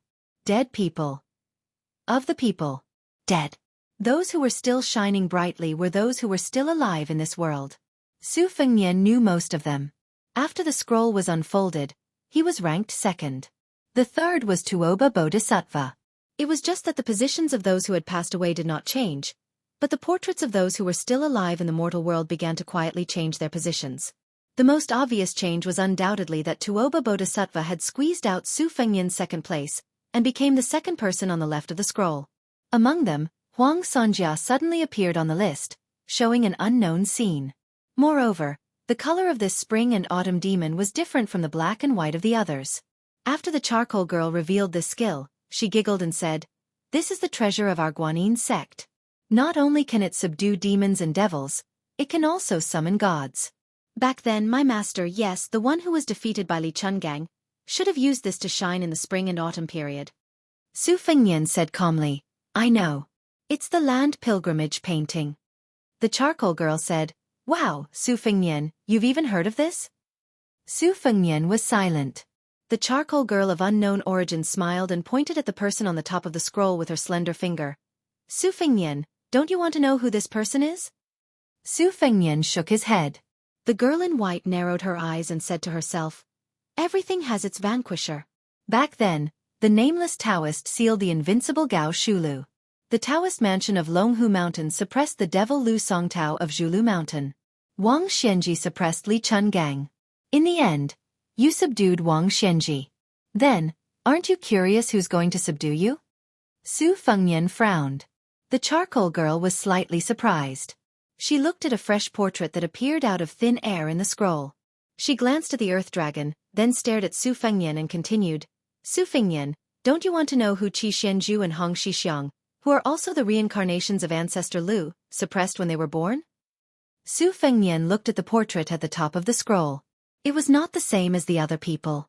This person was blurry, but he was wearing a Confucian robe. He sat cross-legged and stared at a white water bowl in front of him. There was about half a bowl of water, and the water surface was slightly rippling. The charcoal girl who had been acting alone asked tirelessly, Su Fengnian, let me ask you. Why is it that in the past 100 years, the Confucian saint is the most difficult to be born? Shenyuan Jingqing reached this realm less than an hour ago. Huang Longshi is the same. Even Chao Chongqing is a dying man. Su Fengnian fell into deep thought. The charcoal girl who had not gotten a response all this time was like a woman who complained about her lover's lack of understanding. She stomped her feet and complained, Su Fengnian, will you die if you answer me? Su Fengnian could only sneer. An uncontrollable strong killing intent rose in his heart. Intuition told him that if he answered this woman, unless he was at his peak, he would really die. Chapter 1153. The charcoal girl looked at the young vassal king who had made up his mind to practice silent meditation. She did not give up and tried to goad him. Su Fengnian, you were once the most powerful warrior in the world. Why are you afraid of competing with a little girl? Su Fengnian stared at the Confucian scholar who had placed the bowl in front of him. He understood that the charcoal girl's words contained too many tricks. He could ignore half of the truth. This person was more likely to be the one who could restrain Huang Longshi. Otherwise, the devil Huang Songjia would not have been so secretive and unwilling to enter the realm of terrestrial immortal. As for the one who really wanted to subdue him, it was most likely the charcoal girl herself. Nurturing qi, gathering fate, occupying fate, and finally achieving the grand qi phenomenon. Step by step, step by step. The charcoal girl's seniority in the Guanyin sect of the South Sea was even higher than that of the old woman. Moreover, she had a sword embryo. Her fate was not bad. Moreover, she had picked up the fate left by Su Fengnian. It could be said that she was blessed with fate. If she could get rid of Su Fengnian here and accept him completely, it was not impossible for her to become an unprecedented terrestrial deva. The Tide Listening Pavilion had collected countless rare copies of martial arts manuals. There were also many classified secret files that recorded the secrets of various sections. The Guanyin sect was the best place for qi cultivators in the south. However, the Tide Listening Pavilion still could not find any information about the chart of immortal pilgrimage. However, Li Chungang, who had personally beaten the charcoal girl's master back to the sea, had mentioned that the girl's martial arts were only outstanding but her swordsmanship was not top-notch. Even when facing him, she was not willing to use the trump card of a qi cultivator. Therefore, her journey in Jianghu was strange. She met many martial arts legends and young talents. She cast a wide net to catch more fish just to get familiar with them. She must have had an ulterior motive. When Su Fengnian first heard the charcoal girl's long-winded words, he did not pay much attention to what she said. He was more concerned about the reason why Dong Tai drowned the Guanyin sect with his sword. However, when the charcoal girl called out his name for the second time, Su Fengnian immediately became alert. Since then, she had to mention the name Su Fengnian almost every time she spoke. This made Su Fengnian even more cautious. Moreover, because of Gao Shulu's mountain sealing talisman, he thought of the world's talismans. Among them, there were immortal necromancers who often carried the Yen Shang Tu manual that was passed down from generation to generation when they traveled across mountains and rivers. They were familiar with the names of the immortals and ghosts in the world. If they met gods, they would worship them and obtain opportunities. If they met evil, they would kill them and accumulate good karma. Therefore, every time they met a mountain elf or a ghost, They would call it by its name and supplement it with incantations. Those with high cultivation could follow the teachings of their founding ancestors and recite the secret incantations that were originally hidden in the heavens. Immediately, they would trigger the Tianji purple thunder to kill it. The charcoal girl was about to speak when Su Fengnian took the initiative to speak for the first time. He asked, "Your actions are contrary to the original intention of your sect." On the lake of Yuyan Mountain Heights, the old woman said that she would bring a large number of qi cultivators to the battlefield at the border of Beiliang. "If I die, you will lose your life-saving talisman. It is inevitable that there will be complications. Aren't you afraid of being caught by the sect?" The charcoal girl smiled wittily and said, "When a general is outside, he can't obey military orders." The charcoal girl clearly felt the killing intent of the man on horseback. She smiled and said innocently, "A good man doesn't fight with a woman. Moreover, you are the king of Beiliang. Don't lower yourself to my level. I will leave now. I will not dare to provoke you in the future. I will obediently stay on the isolated island in the South Sea. When you die, I will come back to the land." Su Fengnian bent down and stroked the horse's mane. The charcoal girl's face changed dramatically. She said anxiously, "Su Fengnian, can you be more magnanimous?" In the distance of more than 10 feet between the two, a still rain curtain condensed. It was visible to the naked eye. It was like a gate falling from the sky, constantly moving toward the charcoal girl. Su Fengnian gently clenched his fist. Although there was no rain curtain behind the charcoal girl, thousands of raindrops shot toward the girl's back. The charcoal girl drew an arc with 2 of her fingers. The character scrolls circled around her in a circle. She stared at the man who was supposed to be mature but had lost his temperament. She said in fear, "Su Fengnian, you deliberately tricked me?" Countless soybean-sized raindrops hit the scroll rapidly. The rain curtain containing violent sword intent tilted and collapsed in front of the charcoal girl. Su Fengnian gently squeezed the horse's belly and slowly moved forward. This Beiliang A-class warhorse stepped on the path of the rain curtain and gradually moved to a higher place. It was high enough to overlook the charcoal girl who wanted to take advantage of the situation. Every time the horse's hooves stepped on the ground, the scroll around the charcoal girl trembled. Su Fengnian said calmly, "Everyone in the world has their own reasons to talk about, but some general principles are still the same." Yu Dilong muttered angrily, "Master's fate was taken by you, but your mother-in-law really has the heart to harm others." The charcoal girl who was trying her best to withstand the rain curtain and the raindrops hitting the bell said angrily, "If I don't take it, I will be punished. This is not given by you, Su Fengnian. It is given to me by God." As the master, Su Fengnian was expressionless. As the disciple, Yu Dilong, who was an outsider, was really annoyed to the extreme. He gritted his teeth. The child did not realize that his body was blooming with a majestic aura. It was neither Taoist's Gang Qi nor the Buddhist's golden rainbow. Chapter 1154. Muddle-headed Lu Long, who had suddenly sunk into a state of oblivion, stared at the magnificent picture scroll. His eyes blazed as he jumped off the horse. This child ran faster and more nimbly than a runaway wild horse. He even broke through the thick and heavy curtain of rain. Reaching out his arm, he grabbed Wang Xianji, who had a dark color on the picture scroll, and pulled her back. The charcoal girl was not enraged by this strange child's interference. Instead, she was pleasantly surprised. His intrusion was probably because Su Fengnian was worried that the child's body and mind would be hurt by the rain, so he relaxed his defense. As a result, the charcoal girl who was trapped had a slim chance of survival. However, just as she was about to use her mind to take the picture scroll back, she suddenly realized that the immortal atlas she had nurtured for many years had been easily snatched away by the child. The charcoal girl's vision turned black. She was so angry that she almost fainted. It was not easy for her to stand firm. When she opened her eyes, she saw that the picture scroll had been divided into 2. Most of it had been snatched away by the child, but the remaining figure was left in place. The man who had set up the bowl, Su Fengnian. Su Fengnian released his qi. The warhorse fell gently into the mud, safe and sound. He ordered Lu Long, "Put it away." Lu Long did not know how to put it away. With a thought, the person on the painting quickly overlapped. What he held in his hand was like a painting scroll. The girl was terrified and uneasy. She fell but first into the mud. Her face was snow-white. Adding on her white robes, she was like a female ghost wandering in the night. She kept muttering to herself, "How is this possible? How can it be like this?" Su Fengnian did not pay attention to this rude and arrogant young woman. Instead, he looked at the only remaining person. The person in the painting had one hand at the bottom of the bowl. He was still sitting, but his body slowly floated up and coincidentally met Su Fengnian's gaze. Su Fengnian asked, "Was it you who secretly instructed Zhao Huangchao to go to the Earthlung Mountain to raise an evil dragon? Then you went with the flow to help Huang Longshi stir up the spring and autumn? In the end, you guarded Great Peace City.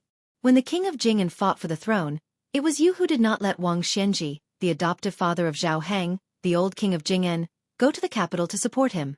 All those years of literature and martial arts reviews, most of them were written by you, right?"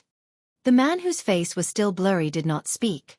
Su Fengnian asked with a smile, "Heaven, earth, and man all have their own mathematical principles. Yuan Benshi has been the same for several decades. He should be keeping an eye on the connections for the Liang dynasty. Zhao Huangchao cultivated in seclusion, which created the terrain. In that case, you must be the leader of the Qi refinement warriors in the north. However, I am very puzzled. Back then, when Hong Shixiang destroyed the fate energy of the country, 2 streams of fate energy flowed into Beiliang and West Chu respectively. Why didn't you stop them?" The man finally opened his mouth to speak. The moment he opened his mouth, the world that was pouring with rain instantly fell silent. "It's just a debate between heaven and man. I once defended the Zhao clan, who was blessed by the heavens. As for you, what do you say?" Su Fengnian sneered and said, "Damn, you just like to be self-righteous and spout nonsense." The man asked in return, "Is that so?" Su Fengnian seemed to be unwilling to argue. The man laughed and said, "In the next 10 years, there will be 4 major battles. I only need to win one to win." After sitting and watching the clouds rise and fall for many years, the man finally stood up. His feet seemed to have landed in the mud of this small path. Su Fengnian saw that the man began to walk forward. Then, he brushed past him and headed towards Shishu. Su Fengnian stood where he was. The dragon was at a loss, while the charcoal girl's heart was like dead ashes. Su Fengnian raised his head and looked at the raindrops falling in the night sky. Every drop was crystal clear. The trend of the world today was no longer so unclear. Needless to say, Crown Prince Zhao Zhuan had an incomparable innate advantage and still occupied the most fate energy. Huang Sanjia and Beimang's state preceptor, Yuan Qingshan, chose Zhao Zhu at the same time. This person, who might be the true scholarly sage of the century, chose Chen Zhibao. This was undoubtedly a situation that Su Fengnian was most unwilling to see. Su Fengnian turned to the charcoal girl and said, "Using external objects to steal the secrets of the heavens is not a long-term solution. If you are really interested in the martial arts world, I will make a deal with you." The charcoal girl's eyes lit up. "You want me to invite the Qi cultivators of the Guanyin sect to the border to promote the Beiliang?" Su Fengnian shook his head and said, "I want you to temporarily move the entire sect's manpower behind the defense line of the Jinkanjiang tomb. You are also allowed to withdraw from Beiliang if the situation is not good." The charcoal girl was stunned. "Are you crazy?" Su Fengnian shook his head and said, "It is the Beimang Empress who has gone crazy. Beiliang and I have no choice but to go crazy with her." The charcoal girl said with an aggrieved expression, "How can I dare to roam the martial arts world alone now? From here to the Southern Sea, I have to take a detour. It is thousands of miles away. Can you be at ease?" Su Fengnian glanced at her. The charcoal girl pouted and admitted defeat. I know. You just want to say that this is how you walked out of Beimang. But you're a man, and I'm just a weak woman. If I delay your important matters, I'll just die somewhere." Su Fengnian smiled and said, "I will let the Heavy Sword Cave's master, Mi Fengjie, protect you on your way back to the Guanyin sect." The charcoal girl asked for a yard after taking an inch. "Is there anything more powerful?" Su Fengnian asked, "What do you think of me?" The charcoal girl said excitedly, "Good." Su Fengnian no longer paid attention to this muddle-headed fairy, and continued to gallop forward on his horse. Yu Dilong followed closely behind, leaving her stomping her feet resentfully. In the rainy night, Yu Dilong suddenly called out, "Master!" Su Fengnian turned his head in confusion. The child grinned and scratched his head, probably because he suddenly did not know what to say. Su Fengnian smiled and said, "Since you have recognized me as your master, Then I will tell you something. In the future, if you see such high and mighty fairies roaming the martial arts world, beat them up until they run home crying. Yu Dilong nodded heavily. Because of this unintentional conversation between master and disciple tonight, in the following 100 years, no one dared to call themselves fairies. Chapter 1155. Wenlong was born in Beiliang. Even if he did not hear any Jianghu rumors or anecdotes, but no matter how ignorant he was, he still heard that there were many immortals living on Mount Wudong. Each of them had the demeanor of an immortal and could summon the wind and rain. Therefore, when he followed his master to climb the mountain this time, he was especially pious. Every time he met a Taoist priest on the mountain, regardless of whether they were old or young, he would stop and salute them. This made the Wudong Taoists who recognized Su Fengnian very terrified. Su Fengnian did not stop the child from being serious. This pure heart of a child might be the cornerstone of Wenlong's courageous progress on the path of martial arts in the future. A newborn calf was not afraid of any tiger. If he was lucky enough to survive once, he would definitely not survive the tiger's mouth every time.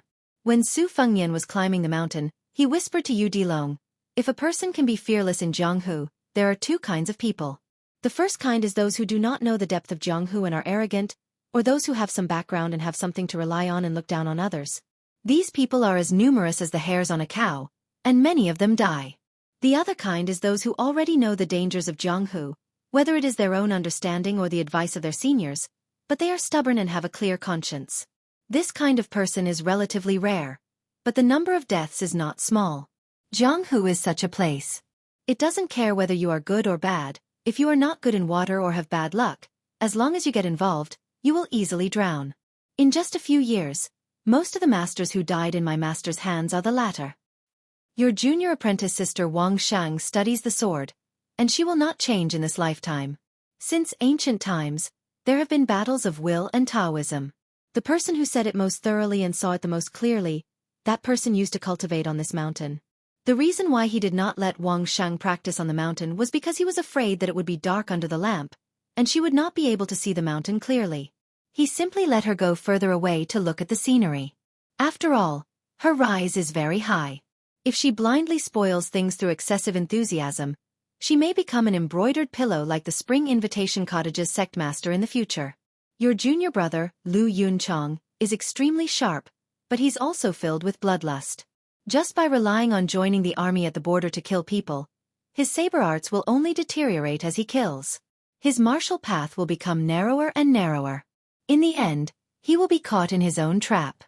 Even if he has Gu Jiantong's talent, as long as he doesn't have Gu Jiantong's breadth of mind and vision, he will definitely not be able to master a top-grade saber art.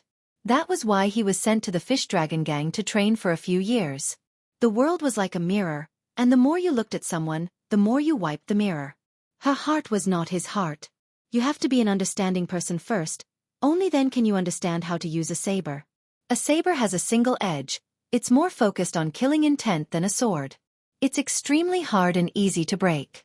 If you don't understand anything, sooner or later you'll die by your own saber. As for you, you're still young. You might as well learn from that guy called Hong Shixiang on the mountain. There's no need to rush, and there's no need to force yourself to take that step. I only have the three of you as my disciples. Lu Yunchong will fight for the limelight, so it won't be your turn as the eldest senior brother for the time being. He would gladly carry your burden on his shoulders. In this world, other than the crown prince who's destined to sit on the dragon throne in the future, no one has to be successful. As long as you can protect yourself, you can live however you want, as long as you're happy. Among the three of you, Wang Sheng is a little different. Because she practices swordsmanship, out of selfishness, I put master's score on her and gave her a heavy burden. I have to make this clear to you. You can't hold a grudge against Wang Sheng because of this. Walking behind Su Fengnian on the steps, Lu Long hurriedly waved his hand and said, "Master, I won't. I can't wait for junior sister to practice the most powerful swordsmanship. It doesn't matter if she's better than me." Su Fengnian stopped and turned back to look at Lu Long. The child blushed slightly from being stared at. Su Fengnian joked, "You have a good eye. Ignoring everything else, you've already inherited master's teachings on this point." This child's physique had been enlightened at an early age and had reached the consummation stage. He was miles ahead of his master, Su Fengnian. Now that his ignorant thoughts were exposed, he scratched his head and pretended to be stupid. Su Fengnian looked into the distance and said softly, "If the three of you become successful in the future, you must remember two things. Wang Sheng and Lu Yunzhong should have a life-and-death battle between swords and sabers. You don't have to stop them from competing, but I hope you won't kill Lu Yunzhong in a fit of anger. Also, don't learn from Master's womanizing ways, but not his heartlessness. Smart people fall in love, but if they're unlucky enough to meet a bad person, they'll suffer a fate worse than death. Whether it's true or not, there's almost no one who's comfortable. Look at Chao Chongqing and Shenyuan Jingqing, and then look at the carefree Dong Tai." Su Fengnian stopped talking halfway. Yu Dilong heard half of it and waited for a long time, but he didn't continue. He looked up at his self-proclaimed heartless master. After Su Fengnian slowly came back to his senses, he rubbed Yu Dilong's head and asked with a smile, "Do you think it's your master's wife?" Yu Dilong stared blankly for a moment, but he quickly said decisively, "Pei Nan Wei." Su Fengnian bent his finger and tapped the child's forehead. "It's not bad to help those close to you, but those who achieve great things are mostly neutral and peaceful. Master has suffered a lot in the past, so you have to learn from it." Yu Dilong sighed, his entire face scrunched up. He complained, "Master, you've said so many great principles today, I can't eat them all at once." Su Fengnian smiled and said that eating was a blessing, but he really didn't talk to his disciple anymore. The two of them silently climbed up the mountain. Under the secret instruction of Mount Qingliang, the local government donated several large sums of money to Mount Wudong. They also contributed a lot of manpower to help build a new Black Tortoise Hall, Guanqinggu, Law Enforcement Bureau, and a series of other grand and elaborate buildings on the mountain. Furthermore, they also built an academy on the mountainside, a place with picturesque hills and limpid waters, where the immortal music of Taoist school was faintly discernible, intertwined with the sound of books, bringing out the best in each other. Some of the old and dilapidated buildings on Mount Wudong that couldn't be repaired were also given a new look. The incense on the mountain was already flourishing, and with the new Prince Liang's undisguised support, the pilgrims were ordinary people. It was impossible to tell whether or not Mount Wudong's celestial aura had increased, but the human and fiery aura was much more than before. Every 1st and 15th day of the month, there were many tourists, and the incense was flourishing. It could almost compete with Mount Longhu. After Su Fengnian met the old Zhenren Chen Yao, who was in charge of discipline, he settled down next to the elephant washing pond where he used to practice his saber. He didn't deliberately restrain the little dragon, allowing the child to wander around the mountain. Su Fengnian spent most of his time meditating on a huge rock in the middle of the pond. Finally, he stopped the qi in his body from collapsing for 1,000 li. The water level of the pond slowly rose back up. During this period of time, there was a constant stream of courier riders delivering redacted copies of the relatively important Wutongan documents to the mountain. In his spare time to stabilize his body, Su Fengnian would carefully read through each official document.